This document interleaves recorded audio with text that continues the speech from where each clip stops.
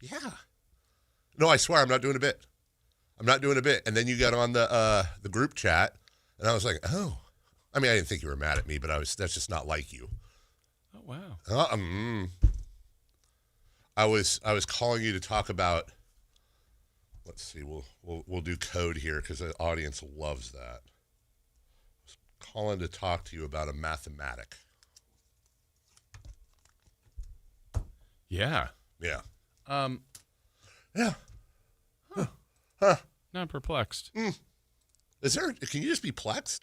No, this is a perplexed. Always, anytime. I always remember my buddy Jesse's when I used to hang out at Palm Street Pub and Grill. How was this girl? She's fun. They've been married a while now.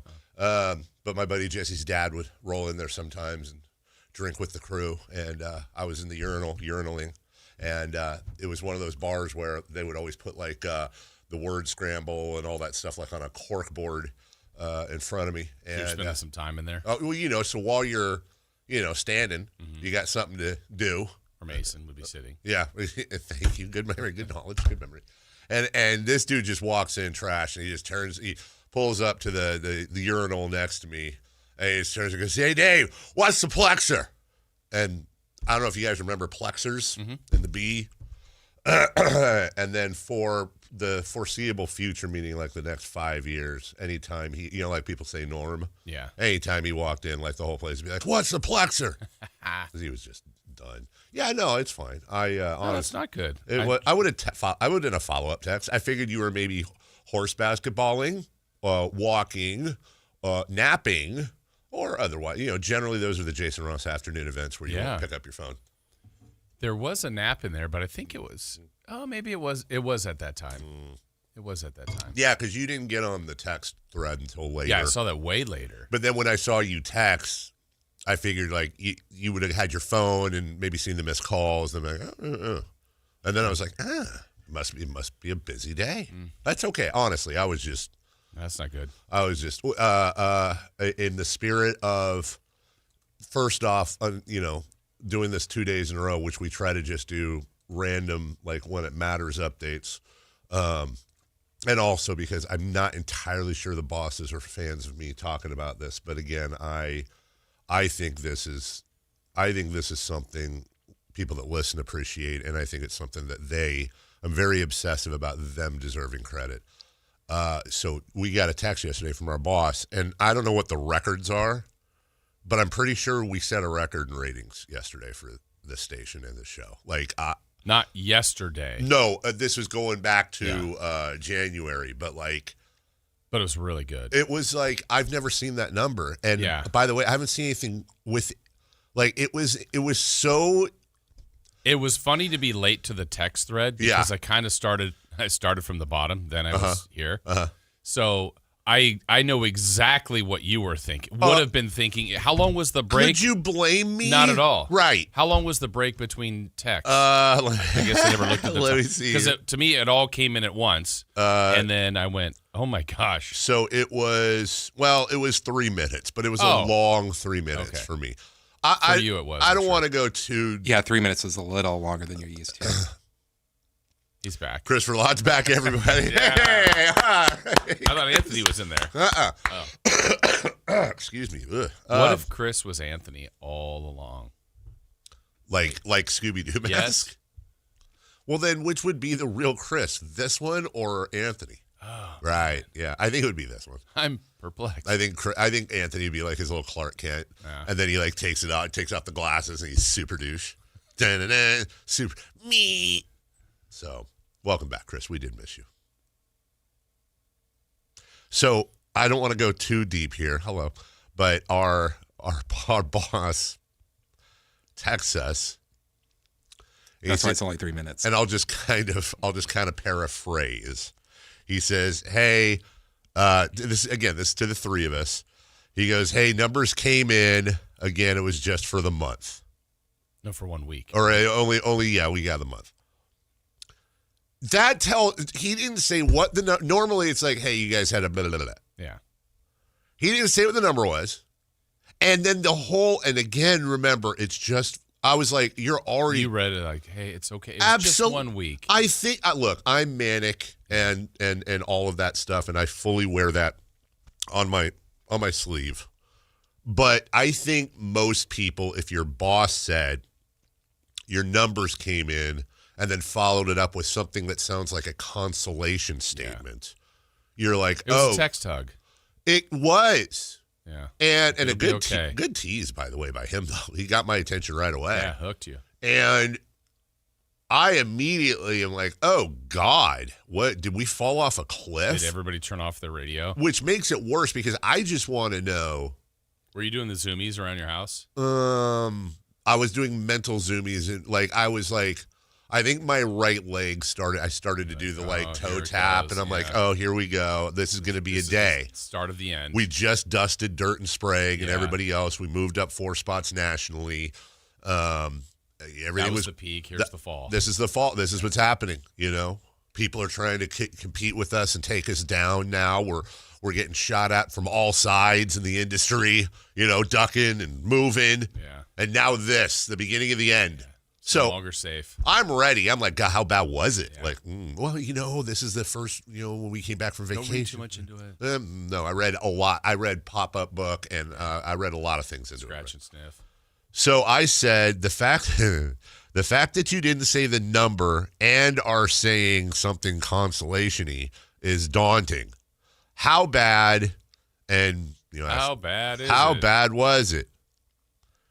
And I texted something else I won't say.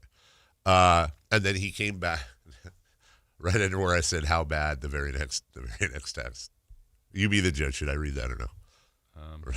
You got scroll up. So I said, how bad and how, and then, okay, yeah, I'm not going to read that. So, yeah. Anyways, then he comes back with I really think you should read that. So then he comes back with the number. And I legitimately, and he goes, sorry, I had to go back and make sure I wasn't typing the wrong number.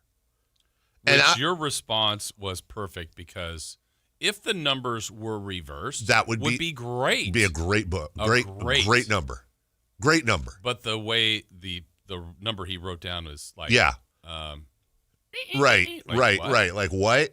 And again, I always want to be incredibly over careful here because the radio industry, there's like all these rules about talk, and I never even want to put my foot near that line because that's like real trouble. But so that number you just said, if the numbers had been, it was a something point something. Yeah. Had those numbers been reversed, we would have been absolutely happy. Right. But they were right. And just to give you an idea, the number we would have been happy with was just over half, if that makes sense, of what our actual number was. The actual number was almost double what we would have been happy with. What we would have said, oh, yeah, good, we're in a good spot, and that's pretty consistent.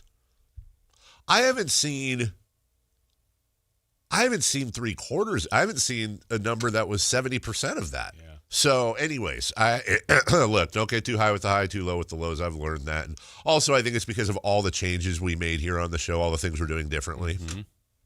That's the fun stuff about the thing about this. Makeup helped out. We're not doing anything. We're just doing the same stupid show we do all the time. It's like calling the 49ers the 94ers. Thank you. That's a great way to put it. I guess. I don't know. Just throwing numbers out there. Makes sense. Yeah. It's like walking around going 7-6, 7-6. This guy. Hey, I'm in touch with the kids. That's the difference. Somebody said there was somebody showed a picture of a Pope, like an old school Pope from like the 1400s or whatever, and he was Pope Sixtus V. And someone was like, the next 2 popes have an opportunity to do something very funny here. Did they? That's a deep cut. So did they miss out? I think they did. Look, why do we say that? We bring it up because it is our way of saying thank you, all. We see you here every day. We have fun. You guys are family. Like the chat line, even stupid Chris Guerrero, family. Chris Guerrero is like he's like the drunkle. that rolls in and is snoring, halfway through. And we still put him in the family picture. You put him in there, he's always going to say something like awkwardly political or like in the middle of the toast, like giant random fart. Like he's that guy, right? He's that guy. But Mr. Chris. But you love him. But he's there. He's your guy. He's part of the family. MC and Zeebs butting heads, doing their thing. I don't want to get into naming because then I'll forget. All of them. Everybody. Go through the roll call. Just every single one. So thank you. Honestly, it's what feeds our families. It's what lets us play in the sandbox. And by the way, we should also say the station as a whole did it really, really, really good. When you talk about we beat the competition. I'm not this guy. I'm not this. There's not really any competition. It's us and then whatever. And so we really, everyone's working hard. Yep. We really appreciate you. And I know this was from before, but like yesterday specifically on the station, there was a lot of good stuff going on. You know what I don't mind saying? What? Generally, this is just inside baseball. Generally, this show, like for example on YouTube, this show will have the most viewers on the station, and then it's kind of a fight between middays and afternoons. Not anything crazy, but it's generally like, let's say we're a 10, and then the next highest show would be an 8, and then a 7. Like, we're all fairly close, but we generally are a bit ahead. Yesterday, between the 3 shows, we had the least amount of viewers on this show. Yeah, which I love seeing that. And obviously, a lot of that was, stuff breaking through the day and all that. But you guys are coming, you're going to Matt and Kayla, you're going to Whitey and Alan. Yeah. You're coming here for all that. So I checked in on Whitey and Alan at one point yesterday. It was they had Brett Sequel on, and I went, "Whoa, there are a lot of people on here. Good for them." Oh, and I was one of them. They're producing. They're really doing a great job producing this. It's kind of cool. I mean, really cool having a producer on these other shows that books guests and stuff. You know what? That sounds like a shot, and it's not. Chris, like when Chris is gone last week, he booked a guest. He did. He did. They didn't. It wasn't them. It wasn't them. It wasn't the guest. It was the 2 other guests. It wasn't the guest you booked. Yeah. It was the other. Actually, I can't remember the last time we did. I meant to ask you about this. When was the last time we did a tandem interview where there were 2 people? Am I missing something? We're talking about the Niners doc and the director. Yeah, you're missing a big one. Who? Herky and Gunrock. The last time. You're right. That was the last time. So funny because I'm like, who? A big what? We didn't speak much. Do we? No. Yeah. Really hard to pull interviews out of them. So, no, awesome. Thank you, and you're great. And especially with Gunrock not answering his emails. Those hooves. Chris, how was you? Is it still there? Yeah. Did you leave it in one piece? Yeah. Yeah. What does that mean? I don't know. Did you leave it better than when you left? Yeah, exactly. I did haul out what you hauled in, or whatever they say when you go camping? You're supposed to haul out. I didn't go camping. No, I know. I'm saying that's what they say when you go camping. So, did you do the same thing with Tahoe? Did you leave it nicer than you found it, or did you just leave it the same? I would say nicer. Okay. Okay. Well, let's go with highlight of the trip. I don't know if I could talk about that. All right. Highlight of the trip that you're allowed to talk about.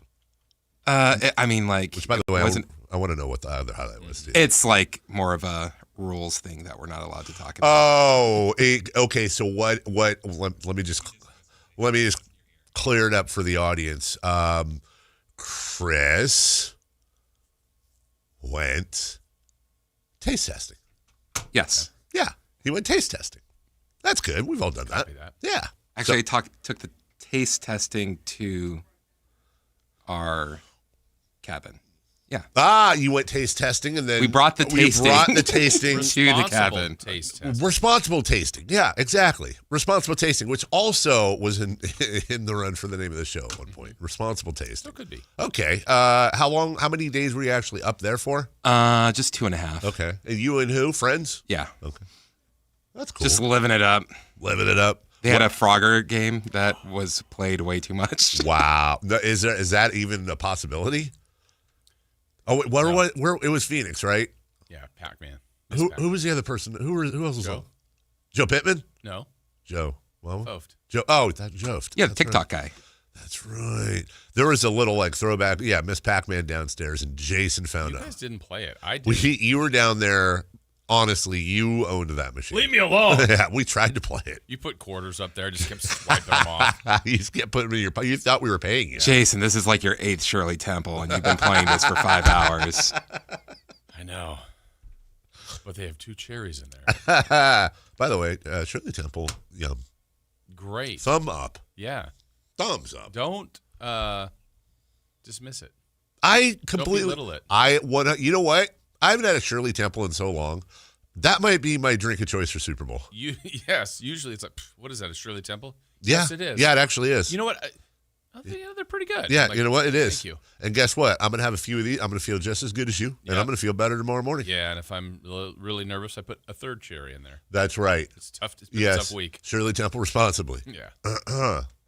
I love it is better than Roy Rogers, which is Coke, I think. And is it? No, yes. No, I don't mean is it better. Coke and grenadines and Roy. It's good. But no, I mean, yeah. Or Sprite or whatever. Because Roy Rogers, isn't that basically like a homemade cherry Coke? Isn't Shirley Temple basically a cherry 7-Up? Yeah, that's what I'm saying. But I think that's greater than. Feels lighter. I think you're right about that. It probably isn't, but it does feel lighter because it's pink. Yeah. You know? It can be. It depends how much grenadine you put in there, yeah. The more the better. Does it scream sports talk show host if I decide to go Shirley Temple on Sunday as my drink of choice, and if I were to, I don't know, whatever my wardrobe was for the day, maybe goes with my drink of choice? I mean, is that weird? That's not weird, right? That's just you match your outfit to your So drink. if I'm carrying around a pink drink all day, right, my Shirley Temple, okay? It was a huge plot point in Saved by the Bell, just to let you know. That's right. Come on, Dave, you knew that. Of course I knew that. Maybe what good color combos to go with Shirley Temple? All white, but you don't want to do all white on Super Bowl Sunday because stains. Labor Day. Yeah, Oh. yeah. Well, that too. Oh, wait. You're not supposed to wear white after Labor Day. But isn't it always after Labor Day? If you think about it. Does anybody follow that, or is that just a South thing? Or do they even follow it in the South? I don't know. I only know that from Serial Mom. Major plot point. Major plot It point. is a major plot point. Major plot point in Serial Mom. If you're not familiar with Serial Mom, by the way, the story of a mother of 3, and the whole thing was she tried to get her kids to eat breakfast every morning, and it was a challenge. It was. One was Snap, one was Crackle, one was Pop. That's exactly right. And she would have all these. I don't think we saw the same one. Oh no, And we then did. Mikey did like it. He actually that was the season. That was the series finale. Yeah. Mikey liked it. Yeah. So, here comes Chris Guerrero in here. Dave, you don't care about us. You still haven't got us a biscuit and gravy breakfast. Weird that Chris is just obsessed with. Didn't you invite everyone but? What Chris Guerrero Had it doesn't twice. know is we had that a couple months ago. We just forgot to invite you, dude. Sorry. It was the no Chris's party. I was allowed to go there because you're allowed one. Yeah. Yes. You're right. We broke the rule, but we had one. And we chose Verlaud. No, Chris is. There like- can't be plural. It's There like can't not be another teen. numerous. It's like not another teen movie. Another Chris shows up, and ours is like, this is hello, get out. Just like Just exactly like the same thing. So, anyways, thank you all, and hey, good to have you back, with you. Chris, and good to be with you. And also, hey, thanks to Anthony. Yeah. Yeah, shout out Anthony. Yeah. Good job, Tony. It was okay. He was here. Hey, Chris. Yeah. What's that? I know you were gone, but did you hear about Dave's ring predicted he would be sick? Really? Yeah. And it was right. It was incredibly right. Last Friday. What'd you have? I don't, coffee. Overseas. food. Coffee. Coughing. I don't know. You're nasal, you're coughing, you're phlegmy, you got a Sounds fever. like you kind of still have it a little bit. I do. I don't have it, but it's just the whatever. No energy. You felt like you got hit by a truck. Honestly, the worst part though. Oh yeah, no energy. No, none. No. 520 9990. You ever do that like when you're in bed? And so not only was I in bed, but I was in bed and it was not great. But like the thing where like you're so freaking cold and you're shivering, but you're also sweating because you have a fever. Yeah. That's the worst. No, the worst is like death, but you know what I'm saying. No, because you wouldn't feel that. Great point. It's just bad. So you want to like throw 9 more blankets on, but you're like, I'm sweating. I'm cold. Right. And then like you get out to like go get some water or something, and then you come back there. It's like, oh my God, this is the worst. I can't warm up while you're sweating because you're so hot. Yeah, it was one of them. But my ring 2 days prior was like major signs of strain. Yeah. And you're like, last time this did this, I got sick 2 days later. 100%. And I felt 100% perfect. On Thursday, you sounded fine. And then Friday morning, I get the text. I'm like, uh-oh. Yeah. It happened. It was. And to be honest with you, I think the natural thought and the flight was okay. We didn't even talk about that because I was worried about that. No, I was too. Honestly, yeah, it was. First off, it was. I mean, in a lie flat, you're fine. You walked me right into that, didn't you? Yeah, you just dog walked me right. After the shower, the nice warm shower, sinuses were a little more clean. You lay on the seat the bed that you have. I took the shower at my hotel. Because I stayed in this, I found the secret sauce. There's a Hilton Garden Inn at Heathrow that usually I have to stay at a hotel nearby and then Uber. It's like a 5-minute Uber or whatever. This one, there's actually a walkway from the second floor of the hotel. You walk through and boom, you're in the Queens terminal where the international flights. The shower was already done. Shower was done. I get over. Sweats. I got everything all set up. I'm in my traveling sweatsuit, and get to my seat, have my little portable fan. By the way, the ceiling fan or whatever, the twisty knob thing, that thing was blowing. That was great. So I had like a wind tunnel, so I could sleep a lot easier. And problem was it was a daytime flight, so I was awake for much of it. But then, I conked myself out with I think I had a ginger ale and some nuts, and then see you later, pal. That did it. That was it. Over the top. Flight was that. Yeah, I mean, just to sit there and. So no sinus or head pressure. No. The crappiest thing. No, for real. The crappiest thing about the flight was landing because my ears wouldn't pop, and it was so freaking bad, dude, that I felt like the air burrowing. This is a first. Like it burrowed from my sinus to like I could feel it pushing, and I'm like. I have gum, so I'm like chewing the gum. I'm yawning. I'm doing all the tricks. My ears didn't pop till like the next day. So like on the way home, I had like one ear I could hear out, and the other one's just. And I don't know if you've ever had that where like if you close your mouth and you hum, it like in your ear vibrating. Yeah. So one you couldn't hear, the other one you could hear the ocean. I could if I cut my hand. Yeah. We got a great show for you today, guys. And honestly, I was very happy to open up today's prep. And first off, Jason, thank you. And secondly, see our friend Eric Hasseline on. Yeah. He's going to join us at 8 o'clock, long segment. That was a timely booking because the trade had not happened yet. Oh. And literally it was minutes later. I went, Oh, perfect. And we can talk about the trade. Yes, we play Memphis tonight. Yeah.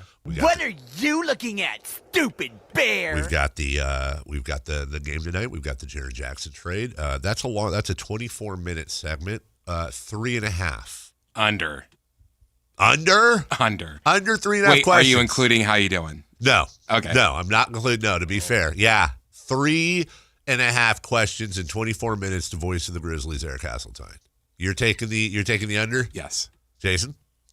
It's not counting like the intro, however not you bring counting. It in. No, like first question has to be a basketball question.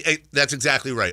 Only interview questions. Even if in the middle of the interview, let's say I'm like, "Oh, hey, how are your kids?" Doesn't count.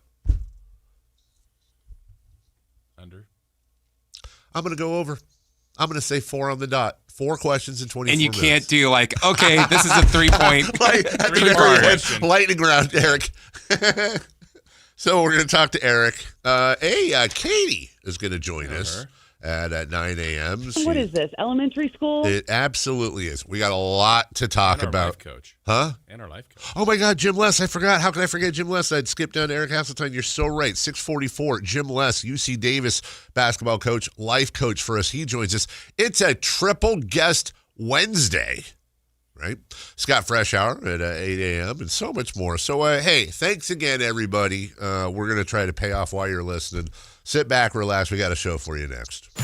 The San Francisco 49ers play on Sactown Sports 1140. Touchdown, 49ers! Every game on your #1 sports station. Don't miss the action on your local sports leader. Sactown Sports 1140. Hurry in and save big during Honda's President's Day sales event at Folsom Lake Honda, your one-stop Honda shop. Hurry in and save on our best selection of new Hondas. Each is priced to sell now. Folsom Lake Honda is your one-stop Honda shop for great pricing on a giant selection of new CRVs, HRVs, Civics, and Accords with low finance and lease options. Plus, get an instant cash offer for your trade. Get to Folsom Lake Honda or go to FolsomLakeHonda.com. Folsom Lake Honda, yeah, your one-stop Honda shop. Guys, did you know your testosterone level impacts your energy, libido, sleep, weight, hair loss, mood, and even ED? And right now, Revive Men's Health Sacramento will check your testosterone for free. They've helped thousands of men since 2011 feel and perform better. They're so confident they can help you, they even guarantee it. Schedule your free testosterone test, exam, and consultation today. Call 916-277-8599. That's 916-277-8599. Or visit ReviveMen'sHealth.com. This is the story of the one. As the purchasing manager at a manufacturing plant, she knows the only thing more important than having the right safety gear is having it there when you need it. That's why she partners with Grainger for auto reordering, so her team members can count on her to have cut-resistant gloves on hand, and each shift can run safely and efficiently. Call 1-800-GRAINGER, click Grainger.com, or just stop by. Grainger, for the ones who get it done. Winter is in full swing, and Aleve is here to keep you moving. When the cold weather sets in, everyday aches and pains can linger, but Aleve's got your back. With up to 12 hours of body pain relief per dose, Aleve keeps you going with long-lasting body pain relief to get you through whatever the season brings. Chilly days or cozy nights, Aleve gives you that long-lasting body pain relief you can count on this winter. Try Aleve. Use as directed for minor aches and pains. Wesley is a truck driver. I drive a truck, and I love what I do. A truck driver with IRS troubles. They told me I owed them $43,000. It got really bad. Quite a few letters in the mail. They were talking about wage garnishment coming after my house, my car. Yeah, they don't play around. I seriously thought that I was going to lose everything. One sleepless night, Wesley finally made a call to Optima Tax Relief at 2 a.m. Kind of figured I'd get a machine, but I didn't. I actually got to talk to an actual person in the middle of the night. He found just what he was looking for. Oh, they were great people. You need a team of people that know what they're doing. Optima Tax. They know what they're doing. Optima Tax Relief came through with flying colors. I saved an incredible amount of money. Happy don't even come close. I was absolutely overjoyed. Take Wesley's advice. If you're in any kind of trouble with the IRS, call Optima Tax Relief. Don't trust anybody else. Call Optima for a free consultation. Call 800-343-6460. 800-343-6460. 800-343-6460. Optima Tax Relief. Some restrictions apply. For complete details, please visit OptimaTaxRelief.com.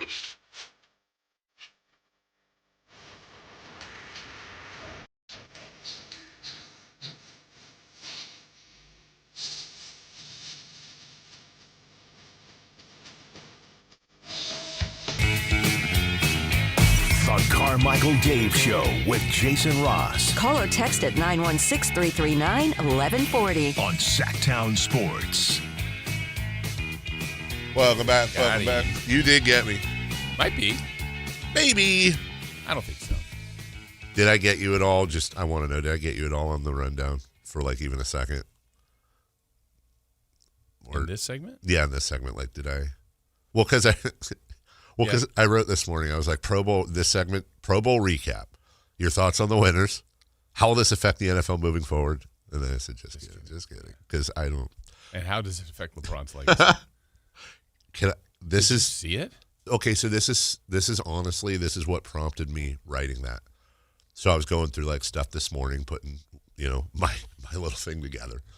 And they mentioned that it happened. Mm-hmm. Yeah. I swear to God, I didn't know it happened. I had no idea. Yesterday, I was at the house, flipping through something. I was like, oh, the Pro Bowl's on. I literally went, let me look at it. Yeah. And I'm like, oh, yeah, it's flag. Oh, yeah, that's in, I don't know where they played it, inside somewhere in San Francisco, I guess. Okay. Right? Or yeah, sure, right. And then I went, okay. Yeah, click. I mean, I saw a play. I don't even remember the play. Was it a run? Oh, Sanders. Oh, no, Shedeur Sanders. Pro Bowler. Had just thrown, I think it was a touchdown. Okay. I think, and then whoever the defensive line, like he was grabbing the defensive line or whoever was rushing him's hand. Yeah. And I'm like, what's he doing? And they were running and they were laughing, and the guy was wearing a watch while he was playing. Are you kidding? But he was like showing the God. camera That's the watch. hilarious. Like, okay. And then I moved on. And people said that he shouldn't have been in the Pro Bowl. Yeah, really. I mean, that was that play though. That's what I said. Was that? Yeah, but it was good. I'll never forget it. I'll remember where You'll watch the 30 for 30? Yes. So the Pro Bowl events, passing the test. Quarterbacks will attempt to hit targets in a certain amount of time. That stuff's fine. And for every trivia question a second teammate gets correct, he will get more time. The winner will get all 3 points. Oh, trivia. Okay. Satisfying catches. That's what I used to call the people I dated back in the day. If it worked out, it was a satisfying catch.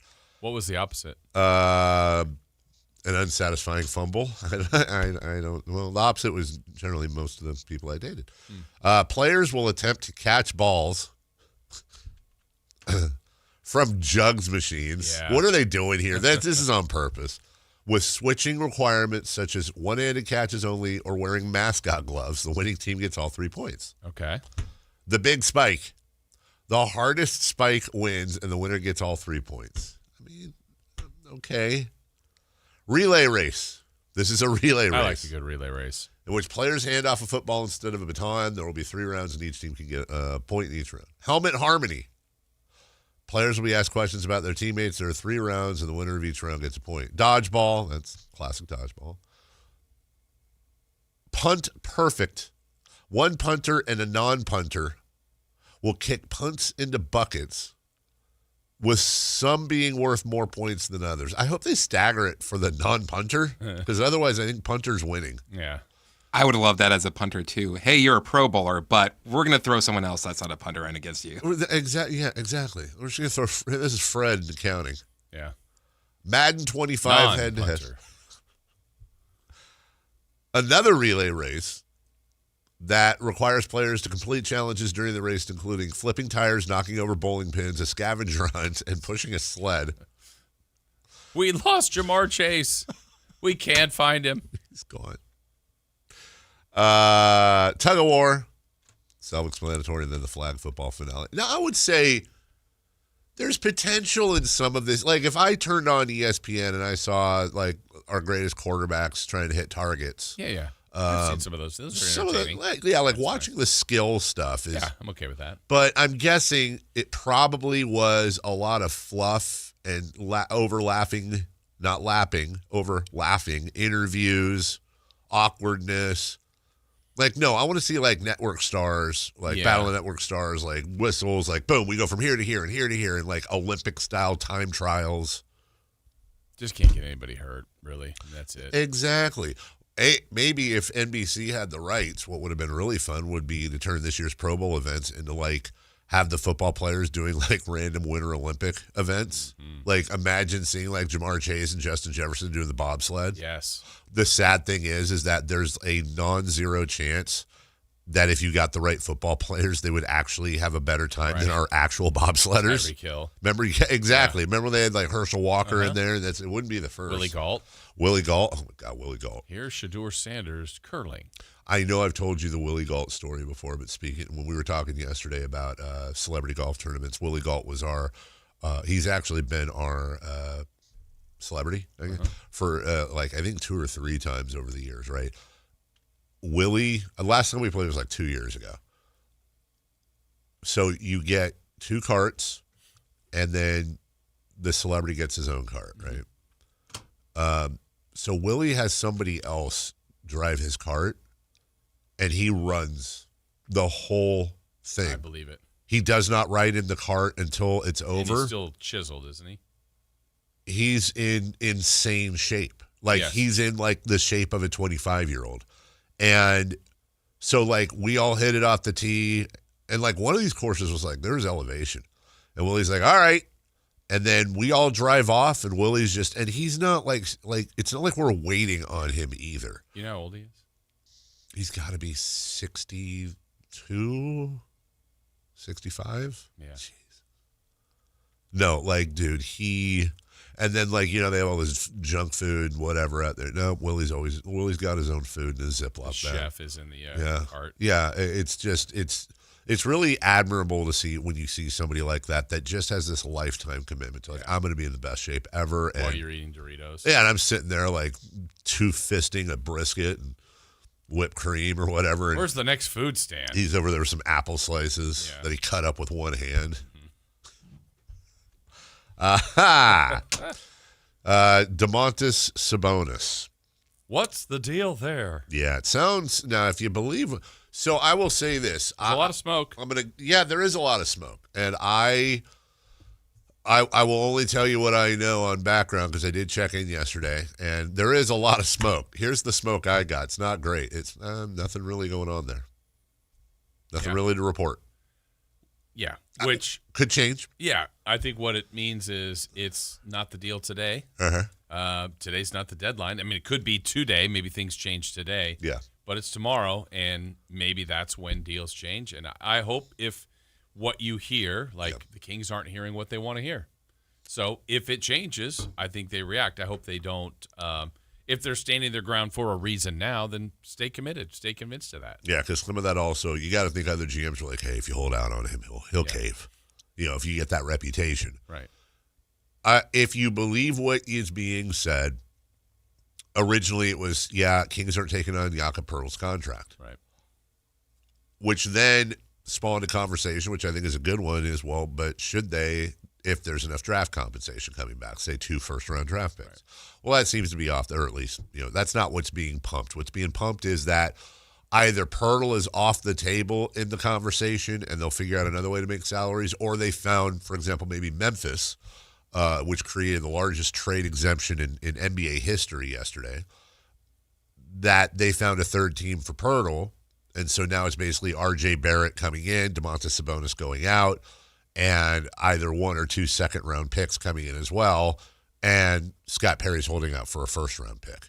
Now, I obviously want a first-round pick more than I want 2 second-round picks, but if he ends up doing the deal and it's 2 second-round picks, I'm not going to be mad. Okay. I'm not. All right. I'm not. I think that it does a number of things, and like we said yesterday, first off, it gets your one contract that you don't want to keep that goes beyond 27, gets it out of there, number one. Number two, if you saw or read about the Indiana-Utah game yesterday, Utah made that huge trade with Memphis, and they activated, was it Yusuf Nurkic, I think? It was somebody. They activated them because they needed to have 8 players. Right. This person they only had 7 healthy players. So Indiana rested 4 of their best players in response and lost to Utah's backup of the backups. And Lord players tried to win. Both organizations wanted to lose. That's exactly right. Like, there is going to be some world-class tanking going on. I think Memphis has joined the club. They absolutely have. They've got a cushion on the Kings. Yes, they do. Like, they want to be in that party. Milwaukee wants to join in now. Yes. The Nets and Kings and yes. Pelicans or Pacers already there. Jazz. And you do not want, if you're the Kings, to start grabbing victories from the jaws of defeats. Like, you got to lock in now. Just pure speculation on tonight. I saw that Sabonis was cleared for, does he play for multiple reasons tonight? One, if he is involved in he is involved in talks. Yes. Last thing you want to do is get anybody hurt. And, you can't play scared, but you don't want to do that. And, Memphis might be in that spot where literally, what do they trade? Like 4, besides Jackson, like 4 players yesterday. They might be a little light on active bodies too. So we'll see. Here's the thing. There is no logical reason for DeMontis Sabonis to play tonight for all the reasons you mentioned. DeMontis Sabonis will probably play tonight. Okay. 20 minutes. Literally no reason to play him. And they're watch. Let's see, and I'm happy to be wrong on that. Hey, we'll take a break. When we come back, UC Davis basketball coach, our life coach as well, Jim Less, joins us right after this. The 10th annual Sacramento Sports Hall of Fame celebration is Thursday, February 5th at the Golden One Center, inducting the class of 2026, plus honoring all of our past inductees. See Sacramento's 50 greatest athletes of all time. This is Bill Cartwright. This is Jerry Royster. This is Tony the Tiger Lopez. This is Dusty Baker, proud member of the Sacramento Sports Hall of Fame. Join us Thursday, February the 5th at the Golden One Center for Sacramento's best sports night of the year. Get your tickets now at SacSportsHOF.com. Hey there, Jason Ross here to tell you about Jonathan Gonzalez. Gonzalez Law, a lawyer right here in downtown Sacramento, and there's many reasons to choose Gonzalez Law Office. Let me give you the info, 916-304-9187 or saclegaldefense.com is how you can get to him. Now, he's a dedicated trial lawyer with an undefeated record of results all the way back to 2016, 17, 18, 19. He's been great at his job. And as you know, no case is too big or too small. He's local. You can reach him, and you'll have questions. And whether or not you need criminal defense, maybe you've been involved in a wrongful termination case, a sexual harassment case, an auto accident, or something he has specialized and helped a lot of people with is an expungement, something that happened in your past that's still on your record that you'd like removed. He can help with that as well. There's a lot of different ways he can help you. Again, he has done this for a lot of people. They offer free and confidential case evaluations. So check him out. It's Gonzalez Law, Jonathan Gonzalez, saclegaldefense.com, 916-304-9187. At InShape, we have a place for every kind of mover. The Sometimer, the early riser, the after-work grinder, the yogi, lifter, bodybuilder, walker, runner, swimmer, spinner, stretcher, rower, climber, jumper, dancer, boxer, sauna seeker, recoverer. Basically, if you walk, lift, stretch, or sweat, you belong at InShape. So whether it's your first time or your first time in a while, start the year strong and join today at InShape.com. Find a location nearest to you. Golf to Go is brought to you by the Hagen Oaks Golf Super Shop. Here's Frank LaRosa. Many driving ranges have turned to hitting mats, with many of them using mats year-round. But according to Golf Top 100 teacher Martin Chuck, hitting off mats can give you a false sense of security, giving you the impression that you're a decent ball striker. There are a couple of ways to make sure you get the most out of your practice, and he shares them in Golf Magazine. First, approach the ball with purpose. Treat every shot like you would on the course. Stand behind the ball and visualize what you want the ball to do. Then walk in and go through the same routine you use during a round on the golf course. Second, try the towel drill. To make certain you aren't skipping the club head into the ball, place the towel a few inches behind the ball and try not to hit the towel on the downswing. This will help promote ball-first contact. If you disturb the towel, then you know you're hitting the ground too early. Ball-first contact is imperative. That's your Golf to Go. I'm Frank LaRosa. Are you stuck staring at your W-2? Are tax refund worries holding you back? You probably have FOMO, the fear of messing up. The fix? Using TurboTax on Intuit Credit Karma. They find every credit and deduction to help you get every refund dollar you deserve, or your money back. It's time to overcome your fear of messing up and get your taxes done right. Start filing today in the Credit Karma app. Amy Cox did something smart. She saved hundreds on auto insurance switching to Progressive. And with that money, she decided to treat herself to an anti-aging red light mask. Will she look like a horror movie villain every night? Yes. Will her boyfriend Kevin be scarred for life? That's certainly a risk. But it's Amy's savings, and if she's willing to risk her relationship for smooth, wrinkle-free skin, well, bye-bye, Kevin. Switch and see if you could save with Progressive and treat yourself. Progressive Casualty Insurance Company and Affiliates.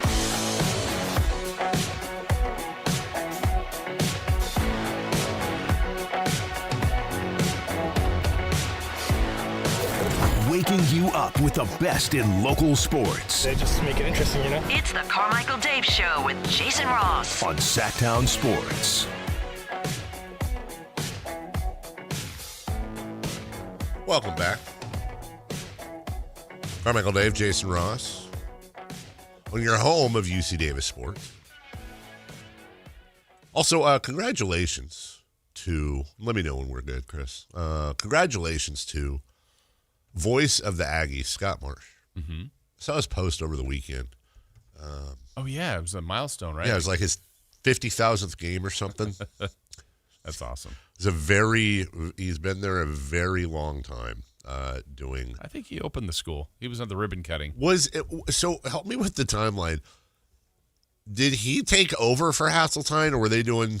Because wasn't Hasseltine UC Davis for a while? Yeah, there's a Buzzard to Hasseltine, I think, to Scott. Yeah. Okay. Well, and Scott was always involved. Yeah. Whether it was fill in or sidelines or I just and here he is, his 1500th UC Davis. Wow. Yeah. Also, Scott, because he did a selfie. Maybe open your eyes in this. Come on, man. They're open. Are they? He looks like he's squinting. Okay. I'm just saying. We'll talk to him. Looking out for him.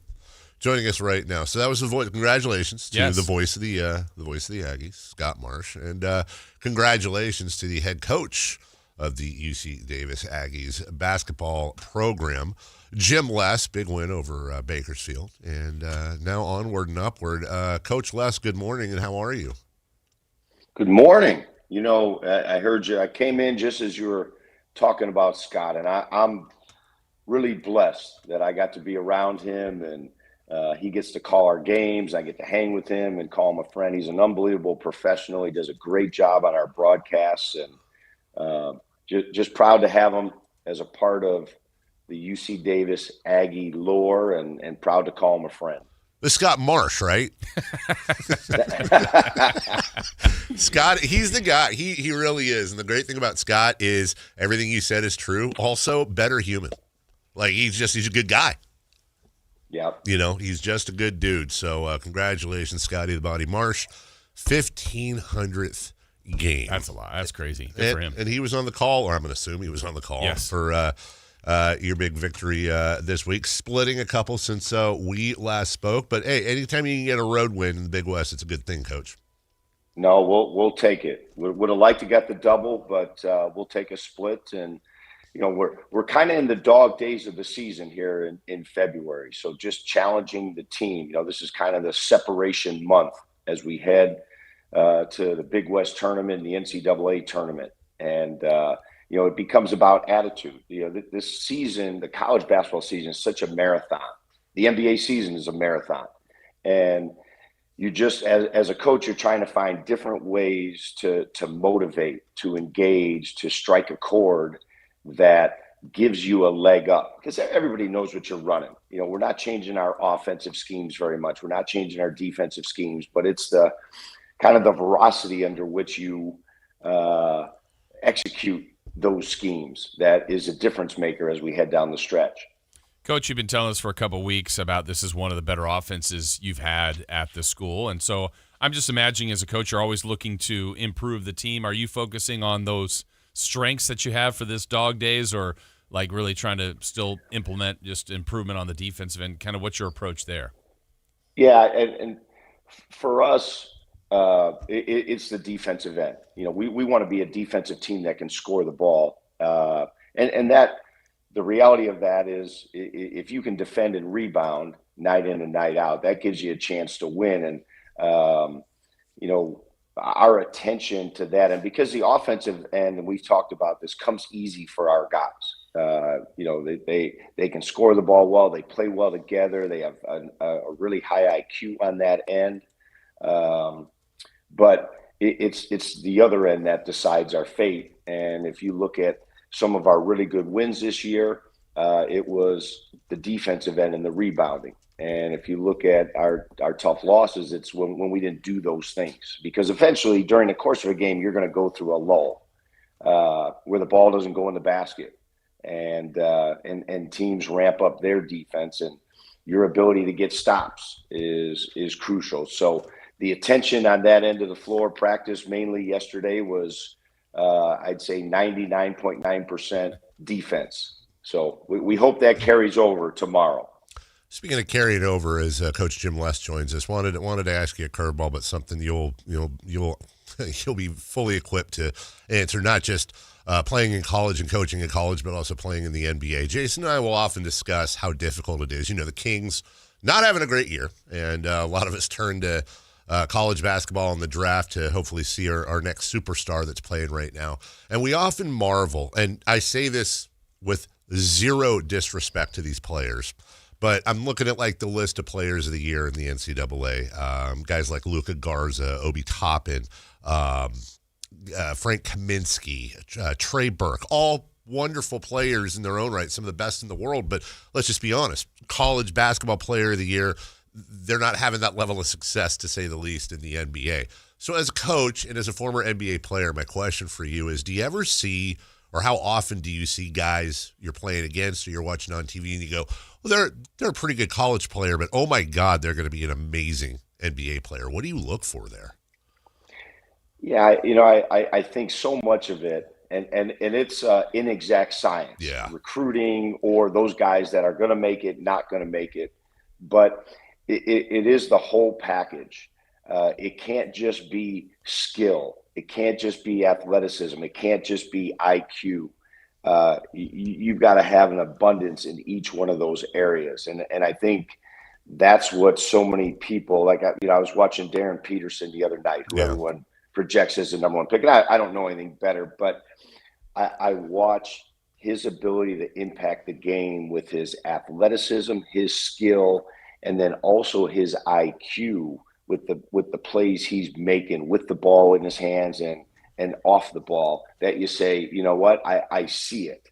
I see it. And then there's other guys that, maybe they're overachievers. Maybe they've maximized, their talents and abilities, or maybe it's a high IQ guy that doesn't necessarily have the skill and athleticism. It's just hard without one of those to make it. The players are so good in the NBA and so smart. They don't get enough credit for their IQ. And that's why a lot of the young guys struggle so much. Yes, they have the ability. Yes, they have the athleticism, but those guys, they know the game inside and out, and they can see the game in real time and make decisions and make adjustments that really, I had a front row seat for a lot of years, and it's pretty mind-boggling what guys are able to do, and then have 6'9", athletic, long, and skill to go with it. Yeah, it's funny, Coach. You'll hear people sometimes say, maybe even coaches will say, "Oh, give me a roster filled with, the all-out effort, energy, hustle guys," versus, everybody can see the talent guys too. Like, I don't know if you would have a preference. There's probably obviously a combination of both. But if you had a roster that was just pure hustle, pure energy with, some obvious talent, how far do you think you could take a team like that? Yeah, not very far. Because ultimately, and you watch people close games out. They're giving their ball to Luka, and Luka is going to make a play, and it's you just hope he misses, because you're not really going to stop him. That's not reality. And I'm a believer you've got to have those hustle, hard work guys, and they got to be some glue guys on your team. But you got to have some studs if you're going to move forward as an NBA franchise. You got to have some guys that when the ball is in their hands, they not only can make great plays and put your team on your back, but they can make others better. And that's a crucial aspect too, of all those great players, make the guys around them better. And I think we'll wrap up here. When you're talking to somebody like Coach Les about this, imagine being a guy depending on the shoes he was wearing, wrong side of 6 foot, who was drafted, but in the 3rd round, which doesn't exist anymore, was so effectively, drafted, but would have been undrafted today. Then, and we knew this, but it's interesting to read. He was selected by the Hawks. They waived him in July. Then 2 months later, he signs with the Sixers, waived in December without playing a game. Re-signed with the Sixers, waived November 3rd, goes to the CBA, works his way up, bounces back and forth. With the Kings, he led the league one year in three-point percentage. When you want to talk about somebody who, by definition, based on the draft, Coach, you weren't good enough to play in the NBA, who overcame what the scouts had assessed, put together a fine NBA career. You're still a fan favorite here. Led the league in a statistical category in a year, and did that without ever giving up, without ever quitting, without ever not believing in yourself. I can't think of anybody better to answer that question than you. Well, some might say I was ignorant. I wasn't taking a hint when all those people were telling me, "You're not good enough. You should just go away." And I guess I'm stubborn. My players would probably agree with that to this day. But, I mean, I was just in the right place at the right time, and blessed for the opportunities. But those failures helped make me a player as much as the success did. And when I look back at it, I wasn't good enough out of college. I didn't shoot the ball well enough. I didn't have the skill set that fit. Like you were saying, I was a decent college player, but that skill set didn't transfer to the NBA until I learned and made myself a better shooter because of where the game was going when the three-point line was becoming important. Now, I would have loved, I tell you guys all the time, I'm made for today's game. Shoot a ton of threes and play no defense. That was who I was. And, you know, if I took 6 or 7 threes in a week, that was a lot. And now guys are taking them easily in a game. So I would love to come back reincarnated. You know, they got some fruit juices and other things out there. You never know what tech's going. Coach, we appreciate you. There's so many reasons we love talking to you, and have a great week. Boba night coming up on Thursday, by the way, for the home game. So get out there, support your Aggies, and here's to a couple wins, Coach. Thank you. Great. Appreciate it. Thanks, guys. All right, take care. It's Coach Jim Less. We're way late for a break, which isn't uncommon when we're talking to Coach, because we do love speaking to him. We'll take a break, though. 3 for Madness leads off hour 2 next. The 10th Annual Sacramento Sports Hall of Fame celebration is Thursday, February 5th at the Golden One Center, inducting the class of 2026, plus honoring all of our past inductees. See Sacramento's 50 greatest athletes of all time. This is Bill Cartwright. This is Jerry Royster.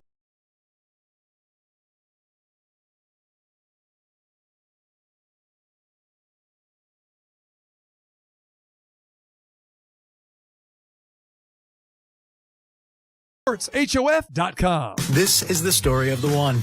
As a safety manager at a manufacturing plant, he does everything he can to keep his coworkers safe. From finding ways to reduce risks to keeping safety supplies in stock. And for that, he relies on Grainger. Grainger offers a broad range of quality products and next-day delivery, so he can always play it safe. Call 1-800-GRAINGER, click Grainger.com, or just stop by. Grainger, for the ones who get it done. It's Carmichael Dave wanting you to join Capital Casino every Wednesday for their midweek madness drawing, giving away $2,000 in total cash starting at 6 p.m. in a safe, friendly environment. Plenty of well-lit parking available, conveniently located in downtown Sacramento. And remember, Capital Casino has the best food, the best service, and the best action. 411 North 16th Street in downtown Sacramento. For more information, log on to capital-casino.com, and please gamble responsibly. 1-800-GAMBLER. Hurry in and save big during Honda's President's Day sales event at Folsom Lake Honda, your one-stop Honda shop. Hurry in and save on our best selection of new Hondas. Each is priced to sell now. Folsom Lake Honda is your one-stop Honda shop for great pricing on a giant selection of new CRVs, HRVs, Civics, and Accords with low finance and lease options. Plus, get an instant cash offer for your trade. Get to Folsom Lake Honda or go to FolsomLakeHonda.com. Folsom Lake Honda, yeah, your one-stop Honda shop. Taxes was waiting on the refund you needed yesterday. All right, your car repair is going to run about $3,000. Now Taxes is getting back on the road with TurboTax and Credit Karma, where you can get your refund up to 5 days faster and get personalized guidance to take every dollar further. Now this is Taxes. Intuit Credit Karma with TurboTax. Deposit a federal refund into Credit Karma Money account and early submission of refund data by IRS required. Terms apply. Banking services provided by MVB Bank, Inc. Member FDIC. Credit Karma is not a bank. Why choose a Sleep Number smart bed? Can I make my site softer? Can I make my site firmer? Can we sleep cooler? Sleep Number does that. Cools up to 8 times faster and lets you choose your ideal comfort on either side. Your Sleep Number setting. Enjoy personalized comfort for better sleep night after night. And now, during our President's Day sale, take 50% off our limited edition bed. Shop now for a limited time. Only at a Sleep Number store or sleepnumber.com. Guys, did you know your testosterone affects everything in your system, including how you feel and perform every day? Right now, Revive Men's Health Sacramento will check your testosterone for free. Knowing your T levels is the first step in understanding if you have low T. Your testosterone level impacts your energy, libido, sleep, weight, hair loss, mood, and even ED. Maintaining an appropriate T level can change your whole life. Most men start to see changes in their hormone levels in their 30s. Experience and results matter. So what are you waiting for? Get your T levels checked today by local, experienced, and trusted men's health experts. They've helped thousands of men since 2011. They're so confident they can help you, they even guarantee it. Call Revive today and schedule your free testosterone test, free exam, and free consultation. Call Revive Men's Health at 916-277-8599. That's 916-277-8599. Or visit revivemenshealth.com.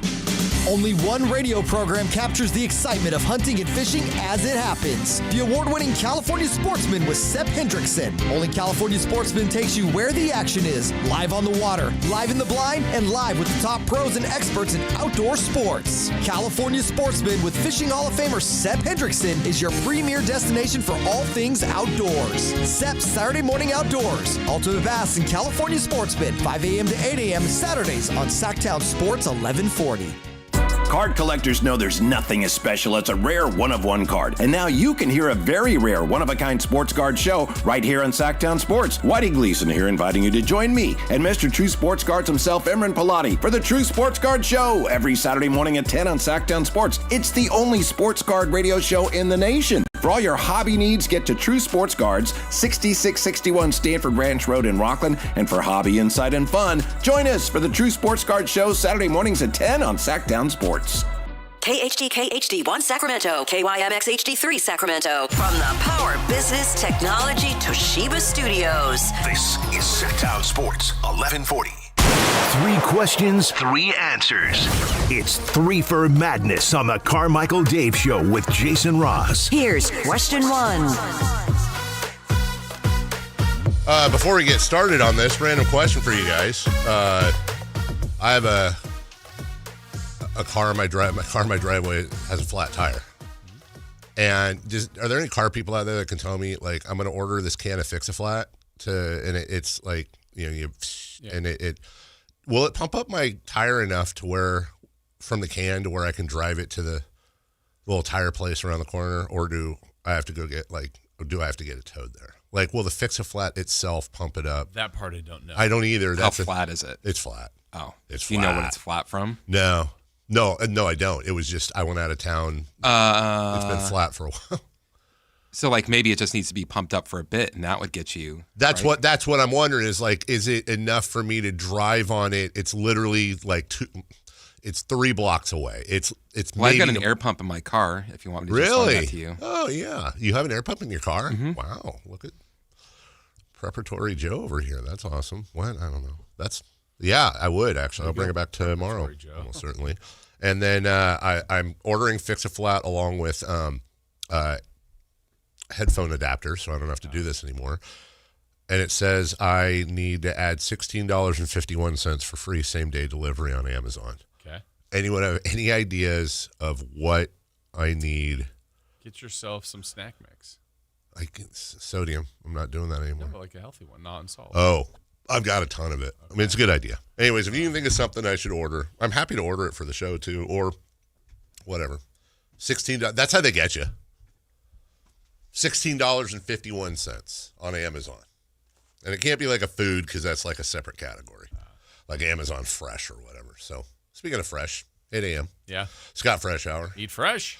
Eat fresh. All right. 3 for Madness question 1. For what was supposed to be a quiet trade deadline, 4 All-Stars were traded yesterday. What are your expectations for the next day and a half regarding the deadline? Also, note to Frankie and Chris, or whoever's clipping this up, you can just clip it back where I said 3 for Madness question 1 and leave the rest of it. Well, now I kind of screwed that up, didn't I? Hold on. 3, 2, 1. 3 for Madness question 1. Oh, but then he has to read it, right? Son of a... Oh, I know what I'll do. I'll say that, and then I'll just repeat his question in my answer. All right, 3, 2, 1. 3 for Madness question 1. Chris, you asked... with the trade deadline supposedly quiet, it certainly wasn't quiet. What are my expectations? I think Jaren Jackson was a domino, and now a surprise domino. Absolutely a surprise domino. And I've been watching Utah for a long time. I've really been interested in Utah since Danny Ainge got there. And now his son, he and his son are kind of running the show there. They had the ownership changeover. And one of the first things he did was say, all right, Donovan Mitchell, you're gone, 4 firsts. Yeah. Rudy Gobert, you're gone, 4 firsts. And it really, really mirrored, not perfectly, but mirrored a lot of what he did with the Celtics. Let's go back, a decade? And the whole thing with Danny Ainge was, here he is with the Celtics, and he has all these picks, and everyone thinks he's going to, and he sits on them, and he sits on them, and he sits on them. Is he going to do it? Every year we think Danny's going to do something, and he doesn't. He hires this coach out of college, Brad Stevens, and that worked out. Yep. And then he goes, I'm going to take this coach off the front line, and I'm going to put him in the front office and bring in former King Ime Udoka. That worked out. Then the Udoka stuff happened. Oh, Joe Mazzulla, who the hell is that? And here we go. Joe Mazzulla, one of the better coaches in the league. So, and by the way, I think Danny was gone by then. So Danny going to Utah and watching what he's been doing, like I trust Danny Ainge enough, and he has a track record for me enough to think, okay, this is starting to get kind of interesting in Utah. They're going to be able to put out a massive lineup. They've got, and I'm talking about tall, they've got a nice little core of young players. They've got draft capital. And watching for Kings fans, I think, not just what Utah is doing, which I think Utah is in like phase 2 or 3 of a rebuild now. They're starting to build now. But now look at Memphis. And depending on what happens with Ja Morant, if anything, over the next day, we could be looking at Memphis on paper. This isn't a rip on the Kings. But on paper, we could be sitting here talking tomorrow going, wow, Memphis is actually a little bit ahead of the Kings when it comes to rebuilding, and they started their rebuild a day ago. Mm-hmm. That's how screwed the Kings have been.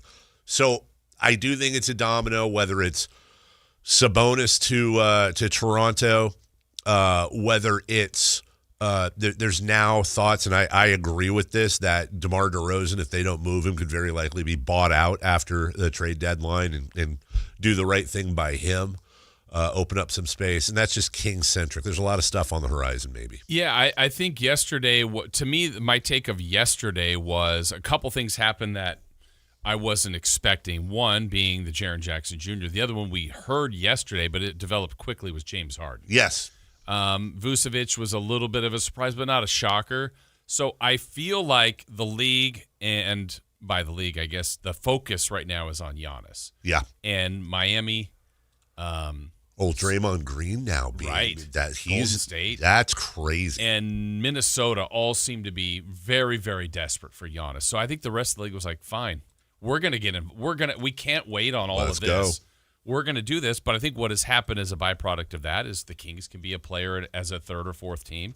Memphis certainly could be someone that strikes in here as an opportunity. I still think Utah could be. The Clippers trading Harden, can DeRozan be revisited there? If we think Kings related, if Minnesota can't get Giannis, I don't know, could Malik Monk be someone that they had talked about before? Yeah. Could he jump back into the mix? So I think there's a lot of pivot points here. But while 2 or 3 teams are waiting on the Giannis domino to fall, I think we also saw yesterday where a couple teams are clearly picking a direction. Memphis. Yes. I think Milwaukee, if they trade Giannis. Brooklyn's been down there. The Kings have been down there. But I think a couple teams are like, yeah, it's probably in our better interest, Utah, to lose some games here. Because there's some talk that Jaren Jackson may be not fully healthy the rest of the way. Yeah, right. Mysteriously. And then they want him, but it's like, all right. Not this year. But it may not be in our best interest to win. So I think I expect a lot more, actually. I think it was maybe perceived that it was going to be slow, but now that it's opened up, I think it's going to be a lot more action. And then tomorrow there might even be like, hey, that 9th man off the bench in Orlando got traded for the a 2 second-round pick. Just things like that still happen on trade deadline day. So I think we got a lot more fireworks coming. If you and I were sitting around, let's say a year ago, maybe 2, a little over a year ago, and I told you, hey man, I got this weird idea. I'm looking into the future. This is what I think is going to happen. I think Luka Doncic and Trae Young and Jaren Jackson and Desmond Bane are all going to get traded. Yeah. I think Luka Doncic and Trae Young are going to combine for 1 first-round pick. I think Desmond Bain and Jaren Jackson Jr. are going to combine for 7. Yeah. Well done, Memphis. Well done, Memphis. Really, really well done, Memphis. Also well done, Jason.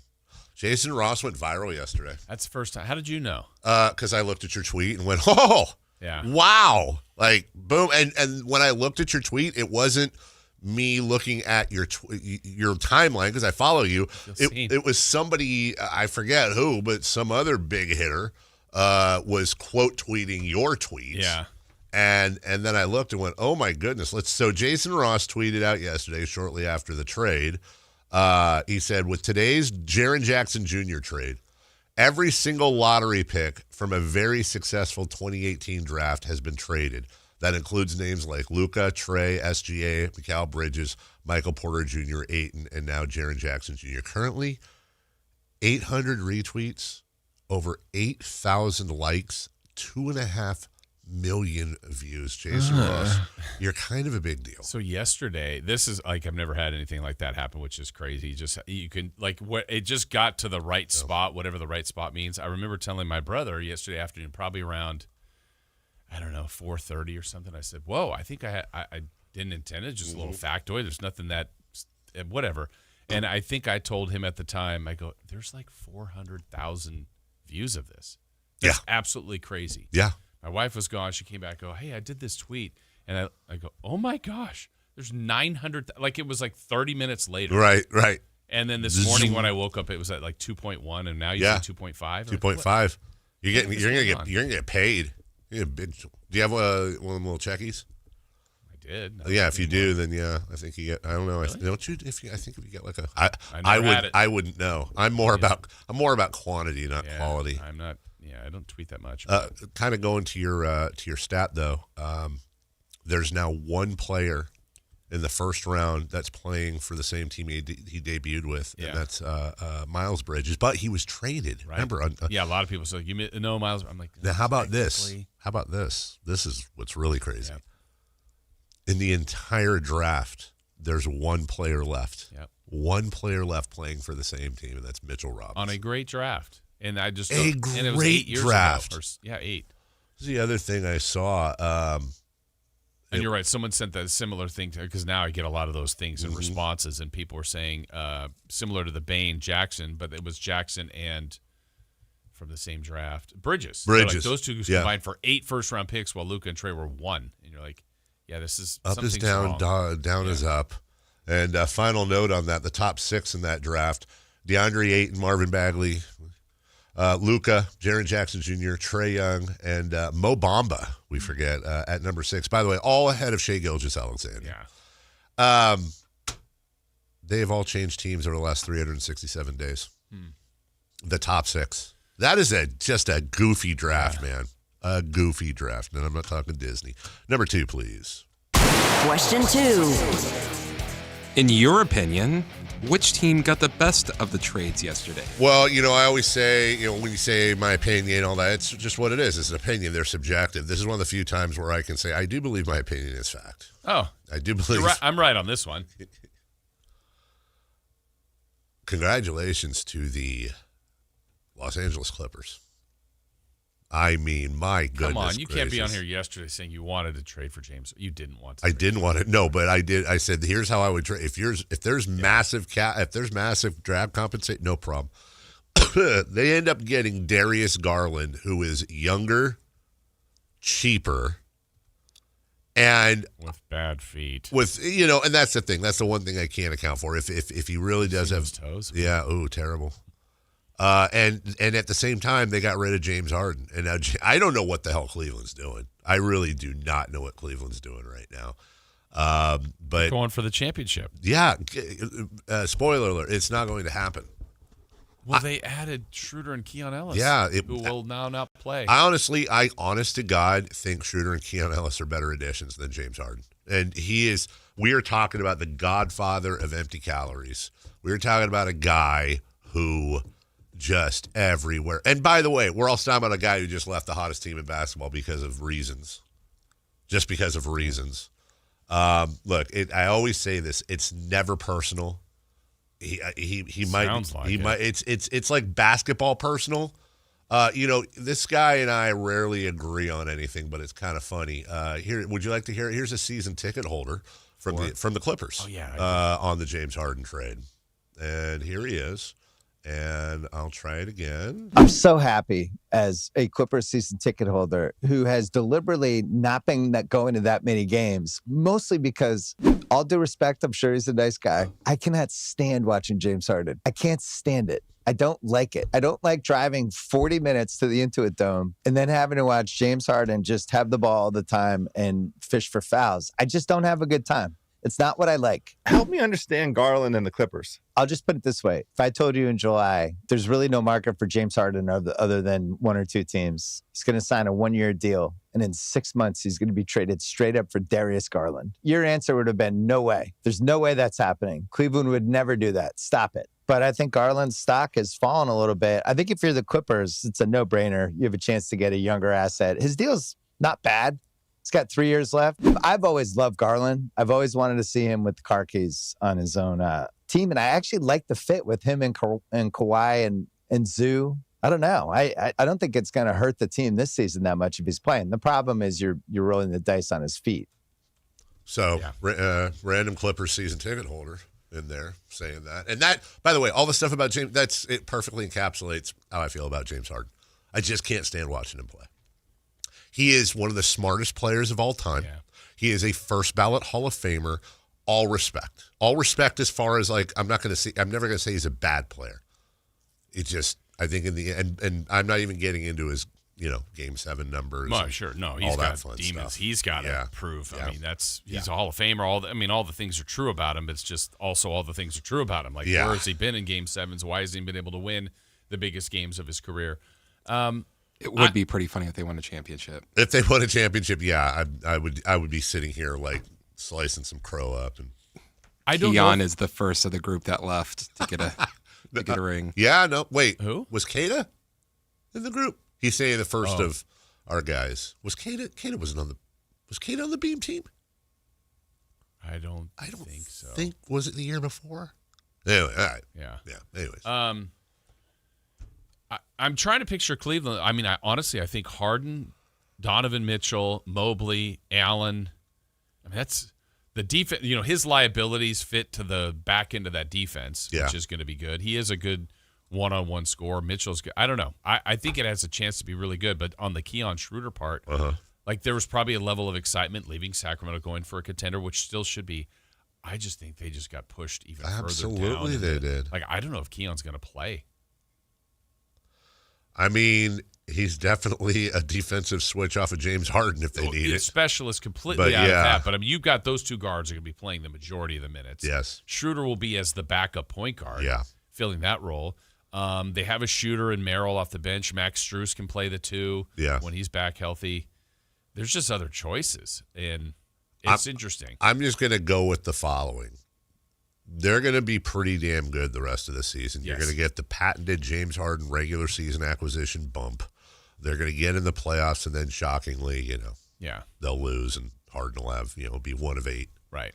With whatever on whatever, and, rinse and repeat. Yeah. Well, and the other part of who did well, I'm anxious to see, I think Vooch in Boston will be good. And then for a team that was supposed to be in a gap year, it's they're, I feel like people in the East, I think that's why Toronto's looking at Sabonis. Hey, maybe the East is gettable, and that's an aggressive move by Cleveland. But Memphis will be an interesting case study to see the amount of draft picks they now got from Bane and Jackson Jr. They're gonna take their bumps, but do they do it right? They're a little like Utah, where they gathered all the picks. Was Jaren Jackson the ultimate goal, or was this is the time to strike? I just want to see when Memphis does it and what they do with Ja. Should Rick Carlisle be getting a lot of crap in the face of Joe Mazzulla? And let me explain, because that sounds weird. It's interesting that Rick Carlisle lost his franchise player, and they are actively tanking for the worst team in the NBA, to be the worst team in the NBA. Joe Mazzulla lost his worst player, and they could right now, if you told me right now the Celtics were going to come out of the East, I wouldn't be shocked, especially, and by the way, I'm assuming Jason Tatum does come back. I think trading for Vucevic might be a signal that they think Jason Tatum might be coming back. Not only that, I would argue I mean, Brown's a great player too, but they lost way more. Yes. I mean, Yes. Porzingis, Holiday, Yes. Horford, Yes. Tatum. Yes. That's a great point. And Halliburton's super important. It would be Halliburton and Turner. Uh-huh. Boston lost way more, I think. And they might sneak out of the East this year. They're certainly in the conversation. Yeah. I don't think Joe Mazzulla is going to be anywhere near Coach of the Year, but honest to God, that's a really good job. Yeah. And their front office. Like Good job, Joe. They deserve a lot of credit. Oh, look at this stat here, by the way. In his last 13 elimination games, James Harden shot 39% from the field, while his teams have gone 2-11. In his last 5 elimination games, including an outlier performance in Game 6, he's averaging just 14.2 points on 38% shooting. If you take Game 6 out of the equation and look at this next table, let's just take, again, Game 6 versus Denver. He was 10-20 for 28 points. Full credit. Here's the other 4 of his last 5. 2022, Miami, 11 points. 2023, at Boston, 9 points. 2024, at Dallas, 16 points on 5 of 16. And then his last Game 7 at Denver, 7 points on 2 of 8. Yeah, and 3 of those, his shot attempts are 11, 9, and 8. That's like disappearing. Literally disappears. Like, if there's the 5 for 16 is not great, but you're like, all right, you're engaged, you're shooting, you're trying to. Easy stat. Don't get in an elimination game, James. There you go. Avoid that, you're fine. If you're up 3-0, isn't that technically an elimination game? On the positive side. Hello. Question 3, please. Question 3. Yesterday, it was reported that Zach Lavine is expected to opt into his final year with the Kings. If true, how should the Kings handle Zach from here on out? I think you have to look at a buyout. I think you have to look at stretch provisions and all the different things that you can do with him. But honestly, I think you sit down and have a conversation with him and say, look, we tried to move you. No disrespect. We tried to do right by you, and there's just no market for you. You can look at my text messages. Like, I tried, Zach. There's no market for you. But we want to develop the youth. And is that a this year? I think it's a this year and a next year. Oh, but wow. Even if you got to next year and you didn't do the buyout and couldn't trade him. We're trying, but I think then you try to market him again. It's like, okay, if you're to this point next year and you're whatever kind of win team you are, it's like, oh no, Zach Lavine has a lot of value next year at the deadline. Right. Value. Well, that's what I'm hoping is that I don't know if the best move is to buy him out. I don't think it is, because now you have just killed the asset no matter what. You worst case scenario, if you don't buy him out, worst case scenario is you pay him full salary next year and you have the same outcome. Yeah. I think you'll hold on to him because that's a $45 million expiring next year, and somebody at some point is going to need facilitation. Yeah, and maybe in 2 days or when we're here Friday, if Giannis doesn't get traded, that's probably going to get into some point where he has to. Yeah. So then that team's still going like, hey, we got 48 here. It's expiring now. That's right. You're not paying the $100 million. You're paying 48, and it's like there's a big chunk of money that could fit somewhere in some deal. And maybe you're bringing in somebody who's making $47 million next year and the year after, but you're still on that 2027 cutoff. And you say, okay, well, we'll give you Zach's contract, which expires in a couple of months. You give us the one that we're on the hook on for the extra year, but you're going to throw in a pick and a couple of pick swaps. Like that's how it's that you're laundering for draft picks, for lack of a better term. That's how I do it. But I don't. There's not really. It's sad. It's sad the way things. Sad. I mean, like baby ducks dying is sad. But like, it's unfortunate that a player that is good like Zach Lavine, the teams, the player, all that, you're just victims of rebuilds and salary cap hell. Yeah. Right. And none of them being on expiring, right? Like, I think I'm still surprised about DeMar, and I still maintain that there might be someone here in the next day that will grab him, but because he's been productive. Yes, very. There's been questions here about Zach. There's been questions about Sabonis' health, but yeah, Zach, I don't know. It's just been one of those weird fits here that just – there's a game or two where you go, man, I see it. There it is. And then enough you're like, yeah. To me, it's so unfortunate because, honest to God, like, I don't know how you would have – well, you could have done this, I'm sure, but it would have been really interesting to see Fox, Lavine, Keegan, Sabonis – And then, even Precious Achua, at the 4. I think there are teams that Zach Lavine can fit into. Yeah, he's a good offensive player. He's a terribly gifted offensive player. But overpaid and done, his off-ball defense is not great. And even he admits that. We'll take a break. When we come back, a wild day in the NBA yesterday. We haven't even mentioned an old friend on the move. Another old friend looking for a job. We'll get to that. And then we've got the first audio at 7:43 of DeAndre Hunter. Eric Hasseline, the voice of the Grizzlies. Did I say Eric Hasseline? I think so. He'll join us at 8, Katie at 9. We're right back after this. You never know what you might hear when listening to a Sacramento Kings game. Out of Keegan, going for another triple. Man, is he feeling it. Keegan, can he do it? Yes, there's number 11, Keegan Murray. Keegan steps back. He just knocked down his 12th three-pointer, a Kings franchise record. He's got 45 points. Never miss a moment of Sacramento Kings basketball with Sactown Sports and the Sactown Sports app. Never have I ever called my sister from the finish line of my first marathon. Hello? You won't believe where I am. Are you running? Mile 26. I'm gonna make it. Switch to T-Mobile's 55 Plus plan and get iPhone 16e with its advanced camera system on us. Plus, 2 lines for just $30 a line. Guys, I can't believe it. I knew you could do it, babe. That was amazing. Mom, how do you feel? I feel great. I can't feel my feet. Let's take a picture. And then you may carry me to the car.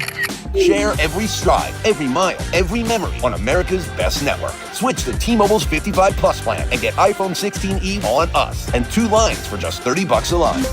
With 24 monthly bill credits and 2 eligible port-ins on Essentials 55 Plus for well-qualified customers with autopay plus taxes, fees, and $35 device connection charge. Credits end and balance due if you pay off early or cancel. Contact us. Finance agreement 128 gigabytes, $599.99 required. Best mobile network in the U.S. based on analysis by Ookla of Speed Test Intelligence data 1H 2025. Visit T-Mobile.com.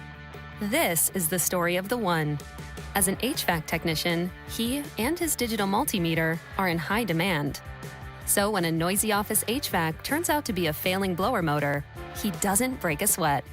With Grainger's easy-to-use website and product information, he selects the product he needs to keep everything humming right along. Call 1-800-GRAINGER, click Grainger.com, or just stop by. Grainger, for the ones who get it done. This year's tax changes. Better not get caught snoozing. Miss one deduction, lose thousands. Not amusing. Big tax changes can mean bigger refunds at Jackson Hewitt. And right now, get $100 just to try us. Don't worry, tax filers. If money is tight, get $100 from Jackson Hewitt, so you'll sleep better at night. Limited time offer for new clients. Participating locations only. Details at jacksonhewitt.com. This message comes from Viking, committed to exploring the world in comfort. Journey through the heart of Europe on an elegant Viking longship with thoughtful service, destination-focused dining, and cultural enrichment on board and on shore. With small ships that bring travelers closer to the destination, there's more time to explore, and every Viking voyage is all-inclusive, with no children and no casinos. Discover more at Viking.com. If society collapsed tomorrow, how long would your family last? If you run out of food, probably not very long. That's why over 3 million American families trust My Patriot Supply for preparedness. Right now, you can get their best-selling 3-month food kit for $100 off. It's 3 months worth of real, hearty meals that give you 2,000 calories a day and last up to 25 years. Go to MyPatriotSupply.com to get your 3-month kit for $100 off. The discount won't last long, so go to MyPatriotSupply.com today. That's MyPatriotSupply.com.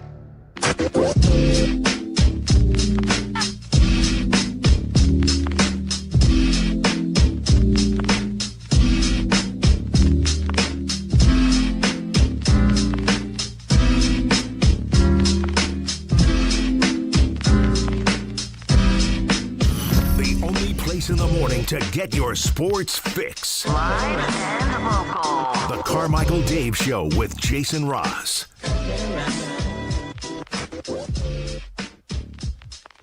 A lot of moves yesterday. Just came in a flurry.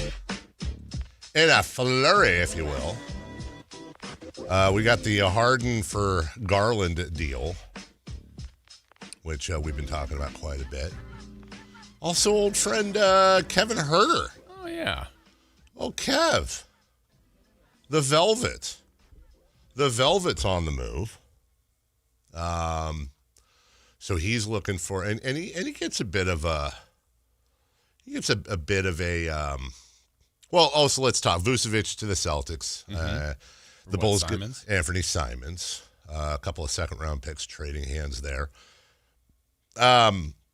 That full trade, by the way, Walter Clayton Jr., Kyle Anderson, Taylor Hendricks, Gorgie Jang, and the Grizzlies get they plus 3 first-rounders, future first-rounders for Jaren Jackson Jr., Jock Landale, which is still a great name, Vince Williams. It's a good trade for both. And we'll see what happens now with John Morant. The guy who got picked next to Keegan Murray, that experiment's over in Detroit. I was a little surprised about that. Yeah. Jaden Ivey and Mike Conley go to the Bulls. The Pistons get Kevin Huerter. Dario Saric, which, by the way, does he get a video? And for Chicago? Yeah. Yeah, I would think so. What a tribute. Great. What Dario Saric's highlight for you in Chicago? Well, here's what I'm wondering. Do you think he got – because usually I think when you get there, then like we've seen Hunter already, like white practice, he's in Kings gear. Yeah. Did Dario even have enough time to get Bulls gear? Like a shirt, sweatshirt, sweats? It's a really good question. I hope somebody asks him that. Like, did you even fly there? Yeah. Well, he probably would have had to for a physical. Yeah. And then what? Did they just say, hey, hold off, we're going to probably move you again? Those bags packed. Yeah, like did he get like the welcome bag with like the gear and the realtor? He bought a house in that short amount of time. We're joking, but these guys are really rich and they'll be fine. But like, imagine he like called all his family. He's like, we're going to Chicago. Chicago? I'm in Detroit. Where's he going? He's going to Detroit. Yeah, he went from here to Chicago to Detroit. Yeah, with Huerter, right? With Huerter. The Pistons also get a first-round protected swap from Minnesota. So how do we feel about a Eastern Conference Finals that has Huerter versus Keon and Schroeder? Torture. That's torture? No, not really. Huerter's far enough. I hope it, yeah. That's friend of the show. Friend of the show, Kevin Huerter. Yeah. I want him to be Finals MVP. And usually Kings players do better on the second team after they've been traded from the Kings. Yeah, you have to kind of shake off the dust. He had a game winner the other day for the Bulls. Yes, he did. Yeah. Does Huerter get it? Huerter gets a good ovation. Yeah, and he's already been back. Yeah. Mm-hmm. Yeah. He had a good game here. The Hawks, they get Doo-Wop, Reese. And the Blazers get, what is this, Vic Krejci? Yeah. That's not real. Vic Krejci. That sounds like a sitcom. Also, in making moves here, there, and whatever, something Kings fans may want to pay attention to because, man, there was a bit of an uproar with some, and I'm not trying to be a wise guy here. I'm just saying, old friend Isaac Jones waived. Does he find his way back to Sacramento? Probably not. Also, Utah did not have, again, they didn't have enough guys to field a team. Nurkic was listed active just to meet the minimum of 8, even though he wasn't playing. So Indy rests Siakam, Nembhard, Mathurin, Nesmith, and McConnell, and they lost by 9. And I don't know I don't know what the answer is. Unless they want to start doing relegation. I don't know what the answer is. Unless they want to do relegation, or again, we've talked about it, like, well, what about put all the non-playoff teams in a tournament? Again, the players don't care about draft picks. They're not going to play for a draft pick. Like, I don't know. I don't know what the solution is. I don't know if the lottery's the right thing, or, in the NFL, it doesn't seem to really affect them, and it's Tankapalooza, and they don't have a lottery. It's just straight up like worst team gets number 1 pick. Imagine that. Imagine in the NBA if they went to NFL rules and the worst, and they just, the picks went bottom to top straight up. Like, how bad is it? How bad would it actually get? When you look at, I'm just going to check the NBA standings right now, just to kind of see here, because it's going to get a lot worse the further we go. Oh, yeah. Oh, here we go. The bottom 5 teams are in a combined 16-game losing streak. Mm-hmm. Not one of them is even on the Utah Jazz won their last game. And then above them, the Mavericks have lost 5 in a row. That's it.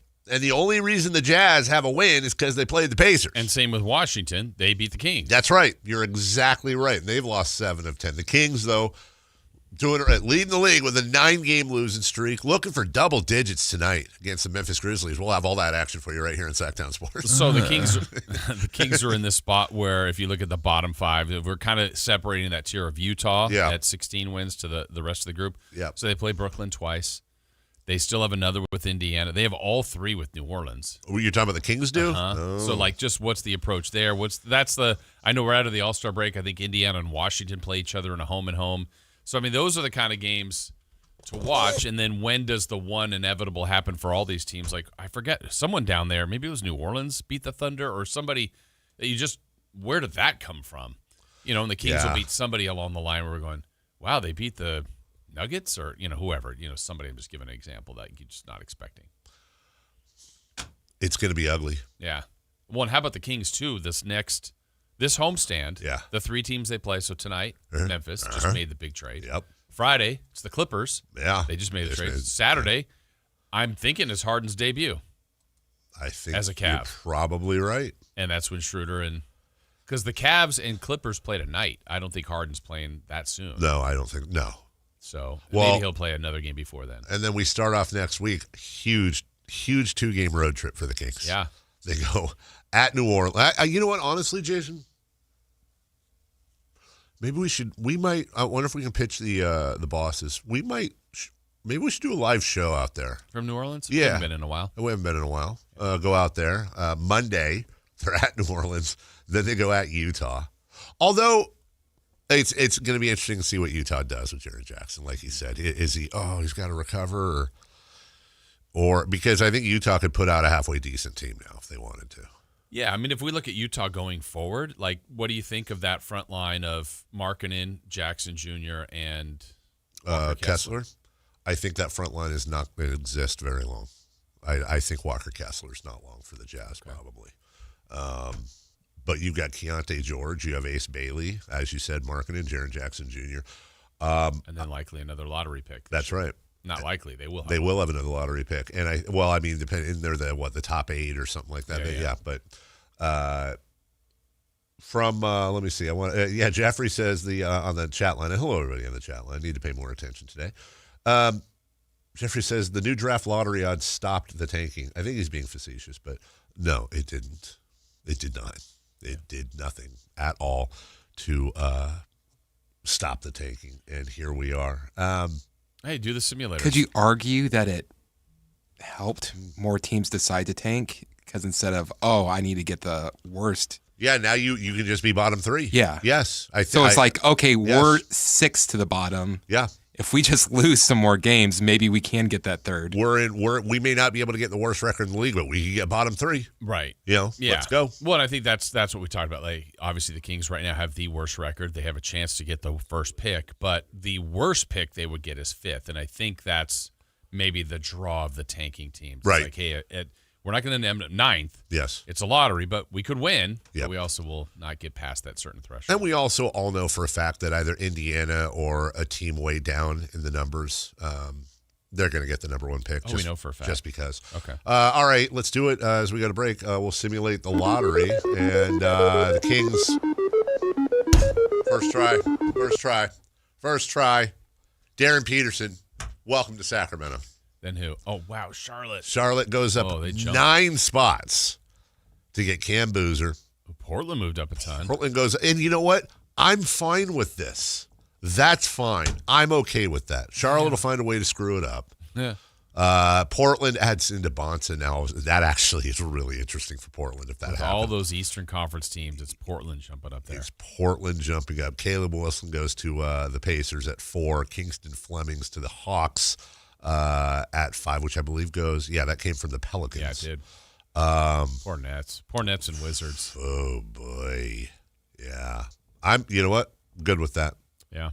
And then here's the here's the Thunder picking 12th. Okay. Yeah.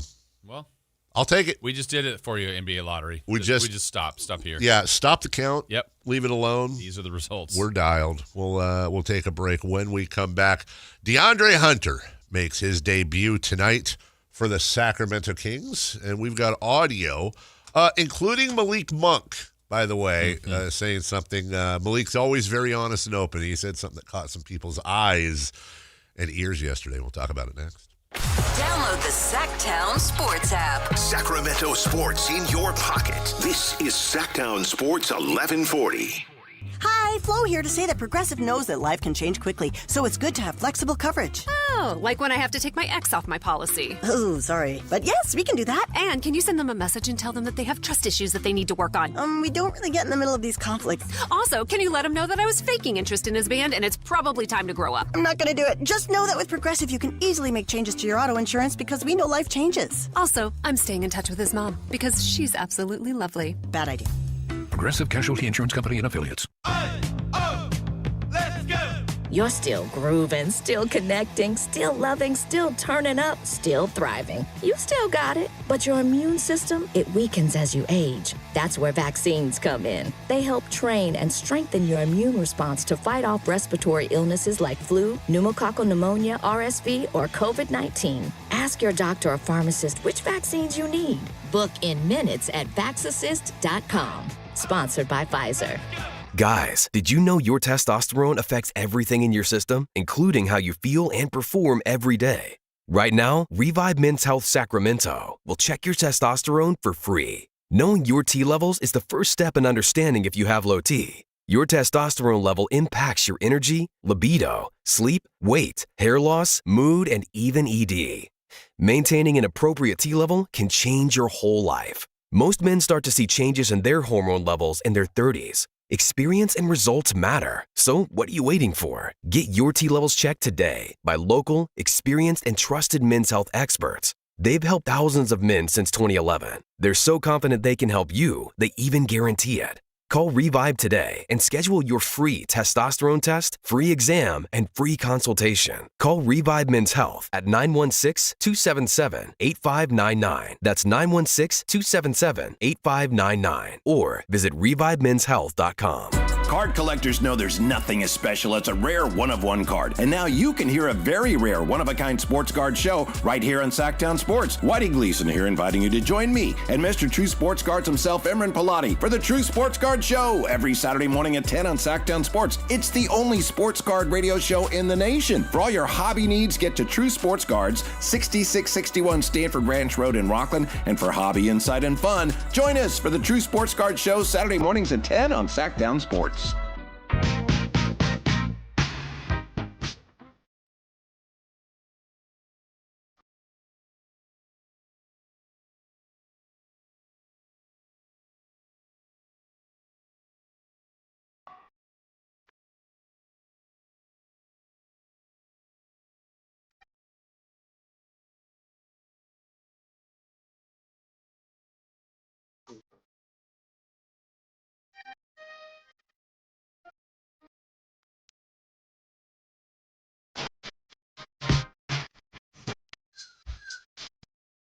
The only place in the morning to get your sports fix. Live and local. The Carmichael Dave Show with Jason Ross. I almost forgot, Jason. It is shout out and unshout out Wednesday. Okay. I have a shout out and I have an unshout out. Which do you want first? Let's go with the unshout out. Unshout out to random calf cramps in the middle of the night that make you jump out of bed. I haven't had one of those in a long time. Okay. Had one this morning, and man, my calf felt like there was a baseball underneath it, and it's just, oh God, you're trying to like rub. I don't know how to say it. Rub it out. I got the back of my palm or the front of my palm just, and it still feels bruised. Okay. Stop it. Yeah, and you don't know why, just random. Don't know why. Yeah. I'm not dehydrated. Unshout out to random middle of the night calf cramps. Okay, but how about a shout out? Shout out to what I think is a very underrated part of a sandwich. And it has to be obviously the right type of sandwich, but shout out to actual fresh basil as a topping for a sandwich. For example, if you're making like an Italian style, something with lunch meat and whatever, put your lettuce on. I actually like raw spinach as a lettuce substitute, but put your lettuce on, whatever. Throw some basil in there. You'd be surprised. It gives you a nice little. It's one of those things you eat. It's like when you put cinnamon in a sauce, and you're like, what? What is that? Though? Huh. Unspoken word about that. Causes cramps. Oh wow! Maybe sneak a banana in there. Yeah. That is correct. That is. Hey, there's one right there. Hey, I got a banana right here. Yeah. No, banana and basil though. Have you tried it? No, but I will be making banana bread tonight with some old bananas. Really? Yeah, maybe. Yeah, but your old bananas are like half-hour old. I know. That one's getting very close. I will take. That's middle age. I'll tell you what. You're exactly right. This is actually a perfect. There's a little like some tiny browns, but not a lot. Nice feel. Snap. Yeah, nice snap when I bite into it. You like your bananas like you like your celery. I want them crunchy. Yeah. And also, I'm going to take a picture tonight of my bananas before I peel them, and I'm going to send them to you. And I think you guys would agree they're on the old side. Maybe not. Okay. Chris will probably be like, that's actually perfect. I might be too. Unshout out to brown banana eaters. Well, you're making it like they're all like yours might have one little bruise. I'm injecting. Dude. How about that audio? Whoa! What is happening over there? Malik Monk was asked about things and he answered them. How about that? That's what's happening. You told me recently you weren't kind of letting this stuff weigh on your mind as far as your situation. Does that change at all as the deadline gets closer and closer? No, I'm not worried at all, man. Last year I probably would be, but yeah, I'm not worried. So just whatever happens, happens. Yeah. Got a question for you. I always like to highlight questions for you because like the caller yesterday was like, "Hey, Dave, we're a team." Billy? So when somebody asks a question, this is specifically directed to Jason Ross. This is from Kingstown 85. What's up, Kingstown? 85. 85. It might be 84 or 83 sitting there going, oh, me. Kingstown 85 says, this one's for Jason Ross. Is there any other grade you would give Scott Perry other than an F? Jason, your thoughts? Yes. Okay. Here's Malik Monk. This caught people's ears on, saying goodbye to some friends. And listen closely here. It's my dog, man. I hate seeing anybody that I'm friends with, close to, go. But obviously, it was on. They wanted to go, and I feel like the team, Scott thought it was best for us to let them go. And yeah, man, it's sad seeing all the guys go, especially like I said when you're close to them. They wanted to go, and people caught that, and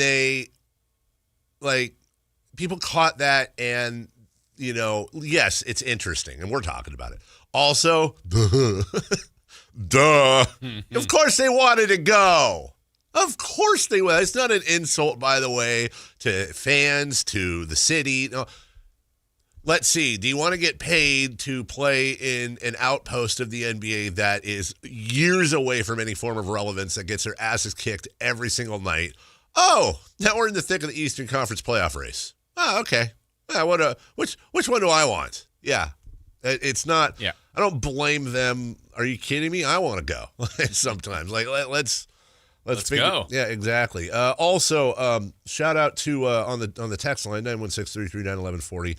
Arugula FC checking in, saying, "Hey, what about arugula? Arugula, fantastic, peppery. Oh, so fantastic green to put on your sandwich. As a matter of fact, I have no problems. What kind of lettuce do you normally put? Though? Normally, I just green leaf, iceberg. So what I'll normally do is I'll get like a head of iceberg, and what I do with it is because a lot of people will buy like the shaved iceberg, like the strings of iceberg. You know what I'm talking about? Yeah. So no, I'll thin slice my iceberg lettuce and I make my own. Because when you get like a sandwich at most places, like they stuff it with that lettuce. And stuff. And so sometimes I like the big old leaf in there. Big old, yeah. I'm not because see, we're going back to my issue, which is I'll pull the whole lettuce out because I can't bite all the way down to cut the lettuce off. So, I'll pull it out, look like a green walrus sometimes with the little strings. Also, big fan of digging the moat in the bread. What do you do with the excess? With the excess bread, I'll give a couple pieces of the dogs, and then I have it. You asked. I did. I actually have freezer bags with bread innards in it, and then because when meatballs, you can make it's great homemade bread. I can do breadcrumbs with it, but croutons. They make the best, easiest, simplest little salt and pepper croutons, some olive oil in there, oven bake them and all that. Anyways, 916-339-1140. How do you make your croutons? Here is Doug Christie on the court. Yeah. Being in the league for so many years as a player, coaching maybe a bit different because you're dealing with the players and trying to, give them love. But I think I've said it before, like this is our safe space. This is a place where we come for a few hours every day and hopefully wash all that away. It's going to be there on the other side, and we control the things that we can control. And everybody who's in this jersey, we love them up and coach them up, and it's part of our business. No, I hear what he's saying. It's just unfortunately hasn't really been a safe space this year. But I understand what Doug's saying. I'm not being a wise guy, that you can block out all the periphery when you're on the floor. And that goes back, I always remember, I think that's universal. I remember when Ron Artest was here, and he was going through a bunch of stuff, including a pretty messy divorce from his wife, Kimsha. And he was in one night, and he went into a lot of detail about not just what he was going through then, but also, Ron's been through hell and back again. And he always said once the people would say, like, how are you playing through this, man? Like, how do you, and he likened it to things that were much worse, which would be like the death of a family member, things like that. And this was, I believe, well before what Isaiah Thomas went through with the death of his sister, and there are limits, but, for a lot of these players, it's like when you're not playing, you're sitting around thinking about what's going on.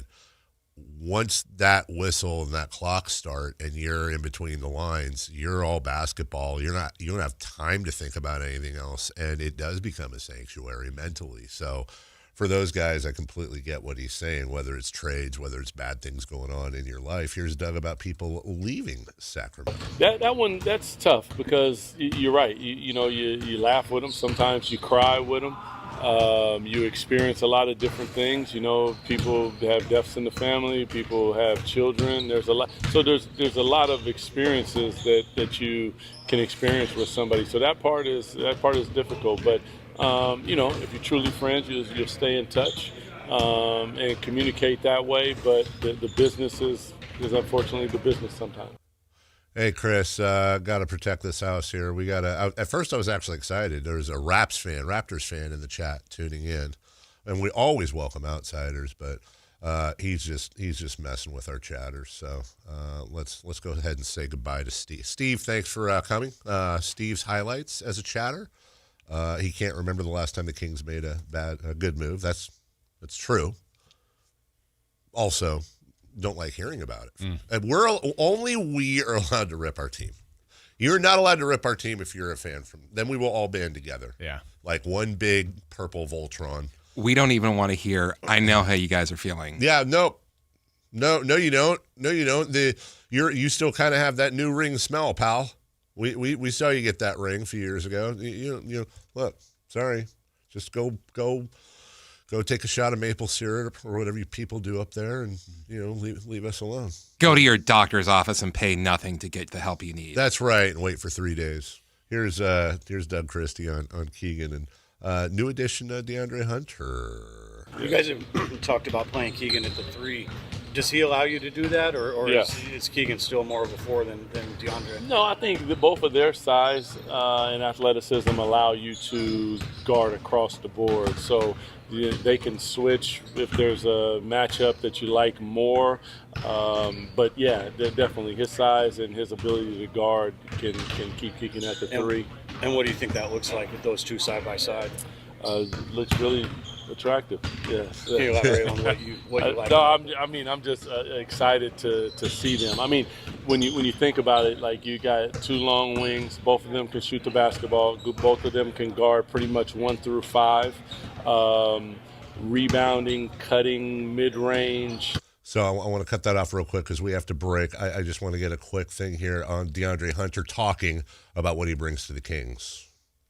Just versatility on both ends. A guy that plays hard. A guy that's going to do what the team needs. I feel like that's, kind of what everyone says, but night in and night out, I'm going to give my best effort. Kings play the Grizzlies tonight right here on Sactown Sports. The voice of the Memphis Grizzlies, former voice of UC Davis, and our good friend, former KHTKer, Eric Hasseline, joins us next. Listen to the #1 sports lineup in Sacramento. The Carmichael Dave Show with Jason Ross, Matt George, and Kayla Anderson. The Drive Guys with Kevin Gleason and Alan Stiles. Every weekday live and local 6 a.m. to 6 p.m. Online at SactownSports.com or download the app right on your phone. Your #1 source for all your Northern California sports. Sactown Sports 1140. This is the story of the one. As a safety manager at a manufacturing plant, he does everything he can to keep his coworkers safe. From finding ways to reduce risks to keeping safety supplies in stock. And for that, he relies on Grainger. Grainger offers a broad range of quality products and next-day delivery, so he can always play it safe. Call 1-800-GRAINGER, click Grainger.com, or just stop by. Grainger, for the ones who get it done. All Americans should do what they can to prepare for the future. Donald Trump Jr. here with an important message. More and more Americans are looking for ways to diversify their hard-earned money, and gold is the perfect solution. For example, a gold IRA from my trusted friends at the Birch Gold Group lets you diversify your IRA or 401k into physical gold with zero taxes and zero penalties. You stay in control with a tangible asset that's held value for thousands of years. And right now, Birch Gold is offering a free info kit to help you understand how it works. Just text the word SECURE, SECURE, to 989898. There's no pressure, no obligation, just the facts. You can't predict the future, but you can be prepared, but only if you educate yourself. So take that first step right now. Text SECURE to the number 989898 today. That's SECURE to 989898. Never have I ever called my sister from the finish line of my first marathon. Hello? You won't believe where I am. Are you running? Mile 26. I'm gonna make it. Switch to T-Mobile's 55 Plus plan and get iPhone 16e with its advanced camera system on us. Plus, 2 lines for just $30 a line. Guys, I can't believe it. I knew you could do it, babe. That was amazing. Mom, how do you feel? I feel great. I can't feel my feet. Let's take a picture, and then you may carry me to the car. Share every stride, every mile, every memory on America's best network. Switch to T-Mobile's 55 Plus plan and get iPhone 16e on us and 2 lines for just $30 a line. With 24 monthly bill credits and 2 eligible port-ins on Essentials 55 Plus for well-qualified customers with autopay, plus taxes, fees, and $35 device connection charge. Credits end and balance due if you pay off early or cancel. Contact us. Finance agreement 128 gigabytes, $599.99 required. Best mobile network in the U.S. based on analysis by Ookla of Speed Test Intelligence Data 1H 2025. Visit T-Mobile.com. At InShape, we have a place for every kind of mover. The Sometimer, the early riser, the after-work grinder, the yogi, lifter, bodybuilder, walker, runner, swimmer, spinner, stretcher, rower, climber, jumper, dancer, boxer, sauna seeker, recoverer. Basically, if you walk, lift, stretch, or sweat, you belong at InShape. So whether it's your first time or your first time in a while, start the year strong and join today at InShape.com. Find a location nearest to you. The winter service event is on at Maida Subaru. Now is the time to let Maida Subaru get your Subaru road ready for the winter weather with exceptional savings on tires, brakes, wiper blades, and more. See all the service specials at MaidaSubaru.com. KHTK HD1 Sacramento, KYMX HD3 Sacramento. From the Power Business Technology Toshiba Studios. Sactown Sports 1140.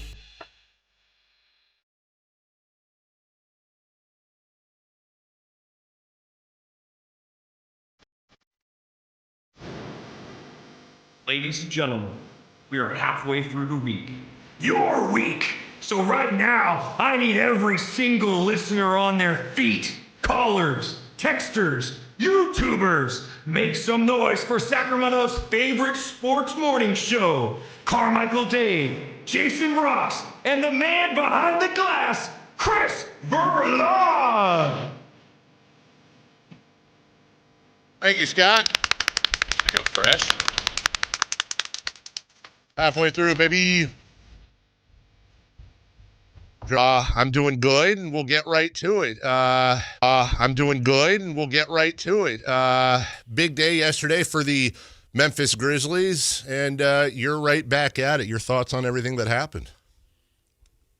Just looks like it's a total reboot, total reset for the team that at the time of Ja and Jaren they felt was time to come to an end. So wasn't expecting it, but as you guys know, in this business, these things happen.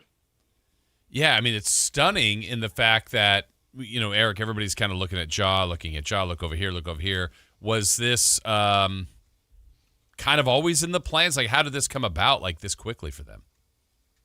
I just think there were rumblings that Ja was certainly being discussed, but that there were opportunities to maybe get more for Jaren like they did for Desmond Bane, and they felt like if they could take a haul like they got in terms of draft picks, that they couldn't pass it up. So when you combine, obviously, Desmond Bane and Jaren Jackson, that's 7 first-round picks. Trae Young and Luka Doncic combined for 1. Obviously, differences between the two moves or all the moves, but you got to give credit, I would imagine, that Grizzly front office.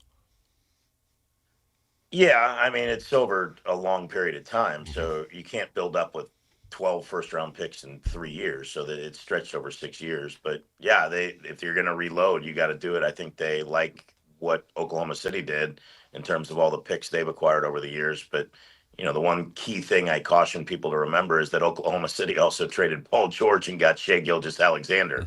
And that's a big piece to why that team is doing so well.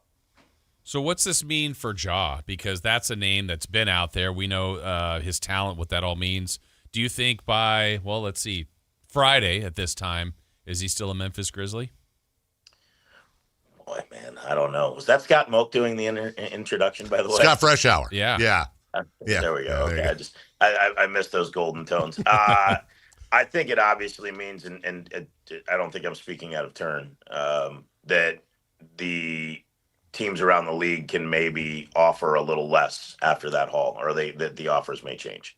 So we'll see. It's tough to say because I don't think it's any secret that at one point Ja's value on the open market would have been higher, but right now they must not be getting the offers that they feel like are necessary to move him. And they don't have to move him. He's under contract for 2 more years. So it's going to be a very interesting 48 hours. Let's put it that way. I want to do a quick time check. 8:04 right here on Sactown Sports. Chris, Jason, that was 4 questions. Yeah. Easy. 4. Easy. Already hit the over. Thank you, Eric. We can do what? What are you looking to me for? I'm just saying. What? I'm just saying we hit the over with 4 minutes. Was there any pushing along? Did you hear any pushing? I didn't. I thought he was giving very good answers to the questions you asked him. Eric, did you get any kind of text pre-interview? Be honest, did I text you there pre-interview? There was not a text. Was there a call? Let's move on. 339-1140. You guys know us way too well. I thought there would be a text. Clever work. No text. Yeah. I can honestly say there was 0 text. Eric, what did you get? Did you get a future first-round pick? Or hopefully. I hope you held out for compensation. Extra dessert in the media room tonight. Eric Hasseline joining us. Now we can. You're glaring at me, and I don't know why. Why? Because Eric and I are being professionals doing an interview. I mean, I don't understand, but we'll move on. That's not a term usually used with you, by the way. We actually, real quick, side note, Eric, we shouted out your friend and ours, Scott Marsh, with Coach Jim Less earlier. His 1,500th UC Davis ball game called over the weekend. That's a lot of Aggies. It's a lot, and by the way, the shackles are off now. We can all be who we are. You're verbose and annoying. I'm out of questions. That was it. That's all. Hey, Eric's coming on. You only need to throw one or two out there. You're good. How about that though? As somebody, a former UC Davis voice. Yeah, I think it's awesome. I think it is a testament to Scott's hard work. It's a job that, both Jason and I held that job when it was basically for free. And so did Scott during the KDVS days. And it went Ross, then Scott, then me. And then, Steve Buzzard was doing it for a minute. Then I went back. And then when I left for Memphis, Scott went back. And it's a special place. I mean, it's amazing to me to look around and see, all these guys in the NBA that come from, Syracuse and Fordham and all that. And, here's UC Davis, and we got me and Jason in there and other guys coming out of, what we call 14 Lower Freeborn Hall. I don't even know if it's still down there or not, but the radio station where sports guys weren't exactly welcomed with open arms. Yeah. But we were able to find a place to cut our crap. So 1,500 games, man. I remember years ago going to Idaho with the Davis football team, and I thought it was really cool that the Idaho football guy, they had a plaque commemorating his 1,000th game. And that number to me just was astronomical. And so to see Scott at 1,500 is awesome. If you count how many games Jason's been a part of, how many games I've been a part of, it's to think we all had the same kind of dream and went about it different ways, but we're able to achieve it. It's pretty special to think about. And I always consider being in very good company when I talk about your partner and Mr. Marsh, because I was the last of that line. So it's pretty awesome. On your level, Eric, what's I don't know if you have a number, but do you have a rough guess where you at NBA wise games? See, that I was kidding with Steve Holman from the Hawks, who, if you ever look at his Twitter page, he updates his consecutive game streak every single game. Wow. And I don't do that. But this is my 25th season, if you count pre-half and post. Wow. And I haven't missed any other than the two. It was December 26th right here. I tested positive for COVID, but I was on that broadcast because on the drive back to Memphis, which was my choice to rent a car and just be in it by myself and go across the country. I was on the broadcast on the pregame show, helping out the person filling in for me. So 25 years, if you count playoff games and regular season games in pre, half, and post, I don't know. I haven't done the math, but if you just count play by play, it's weird because I took over. Don Poyer passed away 21 years ago, January 21st, so or 20th, and then I took over on the 21st. It was literally exactly the 42nd game, so right at the midway point. I did 41 games that year, and then every other full season. And we'll get back to we'll get to Kings Grizz here in a second. But honestly, does that stand out even more for you when you think about that 25-year, everything that's happened to you and you've been a part of since then? Does it stand out or make it more special that you were able to overcome the massive F-bomb you dropped on radio and still have a career? I don't know if people understand that story. Yeah, we were doing that Sunday. I was covering the Oakland Raiders at the time, and our good buddy Doug Browner, the car czar, who I was always just amazed by. He could someone could call and go, my 87 Passat is making this pinging noise, and he goes, yeah, you just tighten this, twist that, whatever. Cyborg. And so he would call me about the commute down to the Coliseum when it was a home game, and somebody just cuts me off, and I'm like, it's like this effort right here. And he goes, whoa, and then hits the dump button. I counted to 6, and then we went in. So nobody really heard it because I don't think we were online back then. But yeah, I got it. Yeah, that's shocking. It's shocking that I made it this far without another one. There's still time. There's still time. Yeah, I got plenty of time left to throw a couple more out there. Eric that was wild. Eric Hasseline, voice of the Grizzlies, joining us. So we'll go back a little bit to when we were screwing around, but when you look at Eric, for example, I was just looking at the Grizzlies, 51-31 3 seasons ago, then 27-55, then 48-34, currently 19 and 29. I know you get rumblings and you're around the team, so that aside, though, like whether it's last year or the year before, you're sitting there with Jaren Jackson, Desmond Bane, John Morant. You got pieces. You're competing. You're putting up great numbers win-loss wise. Like, there were times when people in NBA circles would say that's about as good a young big three as you can look for. The future is so bright. Right. And, dude, just this quickly, like, do you get whiplash? Yeah, you do. We were talking about that last night. I can point to two specific incidents, obviously, that changed the course of this franchise, for good. And it was in that 51-win season. We were in L.A., and everybody remembers the dust up with Shannon Sharpe right at halftime. The Grizzlies won 11 games in a row. That's right. They were controlling the game. And to be frank and honest about it, I don't think it's speaking out of turn. They were hooting and hollering a little bit. They were blowing out their chest. And Shannon Sharpe yelled something. Dylan Brooks took offense to it. A whole big incident happens. Steven Adams, who is the ultimate cool everybody off guy because you don't want to mess with him, kind of cools things down. But LeBron came out in the second half and absolutely went to work. And the Grizzlies' win streak came to an end when they had a double-digit halftime lead. We fly to Phoenix. They had the second night of a back-to-back. They were not playing particularly well and not giving particularly a great effort. And so Taylor Jenkins knew it at that time, put the starters back in late in the game where usually coaches will just say, hey, you're done. Maybe it was a form of punishment. Left him out there, and Steven Adams dives for a loose ball late in the game that at that point they had made a run back, but the game was out of reach. He lands awkwardly, and he never plays another game for the Grizzlies. Wow. And he was a big, big part of what they did. A month and a half later, we all know what happened in Denver with Ja, but also that same night, Brandon Clark ruptures his Achilles tendon. So instead of one night in Bangkok, that great 80s songs, it was one night in Denver for us. Yeah. But so that's why that next year's record was what it was, and they were injured and historically injured that next season. But those were the two turning points.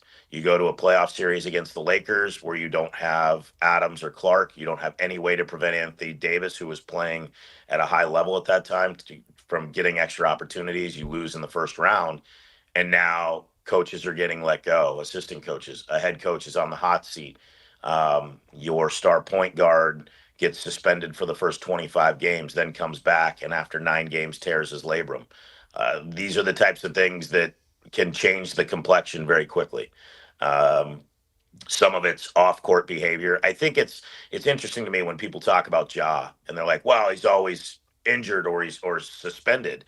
I'm like, well, he was suspended for 25 games and 8 previously after the incident in Denver. So that's not like in 3 years he got suspended for a full year. That's still a lot of games to miss.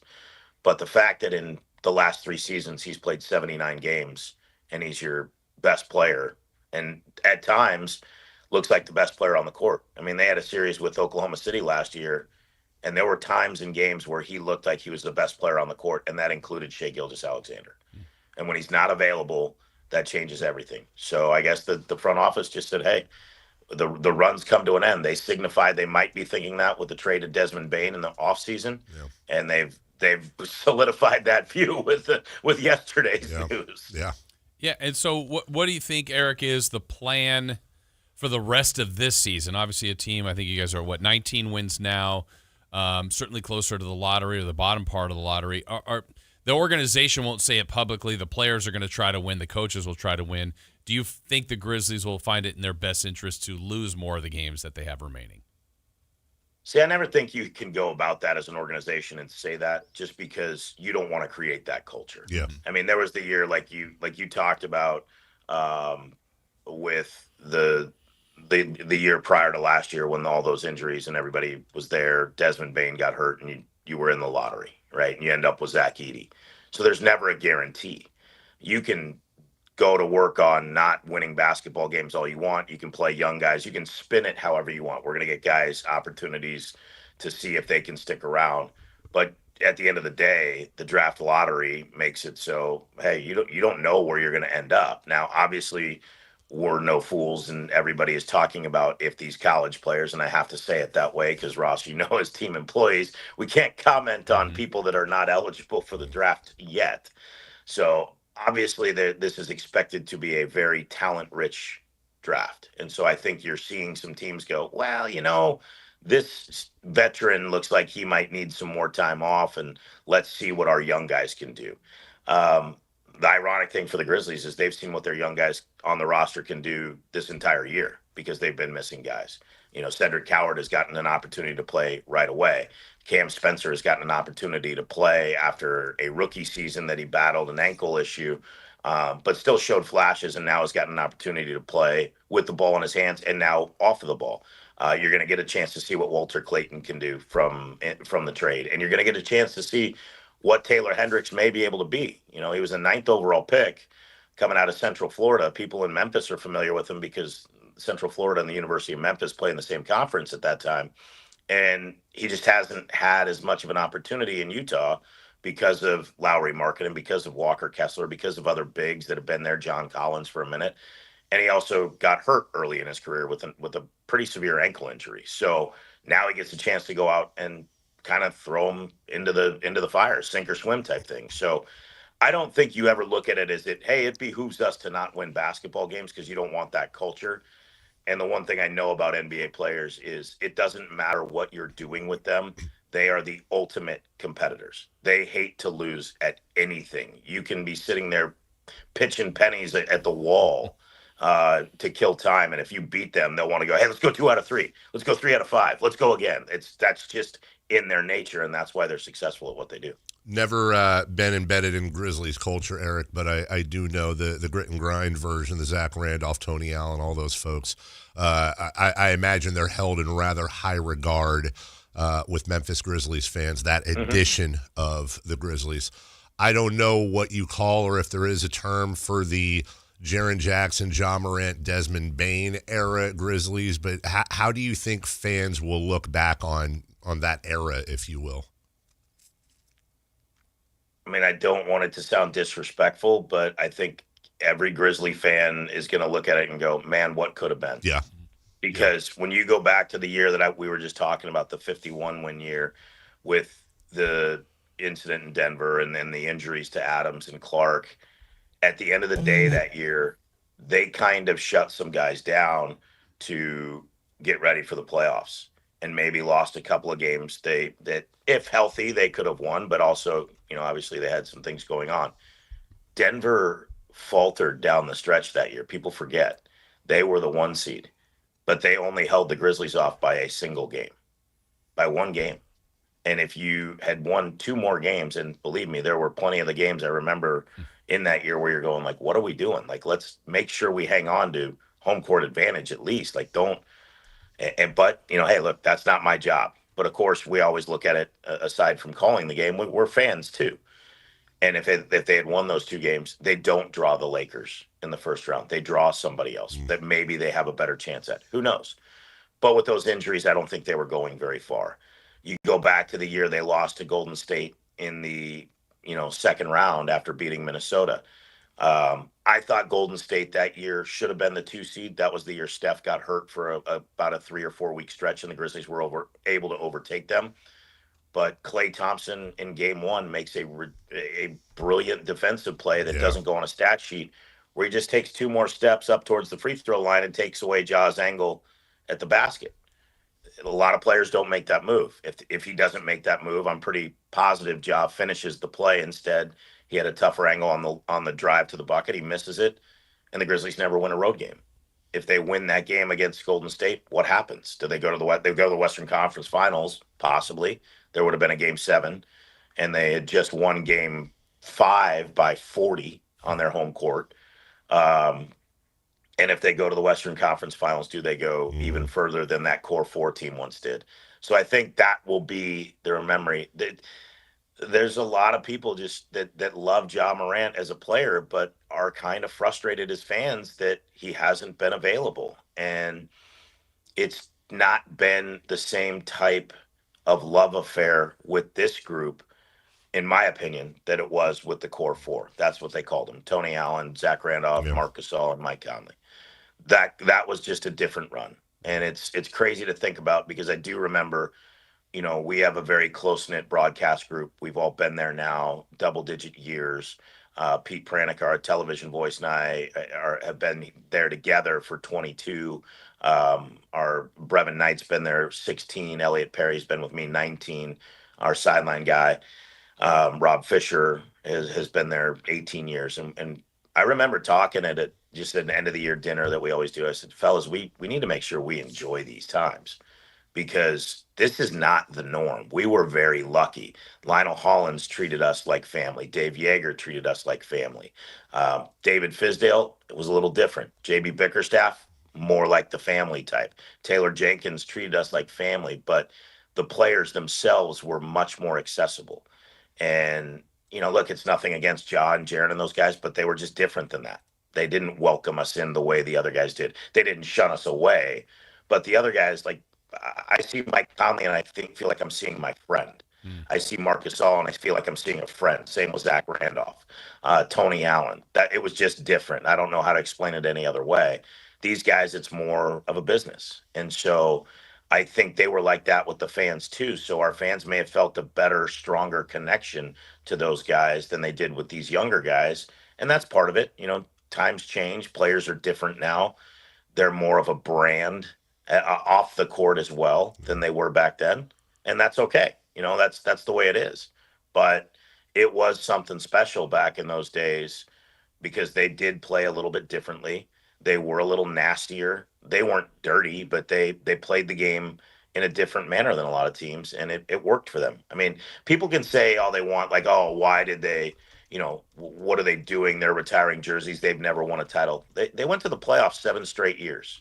And you can sneeze at that all you want, but go look at the longest active playoff streaks and keep monitor of it, and you'll see that 7 years in a row in the postseason is nothing to not raise an eyebrow and go, wow, that's pretty impressive, because it is. And they accomplished that from a team that had never done anything essentially in their franchise history. So it'll be different. I think they'll think, to answer the question, and now I have been verbose, the what if kind of group. What if they had not had those incidents and those injuries? Eric, what do we expect for tonight then? Because obviously it's a significant trade on your part. The healthy bodies back. I mean, how many guys do you have available for the Grizz tonight? Well, we were going to see if you and Henry wanted to suit up. I spoke to our general manager about your jump shot, and he said he would love to see you in a workout at 11 a.m. So let's wrap this show up and get to the real working. So you're going to see, look, they have 9 guys. It's kind of the same 9 guys that have been playing. Obviously, they're 2 guys, Jemai Shaq and Javon Small will be pressed into duty. I don't think you'll see any of the new guys tonight. They've already been kind of ruled out. They've got to get them here. This is the part of the trades that people don't realize. We forget these guys are people and have lives and homes and families and things. It's like, hey, all right, just will pop up magically. And, like the great Gazoo and the Flintstones, you don't just pop up into thin air in Sacramento from wherever you were. So I'm going to drop this and I'll text Eric, because he became Darth Vader. Yeah, I don't know what happened there. He was just doing just fine. Yeah. And then, digitized. Luke, I am your father. Yeah. Well, I mean, we're out of time anyways. We wouldn't cut Eric off, but it just went. That was really weird. It was like, did he actually dive underwater? It sounded like it. And sometimes but he didn't. I see him on video. Sometimes it'll do that, and then it'll correct, but it didn't correct. Yeah. And so we love you, Eric. Yeah. And now he's sideways. Yeah. We'll take a break when we come back. And thanks to Eric you, Hasseline. That was excellent. And sorry about ending underwater. Fort Ant territory, Super Bowl. And hey, how about some Super Bowl? But this time, Super Bowl parties. We'll get to all that next. Why are you so into sports? Download the Sactown Sports app. Sacramento sports in your pocket. This is Sactown Sports 1140.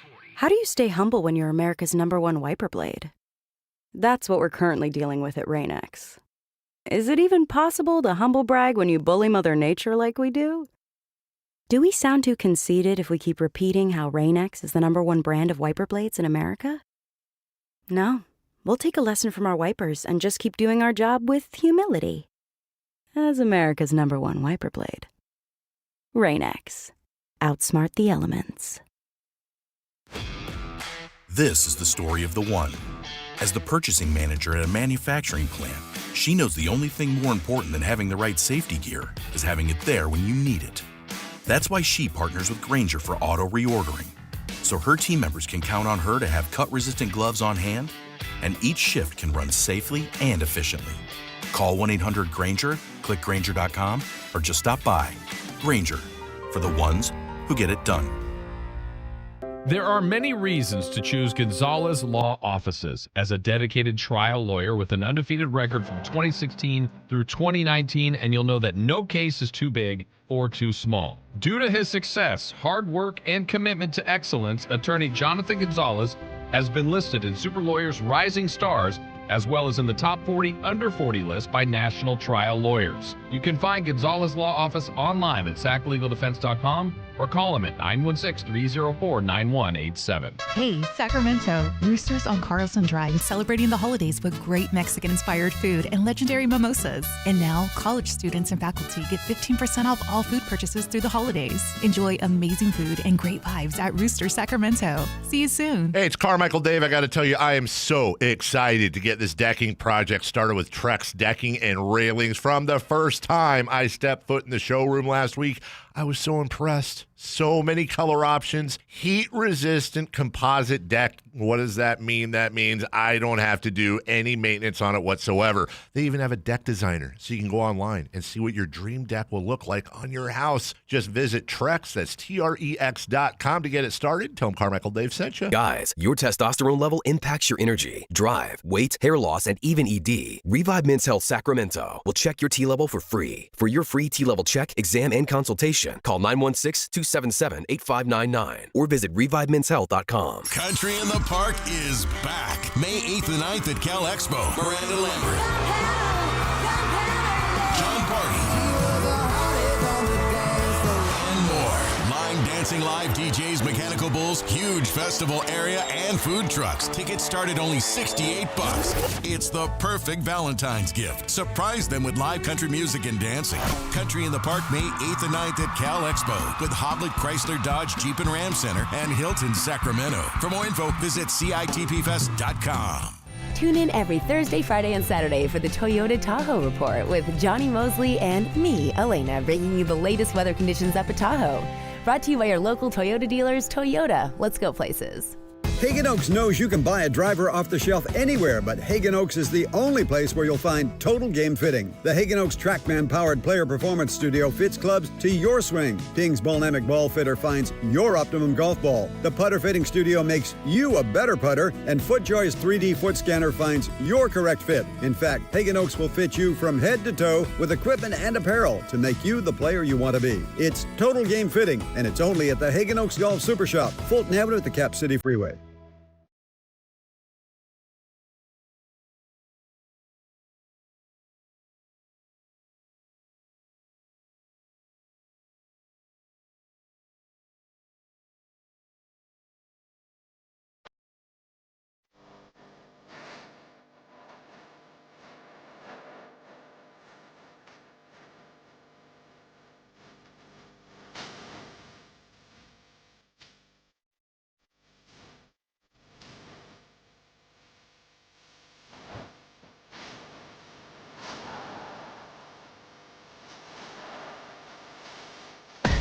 Carmichael Dave. He has very good sources, and he just kind of tells it as it is and gets to the point. Jason Ross. He has a lot of pretty smart things to say. He's good at what he does. On Sactown Sports.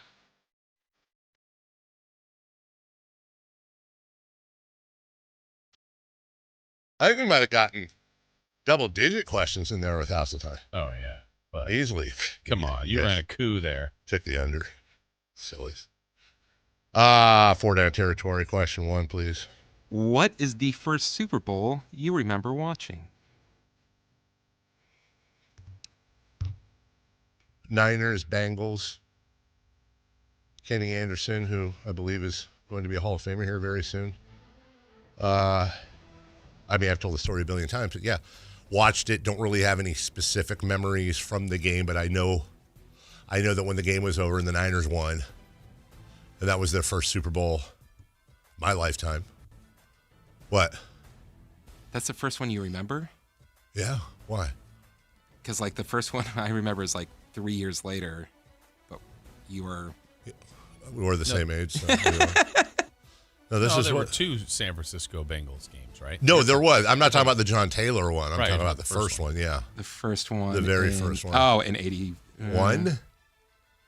Was it 81? Oh, okay. Yeah, 1980. Okay. 82. 82. I feel much better now. Yeah, and I just the second one was the John Taylor 94 yards. I just remember when they rolled like the end credits, I went under the stairs and started crying because there's no more football and it was over. And I was very sad. And you're already thinking, oh, this is almost summertime. It's going to be hot. Mm-hmm. Also, baseball. Also, I told my mom that I wanted to marry Joe Montana. It's a real story. I didn't know. I thought he would. He would make a heck of a husband. I'm just saying he was my favorite person. Yeah. I wanted to marry him. Wait, who would make a heck of a husband, Dave or Joe? Joe. Yeah. Who's your husband? I'm Joe? pretty sure Joe Montana would want to hang out with his in-laws. Hello, Joe Cool. Ah! That's a good one. Good pull, Chris. Jason? I will go... Packers, Chiefs, I'm guessing? Hey, good one, Chris. Good pull. You're the one who wanted him back. I did. Yeah, I was pulling for Anthony, and you were like, no, be loyal. Great ratings. Oh, is that when you called me yesterday? Yes. I'm going to say that I do remember the Steelers-Rams in the 1979-80 season, the 80 season. Or 79 season, 80 Super Bowl. I remember that vaguely. So 2 years prior. Okay. Because the year before the one you remember, you don't remember Eagles-Raiders? Besides, oh God, I do. Kenny King. Yeah, I remember that. I do. That is my. That was before. Okay, that's my first Super Bowl memory. Kenny King interception. Or was it? No, it was somebody fingertipped an interception and the Raiders got it. I do remember that because, and here's why I remember it, because my dad let me. We were at their friends and they were like huge Giants fans. My parents would like do the like fan travel around and stuff, and so we were at some lady named BK. Now I'm getting all the memories flowing back. BK Masterson. We were at her house in San Francisco watching the Raiders-Eagles, and my dad let me have some squares and let me pick in the squares pool, and I don't remember the specifics, but I know there was a fingertip deflection to an interception.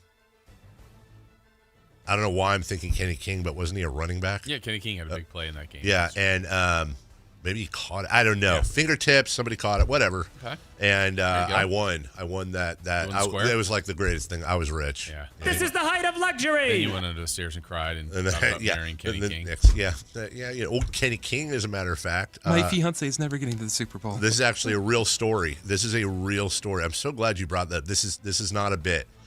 So I told you, I've said many times how I was a big time preemie, and Oakland Children's Hospital saved my life. And every year they'd have the like preemie alums. Mm-hmm. We'd go out there and there'd be like Bugs Bunny and a bunch of characters from Great America out there. And the Raiders would send out some players. And so one of them was Kenny King. And there's a picture of me somewhere that I found not that long ago with Kenny King, who looked like he was kind of frowning with his arm around, little Carmichael Dave. Smiling, right? And then so I tweeted out, and I go, can somebody name this player that did? I couldn't remember who it was, that does not look very happy to be with me. And his son responds and goes, "Yeah, that's my dad." And he and I are actually still Kenny King Jr. is on Twitter. Oh, nice. He's a Raiders guy, did a little bit in the business, and he and I are still friends to this day. But yeah, small world. Anyways, correction. Yeah, Eagles, BK Raiders. Masterson's house. BK Masterson's house. Yeah. Second down. What is your favorite Super Bowl?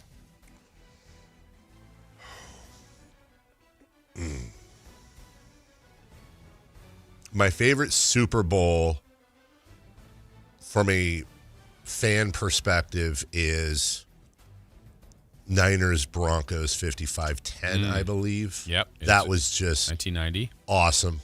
Every aspect. Just get it out of the way early and then just beat the holy hell out of the Broncos. Not the Niners Chargers. No, because for me, I was a Montana guy. I love Steve Young, but like Montana was my guy. So that one was the most special. But from a personal standpoint, I've said before, I don't know how I can't. Like, I was 50 feet away from Malcolm Butler's interception in Phoenix last time Seattle and New England played. I was right. I'm attempting to dazzle. How can I? I'll never be a part of that, something like that again. That was an insane experience, and the fact that I was able to see it live.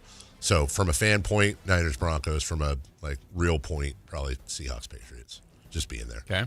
I don't know why. I don't even know if the Super Bowl was that great, but I remember having such a good feeling about that Rams-Titans Super Bowl, where was it Dyson right at the end was like a yard short. Yeah, Rams. I remember it feeling like an incredible game, and maybe that's an inaccurate memory, but I remember that being one. I still think it's one of the underappreciated Super Bowls. The Steelers-Cardinals. I really. Oh my God, James Harrison down the sideline. Back and forth late in that game was great. Wonderful. I hated the result a couple years ago, but the Chiefs-Niners overtime was a really good Super Bowl.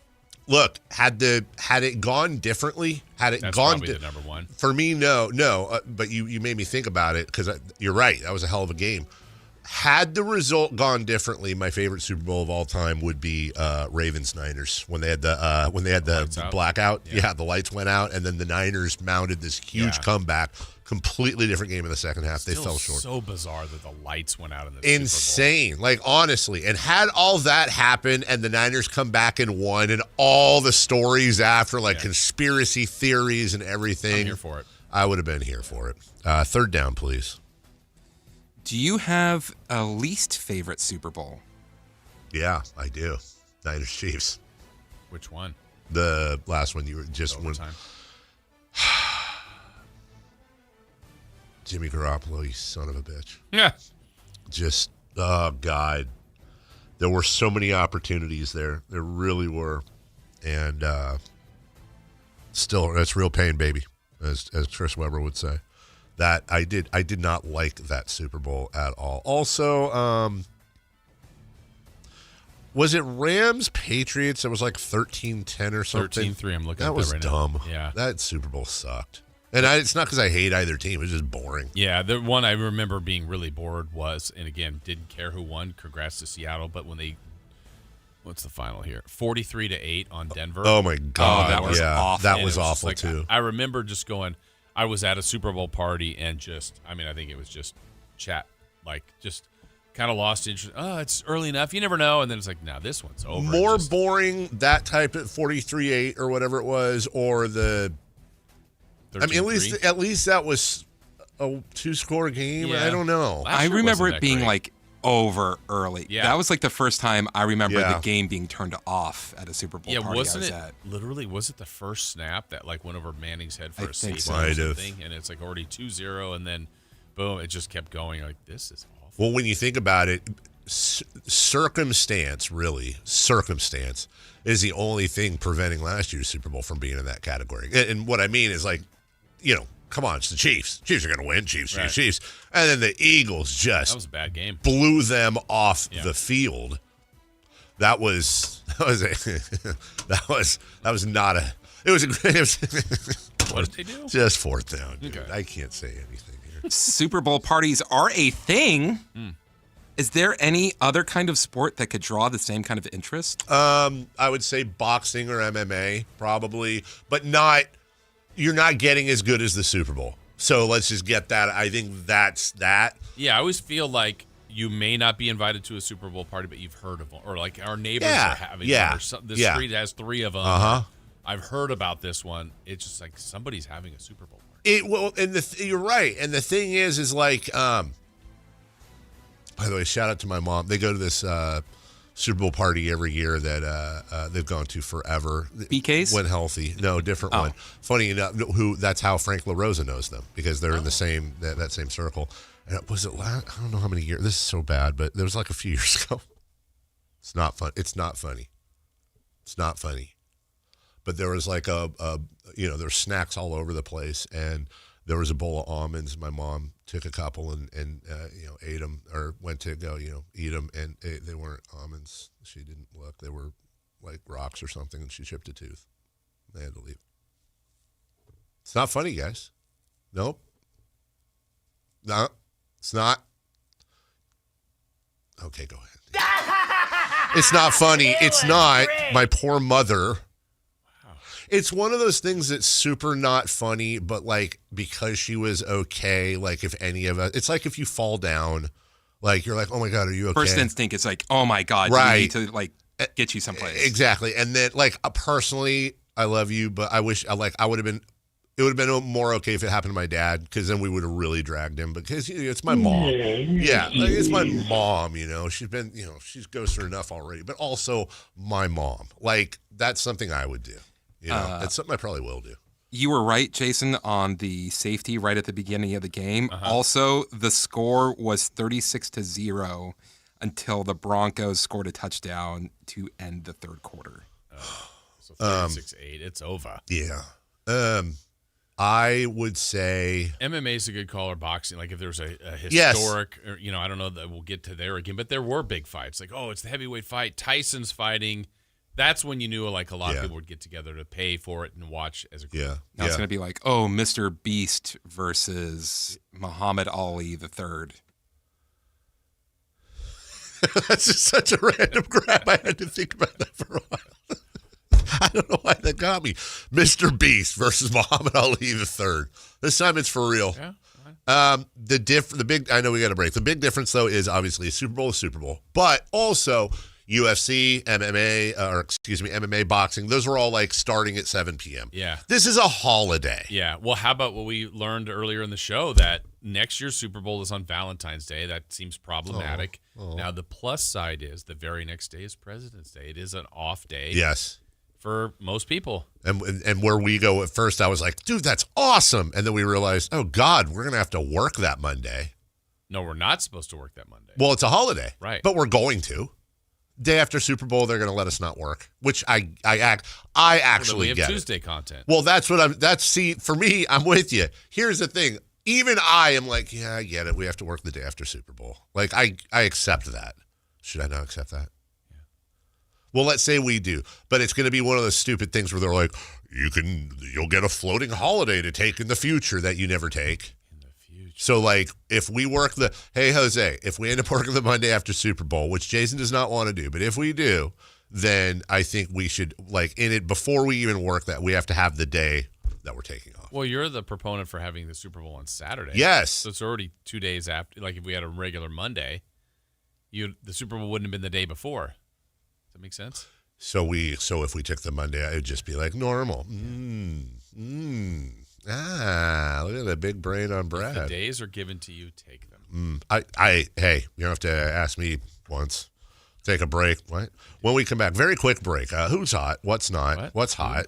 Who's not? 3 in the key for Kings and Grizzlies tonight, right here on Sactown Sports. The Sactown Sports 1140 newsletter right to your email. Get your latest on the Sacramento Kings, athletics, and Republic FC with the Sactown Sports 1140 newsletter. Visit SactownSports.com to join. If your business depends on reliable vehicles, it's time to upgrade your fleet at myelkgrovechevrolet.com. We specialize in fleet pricing, bulk discounts, and fast approvals, so your team stays on the road and on the job. From work trucks and vans to fuel-efficient sedans and SUVs, we have the inventory, service, and financing to keep your business moving. Call or visit myelkgrovechevrolet.com today and ask about exclusive fleet savings. myelkgrovechevrolet.com. Driving business forward. When a person is seriously injured, there's no substitute for the personal legal relationship offered by the local NorCal firm of Ashton and Price. From the first attorney meeting, every important decision is made with a direct consultation with, and I can't believe I have to say this, a real, live, experienced, flesh and blood local attorney. It's called Home Court Advantage for a reason. Ashton and Price, serious local attorneys for serious people with serious injuries with no fee until we win. For the best local advice, don't think twice. Call Ashton and Price. Card collectors know there's nothing as special as a rare one-of-one card. And now you can hear a very rare one-of-a-kind sports card show right here on Sactown Sports. Whitey Gleason here inviting you to join me and Mr. True Sports Cards himself, Imran Pilati, for the True Sports Card Show every Saturday morning at 10 on Sactown Sports. It's the only sports card radio show in the nation. For all your hobby needs, get to True Sports Cards, 6661 Stanford Ranch Road in Rockland. And for hobby, insight, and fun, join us for the True Sports Card Show Saturday mornings at 10 on Sactown Sports. Hurry in and save big during Honda's President's Day sales event at Folsom Lake Honda, your one-stop Honda shop. Hurry in and save on our best selection of new Hondas. Each is priced to sell now. Folsom Lake Honda is your one-stop Honda shop for great pricing on a giant selection of new CRVs, HRVs, Civics, and Accords with low finance and lease options. Plus, get an instant cash offer for your trade. Get to Folsom Lake Honda or go to folsomlakehonda.com. Folsom Lake Honda, yeah, your one-stop Honda shop. What's hot? Yeah, hot. Real hot. And what's not? It's not good. Brought to you by American Energy Heating and Air, Sacramento's complete heating and cooling company, and second opinion partner.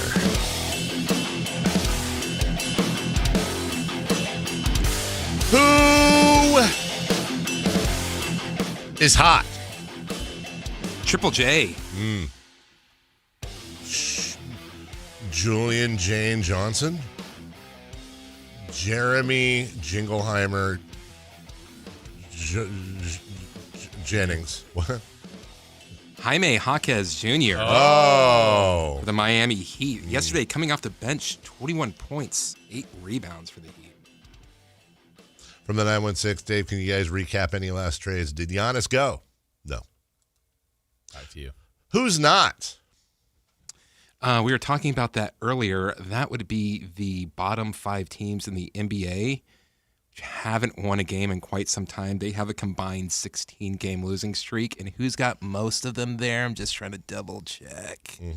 9-game losing streak. The Sacramento Kings. It's us. This actually might be worth it if you do that, because my clown horn got deballed. It doesn't have the honky thing in it.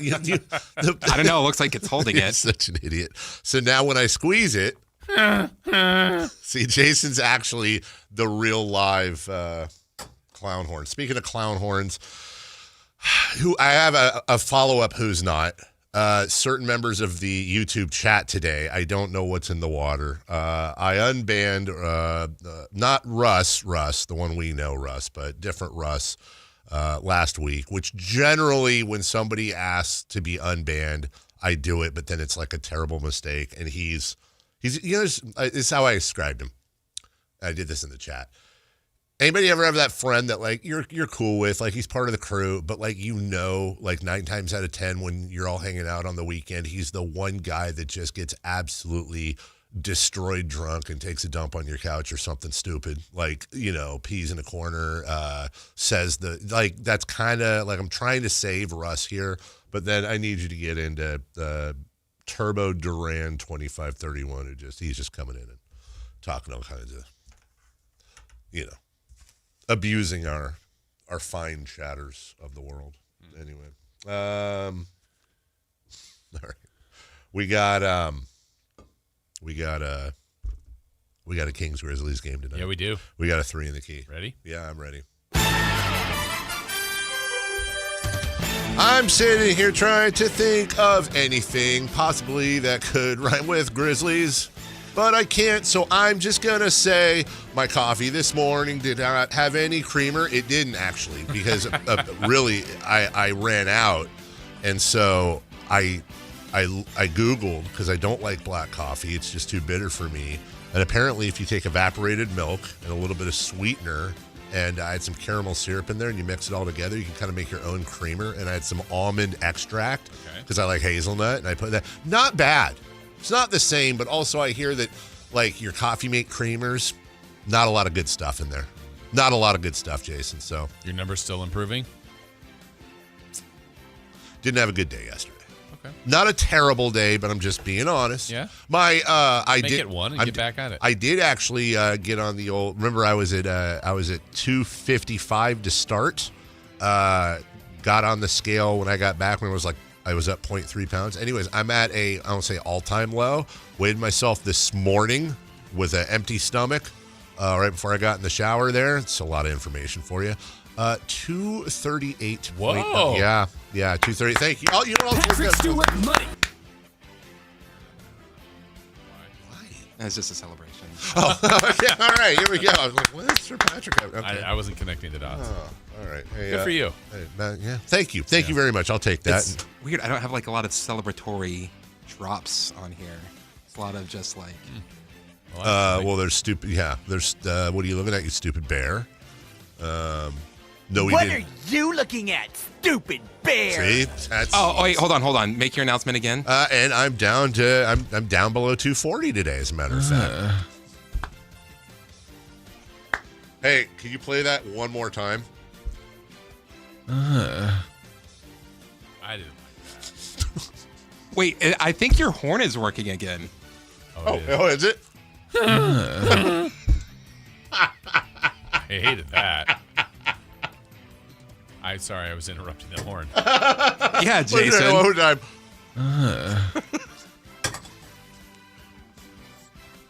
Why is anyone listening? Why are ratings so good? We're the worst.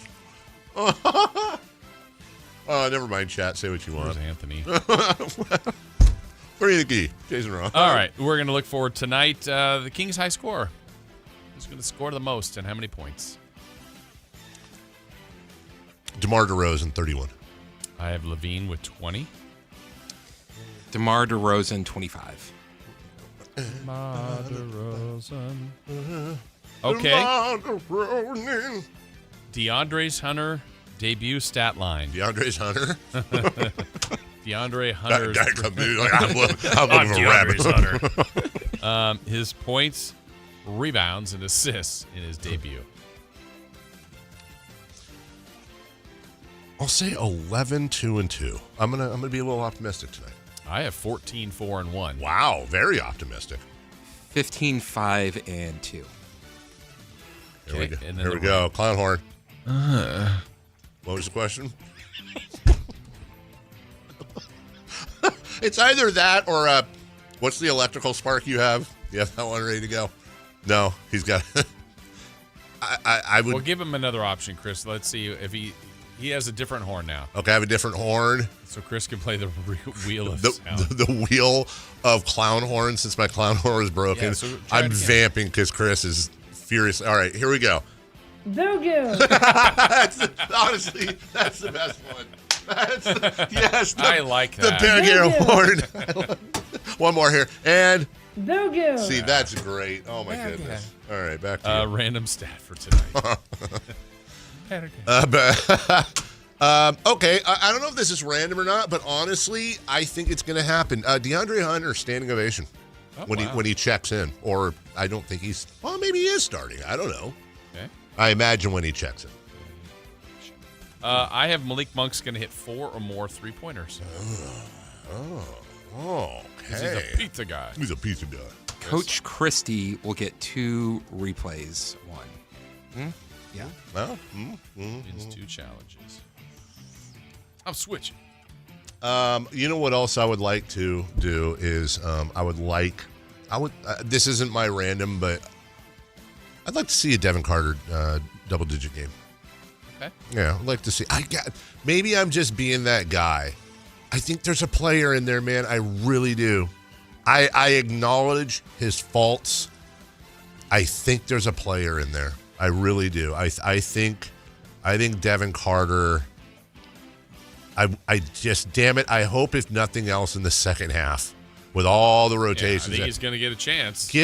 Let him sink or swim, man. Give him. It'd be better to know. Better to have the answers. We go, you know what? Yes. No, it's not. There's not. Or it's like, maybe there is. Just sit him down and be like, check it out. Over the next 6 games, you're playing no less than 25 minutes. Yeah. Just know that. There's no shot restrictions at all. I don't care if you go 0 for 11, dude. Yeah. We're not free. We're not going to yank you, dude. Yeah.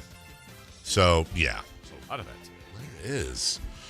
We'll take a break. Quick break, by the way. Just a couple minutes. When we return from your Sacramento Kings, analyst for your Sacramento Kings, Katie Christensen. We think.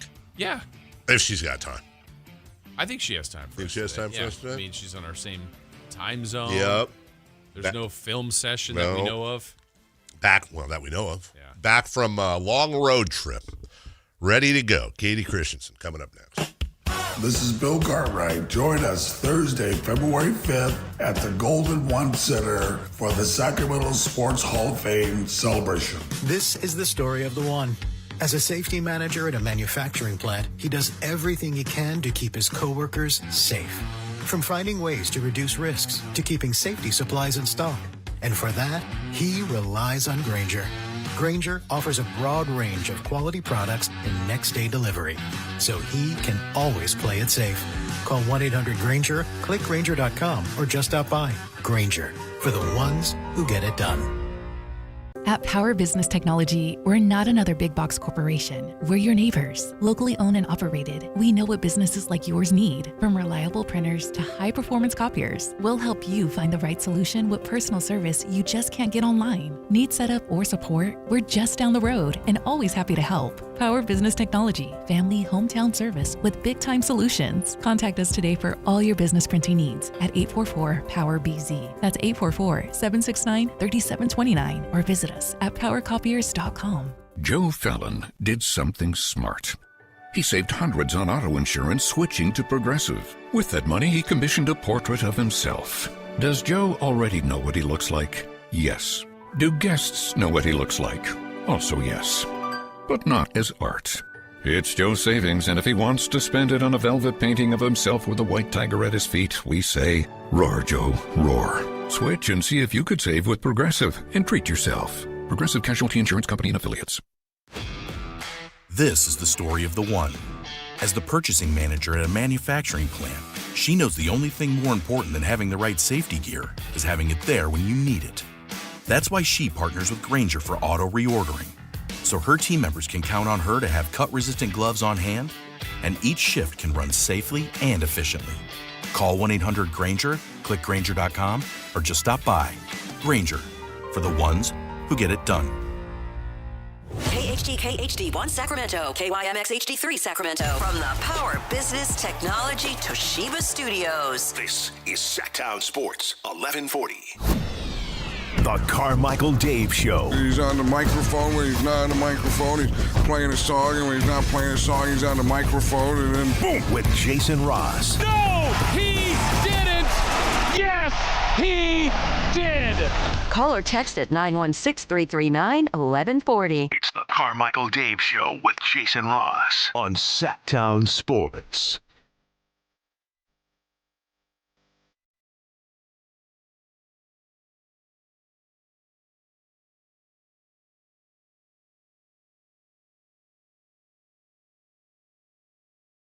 Well, tell me why. Tell me why.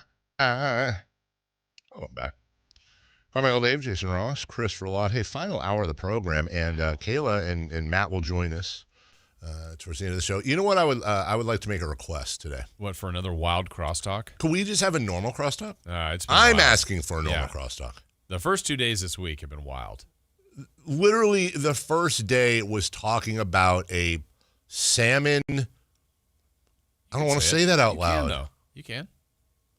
A salmon, I'll say it, sperm facial. It's not a good out loud word. I know, yeah. but. Literally. Well, and that was actually the better day. Which I thought was a joke at first. Yeah. And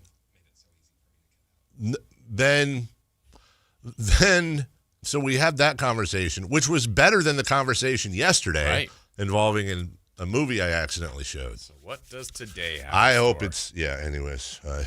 Let's get professional joining us right now. Katie Christensen.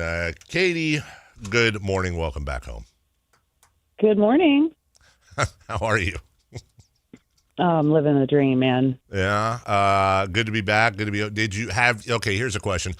Have you finished as of yet, because you've been home, 3 days now, about-ish, have you finished all the mommy, wife, real-life duties that you have to do as soon as you get home that pile up yet? Are you back above water? Yeah, of course. It's just, unpacking and laundry and homework and basketball practice and basketball games. And, yeah, I've done all of it. Yeah, for sure. You don't really have a choice. Homework? How's that go? Yeah. How's the homework go? Yeah, is it getting tougher? Good. No, I mean, there's some math I don't understand. Yeah. I'm going to be honest about, puzzled how they teach it and, what the process they want to do. Because I'm like, why is it so hard when it's really so simple? But as you guys surely know, how they teach math has changed quite a bit. It really is. And I don't know, man. I have all the respect in the world for teachers, but some of it is just really, you're doing this whole end around. Take the dot here and put the dash there, and then move this down and look at it inside out, and boom, there's your answer. It's like, bro, everyone knows. Just use your calculator. Right? I mean, it's second grade math.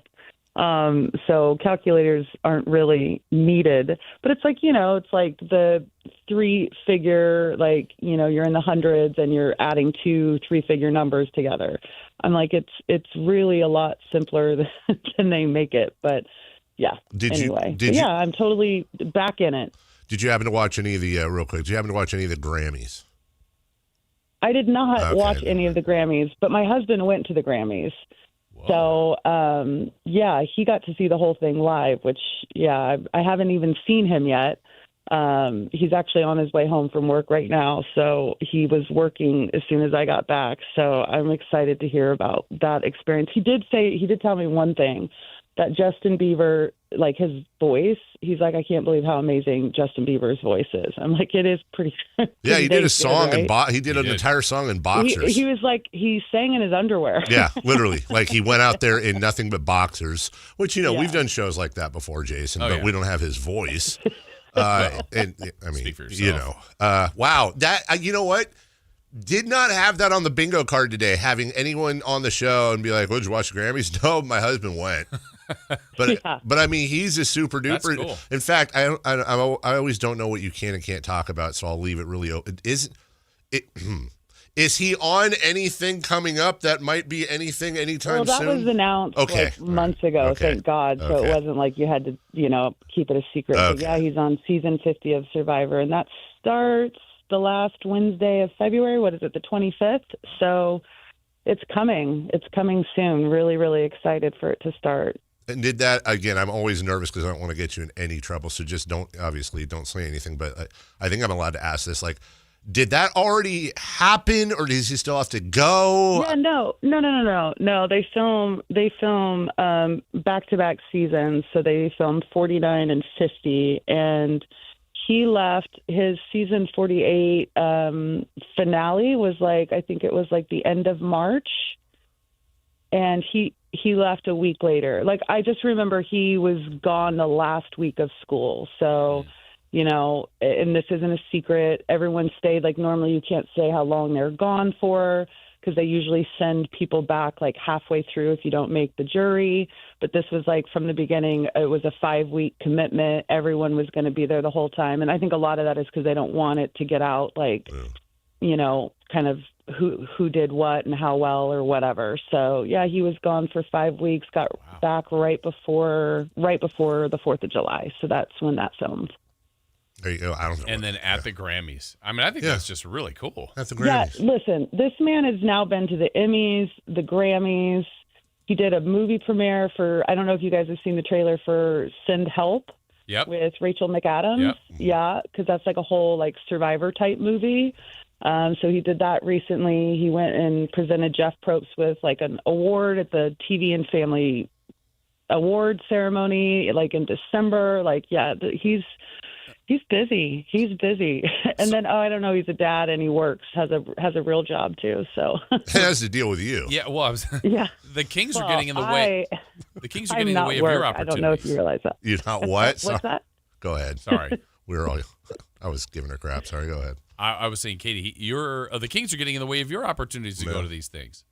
Good point. Yeah, that's the hard part, right? Is I miss out on all of it. But even the premiere for Survivor 50 is in New York, and we're on the road somewhere. I do. I miss out on a lot of that stuff. So, but our season is done, and kind of the middle part of April, and his season goes through I think March or whatever, or no, May. So.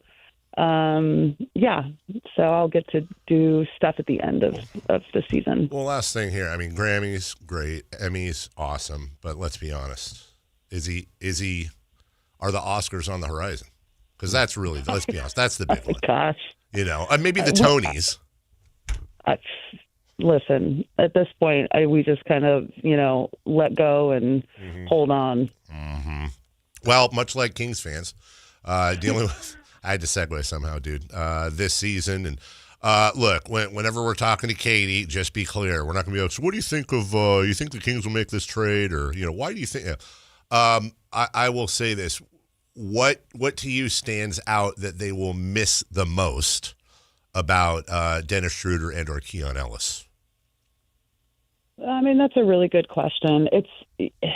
Dennis, I thought, was doing a really good job, especially in that second unit, but he had moved back to the starting lineup. And I have a lot of respect for Dennis Schroeder. His journey in the NBA has been wild and crazy. And I always remember, what was he on, 3 teams in 24 hours last year at the trade deadline? And, he's got his wife and his kids. And I always think about kind of the human element during this time of the season because, I don't know, I see it a little bit differently. And fans of every sport around, kind of trade deadline time, you're always thinking about your team and how they can be better and all this stuff. And it's hard for me to kind of, let go of the human element. So I have a lot of respect for Dennis. And then Keon, I have so much appreciation for him and his journey as well. And, he started here and he started with the Sacramento Kings and he earned himself a role in the NBA. And based on all of the rumors that were going around, the last week, I mean, he had multiple teams that were inquiring about him. I mean, I'm just so happy for him in that sense. He has carved himself out a role in the NBA, and I wish them both so much luck, I'm thinking about the real element, like that you said, the personal element of all this is still a shock to the system when it actually does happen. And the fact, Katie, that you were with the team, you were on the road, and it's more of a tight-knit group when you're on the road. Yeah. What did it, I don't know, your reaction, others in the staff, to players that, they're friends, they're people you guys are with all the time. What was that like flying home from D.C. after the trade had happened? Well, I think, because it happened at the 6th game of our 6-game trip, and everyone was just so anxious to get home. And, the players are up in the front. They ride on a different bus. So at that point, the interaction is very different. But, that morning, I heard about it the night it happened. It was about midnight, I think, if I remember correctly, on the East Coast. And, Kyle had sent me a text, and then Mark immediately texted me, oh, did you see? Because I'm not on Twitter. I don't see any of this stuff.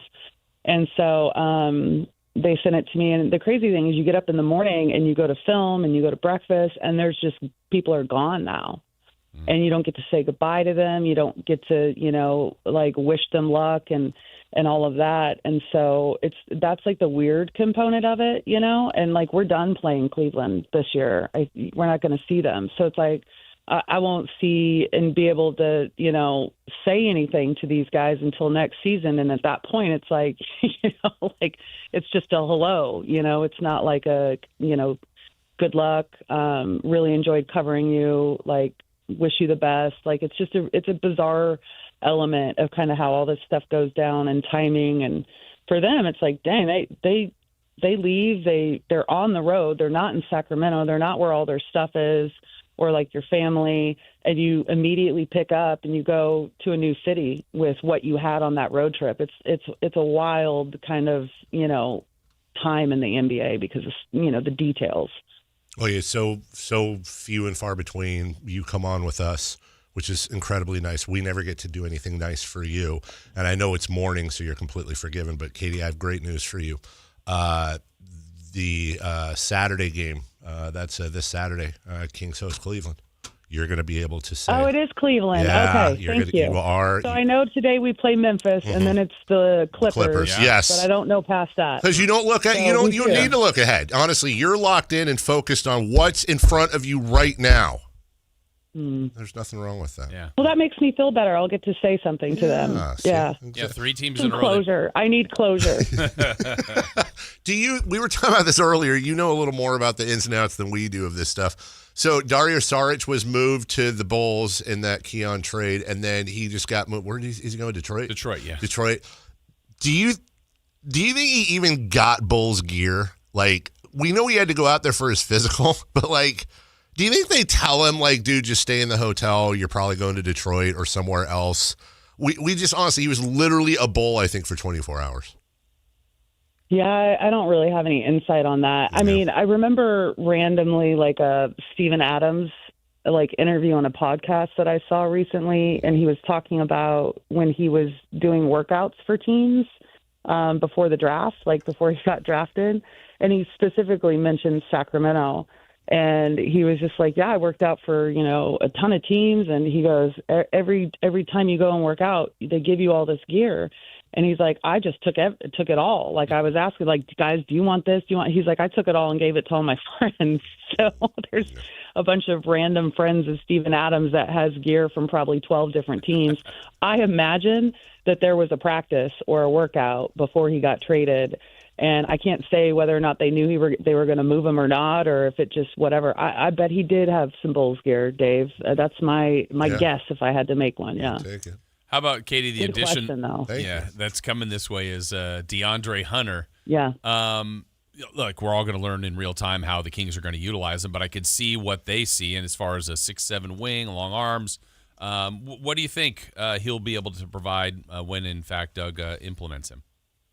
Yeah, I think that, he gives, first of all, some size in that position and some depth in that position, which is something the Kings haven't necessarily had. I mean, so much of this season has been guys playing out of position because of injuries and whatnot. But when you look at the roster, how it stood at the beginning of the season, that was a particularly shallow pool of people to draw on, where the backcourt was jammed packed with guys. That's why Dennis and Keon leaving, it opens up some opportunities for some other guys because they are such a logjam in those positions.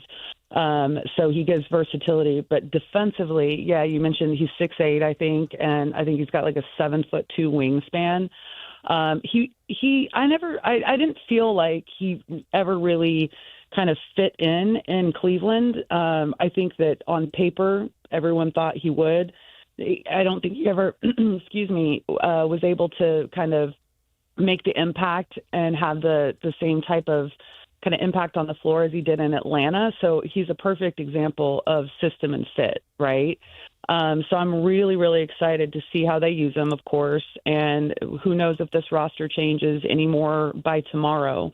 So it's kind of hard to make, kind of a guesstimate of what's going to happen until we know what the roster is going to look like to close out the season. But he's a 3-and-D guy, right? And defensively, he impacts the game on the perimeter, but also he's really, really good in help side. And he's one of those guys because of his length, that wingspan. I've seen clips and I remember them of just like chase down blocks and things like that. So he adds a lot of versatility on the defensive end of the floor for sure. And I think that that's in a way also good because, you look at Keegan Murray, who to me is the best defensive player on this Kings roster. And part of it is because of his versatility. But because of that, I think that his offensive game suffers a little bit because of how much he's asked to do on the other end of the floor. So I think that this addition is going to be really interesting to see kind of how they implement him and use him with Keegan Murray and in that position. Katie Christensen joining us. We spend a lot of time talking about whether it's here or in the ether, Zach Lavine, Sabonis, DeRozan. Are they going? Are they staying? What's this like for them? Malik.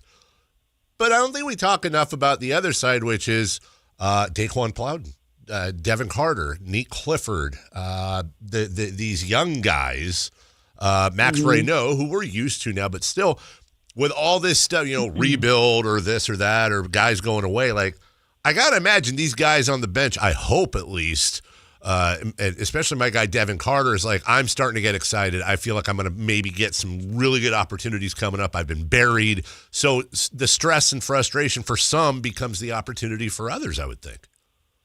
Of course. And, I think we've seen Devin a little bit here recently at the end of this road trip, and Neek's been in the starting lineup, and he's been impressive to me. It's been good to see just from an offensive standpoint in my mind that he's been a little bit more aggressive. Sometimes it's really hard to be a guy like Neek, right? A rookie who's kind of a second unit guy that's still trying to, legitimately find footing, right, in the NBA and just on your team and your role and all that stuff. And so when he was moved into the starting lineup on this road trip, when Zach was out, it was interesting because I was like, okay, how is he going to come out? Because you've got pretty much all the offensive weapons in the starting lineup. is he going to kind of fade away into the shadows? He absolutely did not. And it was a really encouraging thing to see. So I think part of how you approach the end of this season, because, after the trade deadline, you figure out what your roster looks like, and that's what it is. But it's no secret the Kings are not a playoff team this year.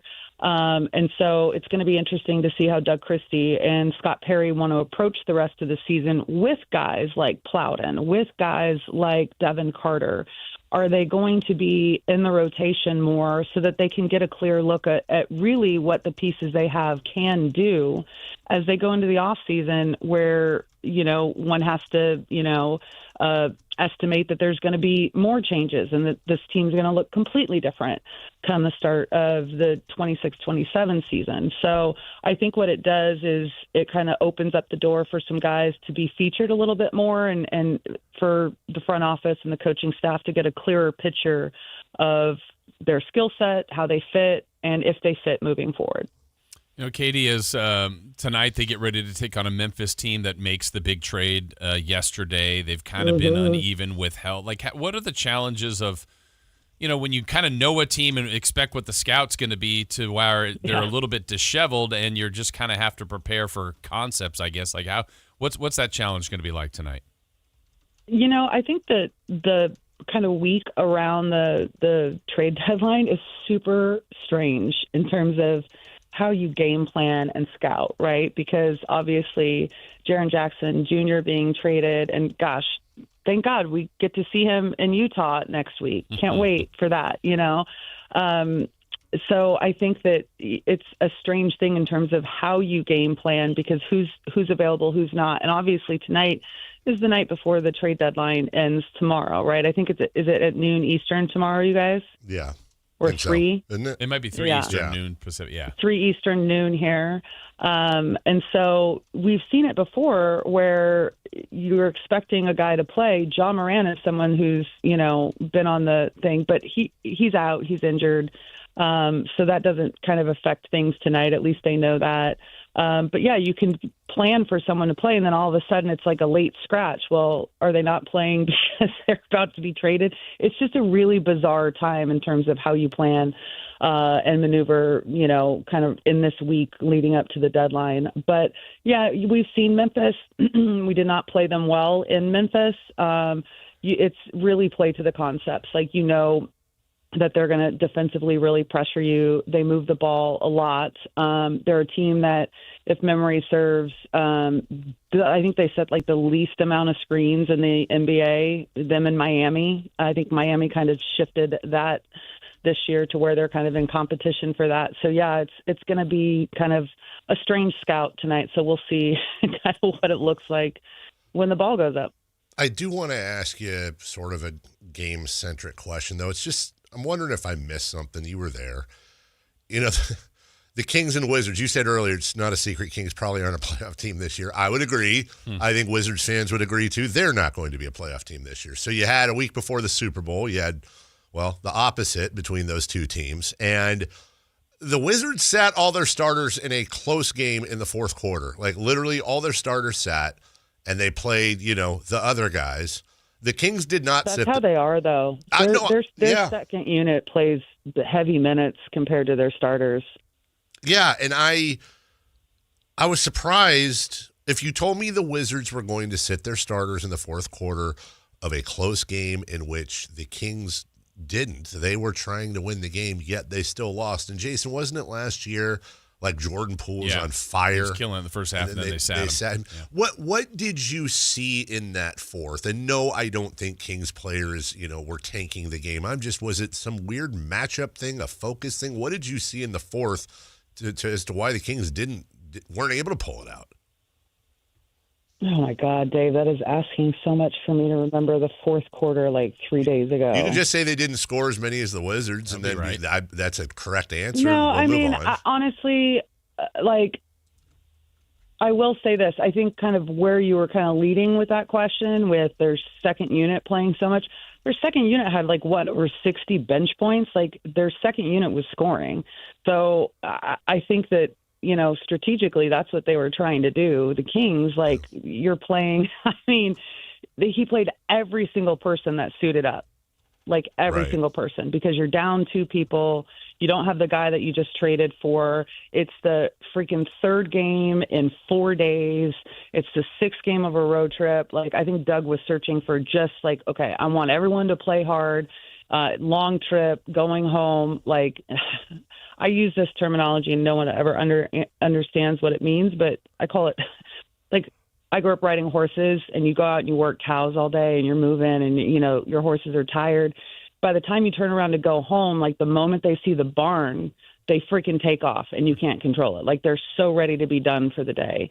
I kind of feel like the 6th game of a 6-game road trip is that kind of feeling of like, oh, the end is in sight and you're just trying to get to the plane, just trying to get home. I thought they were competitive. I thought Zach and DeMar, it's like they did all of the scoring. I mean, there was really no one else that could step up and contribute. I think Max was in double figures, but like low teens. And so that's what I saw. I just saw 2 guys that had done the heavy lifting throughout the course of 48 minutes and just wasn't enough to be able to kind of get over that last hump. But listen, it's brutal right now. You have 2 12-win teams going up against each other. So the narrative is, no matter what, people are always going to wonder. And I don't prescribe to that theory at all. And I don't think it's in Doug Christie at all either. Yeah, no, I agree with you. And we'll go back to what we said last week. I have no idea if Doug's a good or bad coach. I don't. But I'm not going to find that out, I think, this year. You know what I'm saying? Like Greg Popovich, as we said last week, didn't just become all of a sudden a bad coach in those last 5 years. It was a chef is only as good as his ingredients. Katie, as always, we appreciate you. Have fun. I hope you get to see your husband in between the Oscars and the Grammys. And I'm sure it's soon to be his solo dance album, perhaps, coming soon. Oh, my gosh. And enjoy the fam, enjoy the game tonight. Say hi to Eric Hasseline. All right. Take care, y'all. All right. See you. Bye-bye. That is Katie Christensen. We'll take a break when we come back. Hey, just a half hour left. That's it? My goodness. Wow. What's on deck? Brought to you by Trex Decking and Railing and Crosstalk with Matt and Kayla. Very calm, normal crosstalk today. We'll see about that. I don't know. I have my suspicions. We'll do all that right after this. On the move? Got somewhere to be? Take Sacramento Kings basketball with you. The Sactown Sports app will let you stay connected to your passion. Never miss a moment of Sacramento Kings basketball with the Sactown Sports app. If your business depends on reliable vehicles, it's time to upgrade your fleet at myelkgrovechevrolet.com. We specialize in fleet pricing, bulk discounts, and fast approvals, so your team stays on the road and on the job. From work trucks and vans to fuel-efficient sedans and SUVs, we have the inventory, service, and financing to keep your business moving. Call or visit myelkgrovechevrolet.com today and ask about exclusive fleet savings. myelkgrovechevrolet.com, driving business forward. If you're serious about your golf game, then you need to know about Total Game Fitting at the Hagen Oaks Golf Super Shop. Whether it's the TrackMan-powered player performance studio for your best fit clubs, or the cutting-edge technology putter fitting studio, or the free Ballnamic ball fitter and 3D foot scanner, the Hagen Oaks Golf Super Shop offers you total game fitting from head to toe with equipment and apparel. Find your advantage at the Hagen Oaks Golf Super Shop with the latest offering of new golf products in Northern California. Fulton Avenue at the Cap City Freeway. At Fisher Investments, we may seem like other money managers, but we're different. What makes you so different than the rest of us? We ensure clients receive unparalleled service at every step of the relationship. Tell me more. Our investment counselors focus on service over sales, prioritizing clients' needs. How do you make money? We don't sell any commission-based products. We have a simple management fee based on the value of our clients' portfolio. So we do better when our clients do better. What about client portfolios? We get to know each client, their finances, family, health, lifestyle, and more, and then we tailor a portfolio based on their specific goals and needs. Your clients really come first then, huh? Yes, we make them a top priority. Our goal is helping them achieve a comfortable retirement. Wow, maybe we are different. At Fisher Investments, we're clearly different. Learn more at FisherInvestments.com. Investing in securities involves the risk of loss. Guys, did you know your testosterone level impacts your energy, libido, sleep, weight, hair loss, mood, and even ED? And right now, Revive Men's Health Sacramento will check your testosterone for free. They've helped thousands of men since 2011 feel and perform better. They're so confident they can help you, they even guarantee it. Schedule your free testosterone test, exam, and consultation today. Call 916-277-8599. That's 916-277-8599. Or visit ReviveMen'sHealth.com. At Stockton Honda, we know how to honor a great deal. Like right now during our President's Day sales event. Whether you're shopping new or pre-owned, you can find star-spangled savings on some of our best models. Why not stop in today and see for yourself? Come celebrate at Stockton Honda and get huge savings on our giant selection, plus top dollar for your trade. Anytime, anywhere, it's all here. StocktonHonda.com. Ladies and gentlemen, this is going to be fun. Yeah! It's time for What's on Deck, brought to you by Trex Decking and Railing.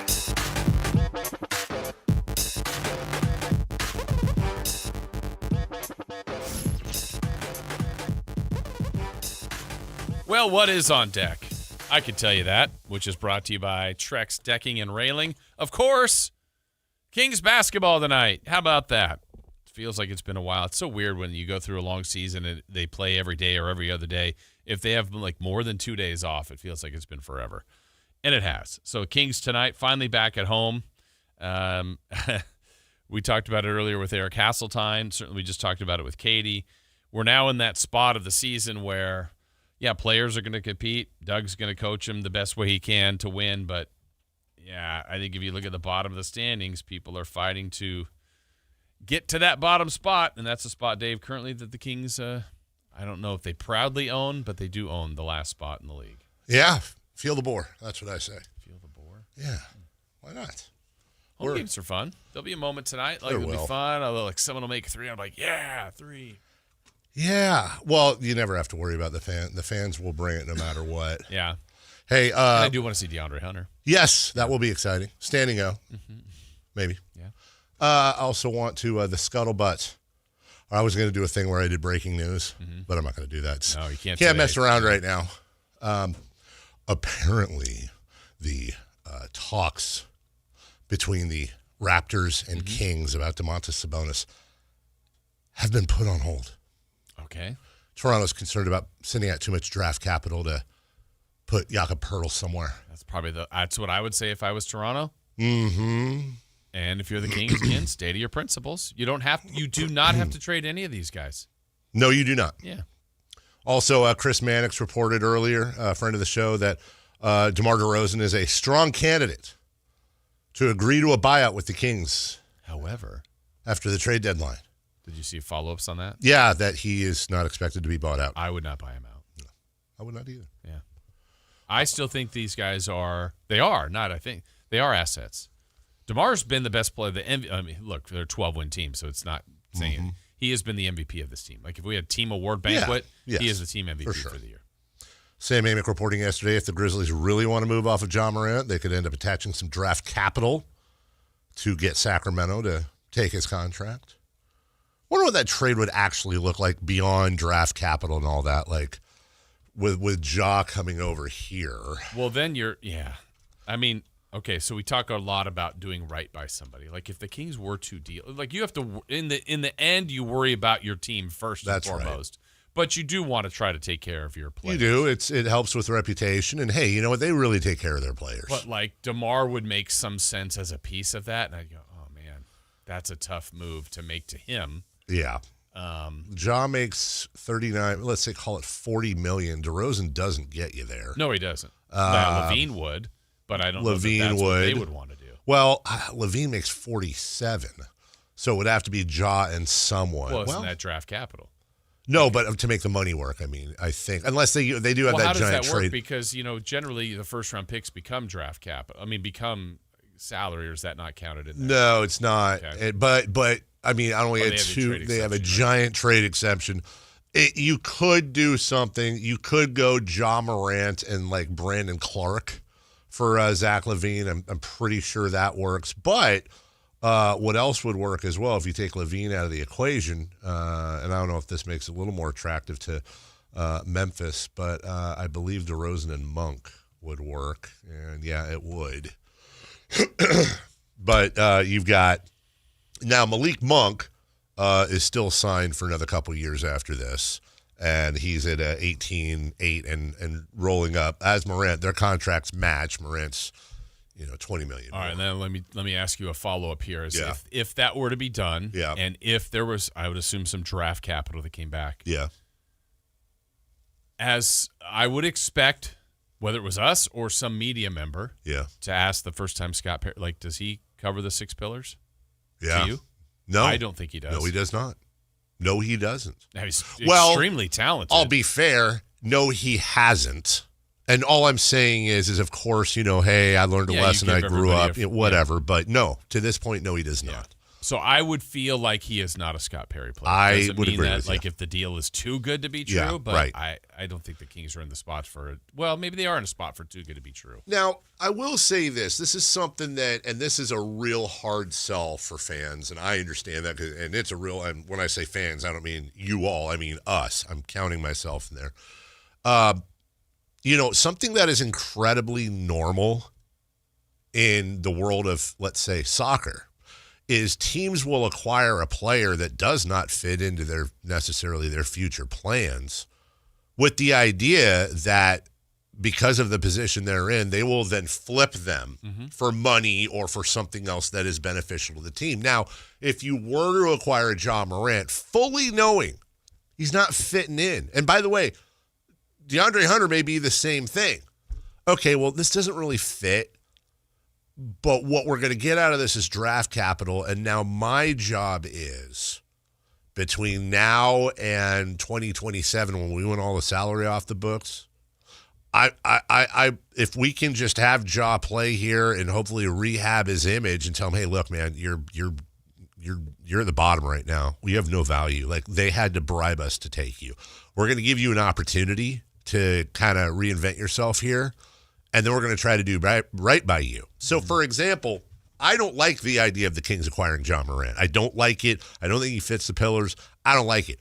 But I can't be more clear. I don't care about anything that has to do with this team over the next 2 years, as long as they are A, developing youth, B, acquiring draft capital and not putting it, sending it away. No, I don't count, the 58th pick in the draft is draft capital, second round pick. And you're meaning like the rest of this year and next year. And right? next year, okay, yeah, so I'm sorry. This year and next year. I don't care. So whatever. So if they were to spend part of this year, next year, whatever, and Ja's getting minutes, hopefully they're not winning too much, but whatever, and he's getting minutes, and then they flip him for something more than what they got, maybe an extra pick, then fine, then that's a good move to me. You got off of DeMar DeRozan, you got off of Malik Monk's contract, not that they're terrible, and you're able to eventually flip Ja for something else, and you got off of that contract. That, for me, it's a chessboard for Scott Perry in this position, and moves. And again, that's why it's a really hard sell for fans, for us, because we don't know, nor does probably Scott Perry know, what the next move or moves will be. So you're asking for faith. Yeah. You're asking for trust. We don't have faith. We don't have trust. But you got to have faith. Yeah, George Michael said that. Also, Bon Jovi said, keep the faith. Wait, I thought Fred Durst said you got to have faith. No, he was repeating. George Billy Joel said keeping the faith. Did he? Uh-huh. He did, didn't he? Epic said faith no more. Wait, faith no more said Epic. But yeah. Shout out Mike Patton. Yeah. And that floppy fish at the end of the video. So I don't want Ja Morant. Okay. But if Ja Morant, and I'm also not indifferent to being a longtime Kings fan and understanding that it wouldn't be the first time that we acquired a young star player that has had off-court issues and somehow rehabilitated his. I mean, what I'm obviously trying to allude to is, could Ja Morant be the point guard version of Chris Webber? Yes. Mm-hmm. I have to allow that. Yeah. Yes. As a matter of fact. What are you doing, age? Yeah, I'm wondering, weren't they about the same age? Maybe Chris was a little younger. So Chris would have played his rookie year after 2 years at Michigan, and then second year. He was here in his third or fourth year, So right? he was here. He played at Golden State, then the Bullets. Oh, 3 years. And the Bullets. Boy, he played that many years? He played 4 full seasons. Yeah, I'm with you. I thought he played maybe 2. Okay, so then he's probably how old was he when he got here? So 98, 99, Chris Webber was 25 years old. When he arrived. Okay. And I believe Josh 26. Let me see here. Ja Morant is 26. So, I'm being blue sky guy here. I'm not trying to sell a Ja Morant deal. I'm just saying again, this is so much about, and we've been talking about it the last couple of days, and this is going to be a theme that you all are going to get so tired of, much like the macro micro. The theme is we're going to talk a lot, some specific, but a lot of abstract on philosophies the front office should be having right now.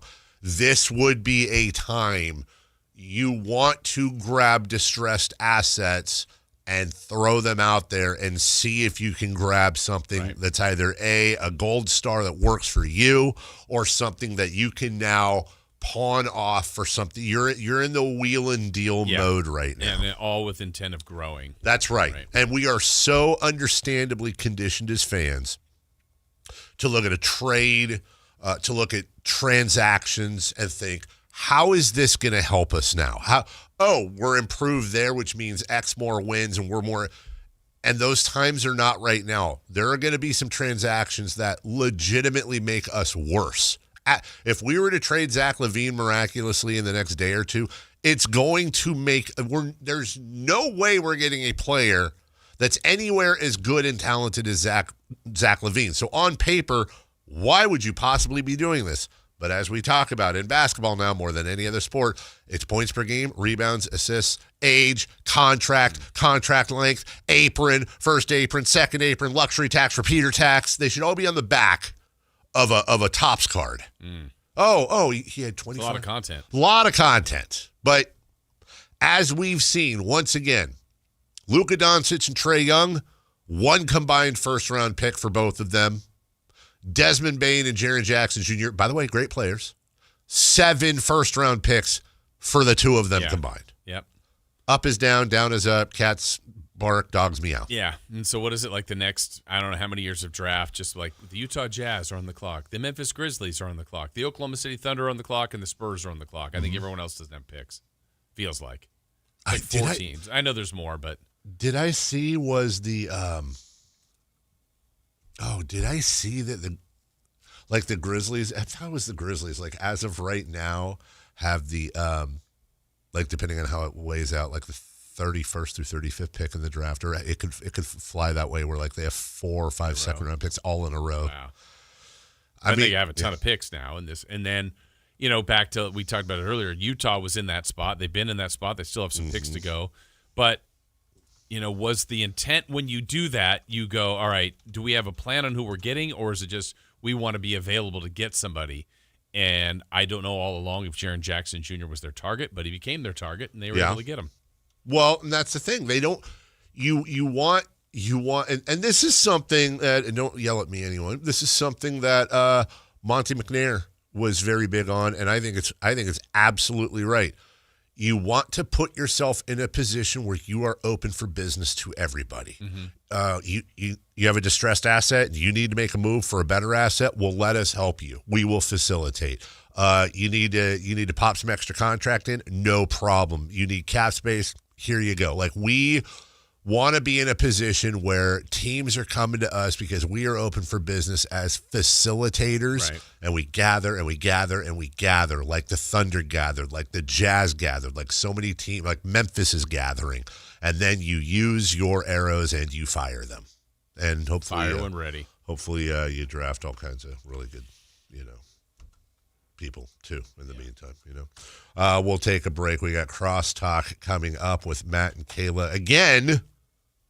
A very normal crosstalk, and we'll finish out the program next. The 10th Annual Sacramento Sports Hall of Fame celebration is Thursday, February 5th at the Golden One Center, inducting the class of 2026, plus honoring all of our past inductees. See Sacramento's 50 greatest athletes of all time. This is Bill Cartwright. This is Jerry Royster. This is Tony the Tiger Lopez. This is Dusty Baker, proud member of the Sacramento Sports Hall of Fame. Join us Thursday, February the 5th at the Golden One Center for Sacramento's best sports night of the year. Get your tickets now at sacsportshof.com. When your check engine light comes on, do you see a repair bill or do you see peace of mind? For 20 years, CarShield's been the name America trusts to help keep you on the road.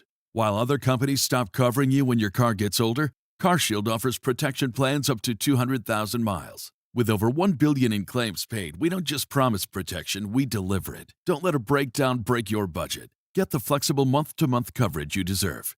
Go to carshield.com. That's carshield.com today. Meet Lee Platts, a renter whose possessions fill not only her apartment, but also the darkest corners of a mini storage unit. A land of both truth and fiction. Truth, everything inside is protected by Progressive. Fiction, one day Lee will fit into her clothes from senior year of high school. Renters, discover coverage for what you love and what you can't get rid of in Progressive's Protection Zone. Get a quote at Progressive.com. Progressive Casualty Insurance Company affiliates and third-party insurers. Get in the zone, AutoZone.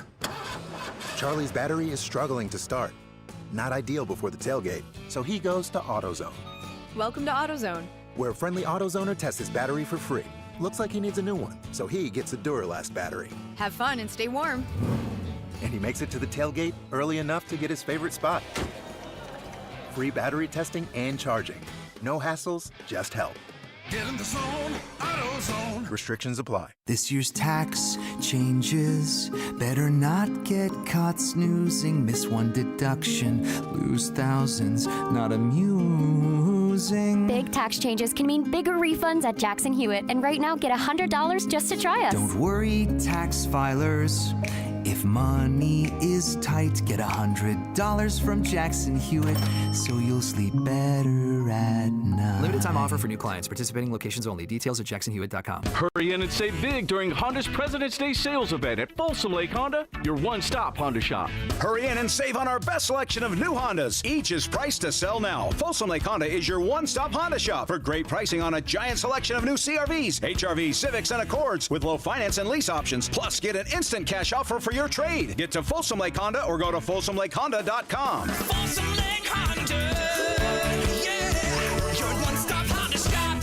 Join Sactown Sports downtown before every Kings game and pick up an In-Shape Fitness Kings Rally towel while supplies last. If you walk, lift, stretch, or sweat, you belong. Start the year strong and join today at InShape.com.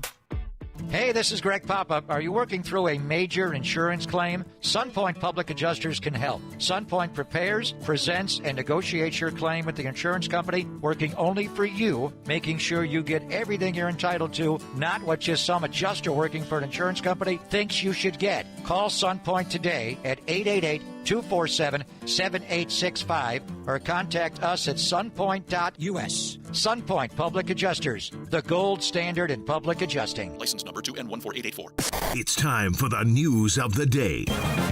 The latest headlines, the biggest stories, hard-hitting analysis. Yeah, this is none of those things. And now, here's Carmichael Dave and Jason Ross. Hey, yeah, right. Let's go.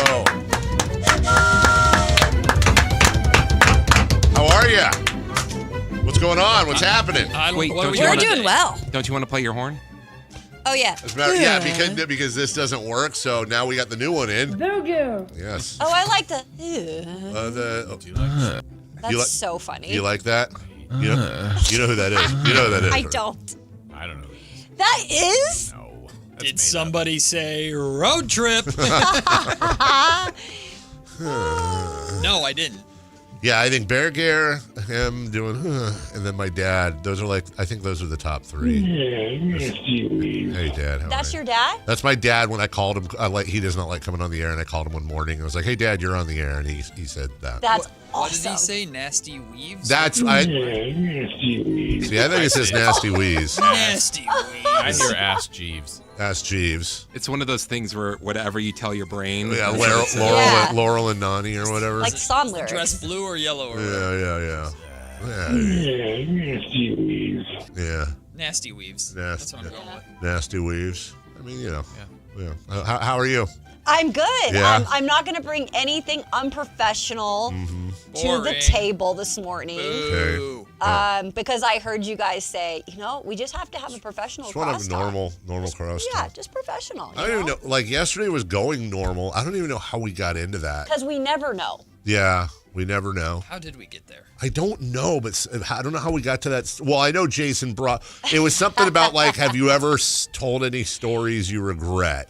Well, no, because I asked you if Melissa or anybody listens, because my wife doesn't listen to anything that I do. So we're at normal conversation. Yeah, no, I just curveball it. And then something, and then it was like, do you remember anything? I was like, oh well, and then Jason's like, oh, I remember. My intentions were innocent. Yeah, no, Jason was the MVP yesterday. Yeah. But you guys love the story. Oh, it was a great couldn't stop story. laughing. I told my wife the story, and she was hiding in the car while I told her.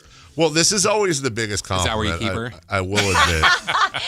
With a blanket. A mutual friend of ours that will go unnamed that actually works at Golden One Center. No one would know. Slamson? Sure. He said Slamson. He said that was incredible. I parked outside the Kimpton so I could hear the whole story, and people kept honking at me, so I had to pull in the garage and lost reception.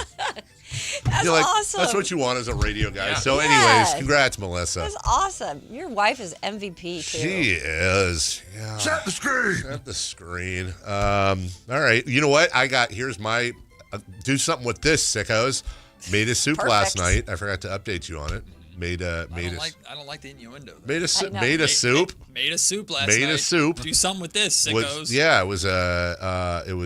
It was like a beef barley, but also with cannellini beans, kale, and tomatoes. That's not a real bean. Whoa, that's actually sounds delicious. It actually really was. I'd never made that one. I actually Googled soups to make when you are like recovering from a cold or something. Yeah. Of course, there's like 9 that are like chicken noodle. I get bored of that. Yeah, soup sucks. I like chicken noodle, but it's just overrated sometimes. No. You're dumb. Whoa, Really? hold on. Is this Wait a second. There we go.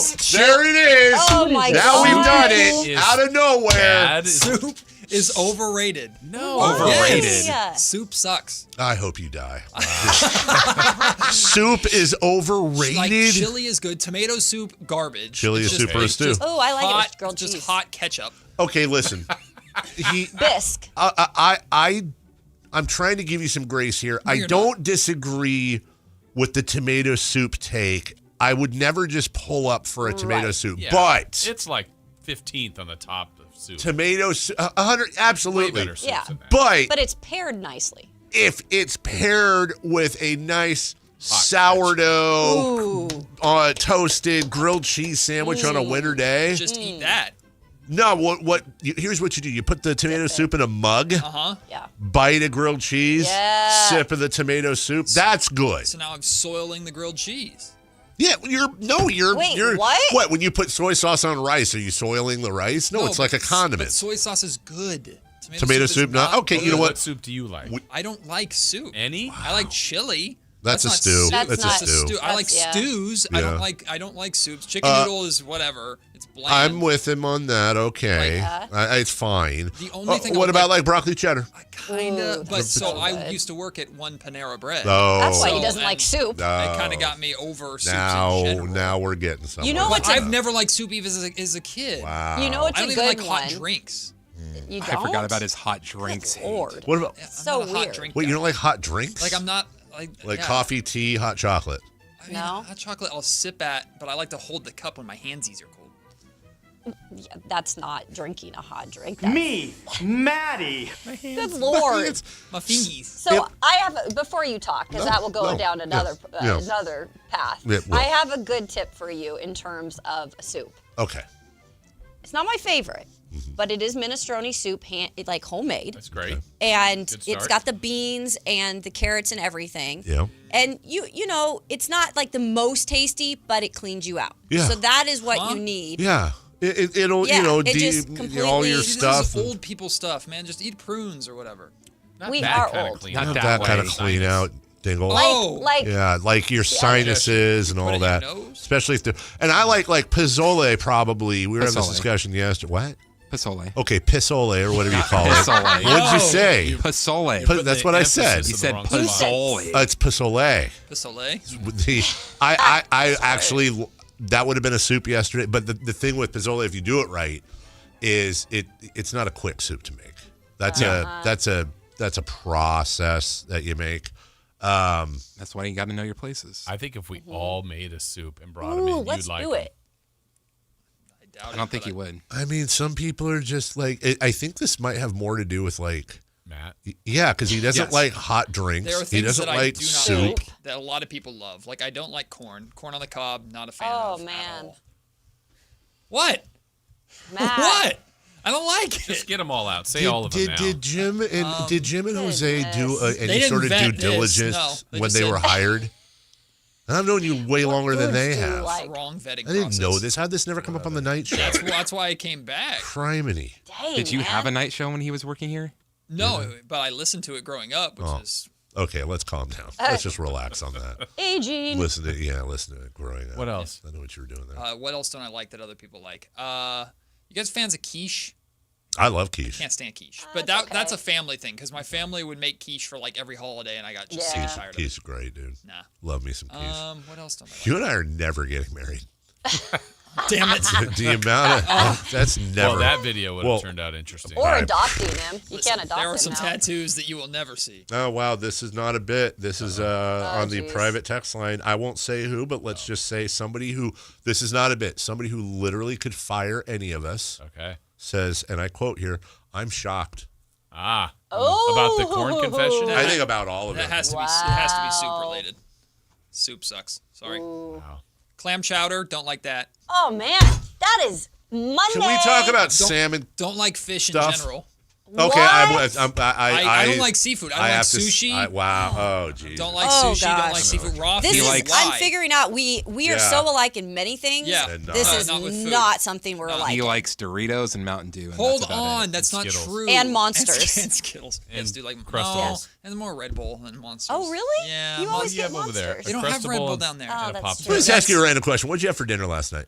Ooh, we had a really good dinner last night. We had oh god, what did we That have? was so good. I can't We remember had it. steak and mashed potatoes and edamame. Wait, Love edamame. with mashed potatoes and steak? Yeah. It's a vegetable. I actually like all of those, but I eat it with sushi. Yeah, same. I've never I mean, And then we make like yeah. homemade what? All of it? No, we bought it from the store and made it. Well, like we peeled the potatoes. No, he's not asking if you grew the cow. I didn't kill the cow in I the had an backyard. edamame pit. Yes, it wasn't Edamame? pre-made Is that steak. Like, Edamame. I had to cook If it. you ordered it from a place. No, we made it. Take home. We're working From- on our budget. From the text line. By smart. the way, celebrity birthdays brought to you by Crumble Cookies. Tortilla soup is my favorite, but I treat myself to coffee bean soup every morning. Yeah. That's very smart. I see what they were doing there. It Yeah. is. I don't. Well, you know what? You're not invited to our we're going to do a sushi Off. encounter at some Yeah, point. that's right. Yeah, you're not I'll invited. show up if they have like a lot of places have like the cucumber salads. Those are bomb. I love Okay, salads. Matt, you're gonna order a cucumber. Yes, I will, and I'll have a great time. I will That's not. what you eat? We were going to go to Taro's. We're going to do the Yes. McCurdy thing and all that. Well, you're not allowed. Why? You're not allowed in. I can come. Celebrity birthdays brought. There it was. Made it 53 minutes, dude. Celebrity birthdays brought to you by Crumble Cookies. Hey, you ever I can. like movies about gladiators? Celebrity birthdays. It worked. Ever been in a Turkish prison? Back to you. I hate this show. I know you do. Jason Ross. Really? What do you want, dude? All right. Well, Chris is back. So Uh, I didn't like that either. and 3, 2. I'd never make it on the show. No, you wouldn't. You'd be a crying, like laughing. Yeah. Ace Ventura: Pet Detective came out on this day in what year? I'm gonna have Chris go first. Yeah, I think You that's guys right. wanna- Chris should always go first on movies. I think that came out in 1992. Oh, God, I think he's right. Oh, dang. But that I'll is say old. 93. Just because I want to agree with him. 94. Oh, wait, Oh, nope. You said 92. Shut up. 94. I was born no, that no, year. I want to say 1993 because it's so close to. 1993. Fine, I'm saying 94. You don't want to go 92? I'm with Dave, 94. Yeah. You were 94? I said 94, yeah. We have a correct answer, and it's the 3 in this room. Let's go. That's right. How about that? Wear that, loser pants. What? Let's be Chris. Right. Alice Cooper is celebrating birthday today. Oh. I was going to sing an Alice Cooper song, and then I blanked. Feed my Frankenstein. Didn't he have a... I'm hungry for love, and it's feeding time. Just like him. He had a song called Poison, but I know it's not. That girl is poison. That's Belle Biv Wait, DeVoe. that's him, right? No, his is... remember, he goes, poison. Nope, that's Belle Biv DeVoe. That's his part. She's poison running through my veins. She's poison. Nope. Okay. No. Alice...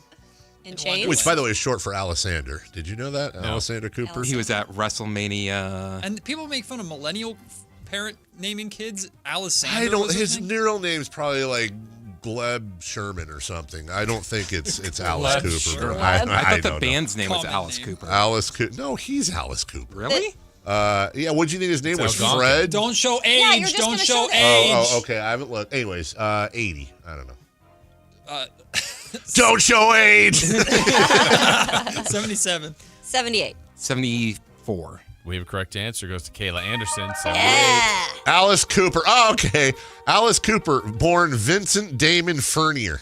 I was actually not that far off. Vincent's Yeah. a great name. Yeah, Vincent. Fernier? Vinnie Cooper. Got to get this birthday out. Yeah. Malik Monk. Hey! Birthday. Oh, the pizza guy. 28. Yeah, I think that's right. I think he's 28. 27. 28. We have a correct answer. It's the 328. Hey. How about Oscar De La Hoya? Oscar. Really nice. Really nice guy. Oh, yeah. That's how Michael Buffer used to do it. He exactly like he used to do it. Oscar is 59. 56. 58. He was in just say the 92, so that makes it Minus. Minus the carry the 3 and he's 53. 54. 53. Oh my goodness. He gets them both. We have a correct answer. Please and just it's Christopher. Yeah. Oh God. All right. Well, that went other than Matt disclosing Not too he's a bad. giant wiener. Other than that, And what he can do. and what Hey, listen. Pause. Matt and Kayla, that's fine. But you never know what you might hear when listening to a Sacramento Kings game. Out of Keegan, going for another triple. Man, is he feeling it. Keegan, can he do it? Yes, there's number 11, Keegan Murray. Keegan steps back. He just knocked down his 12th three-pointer.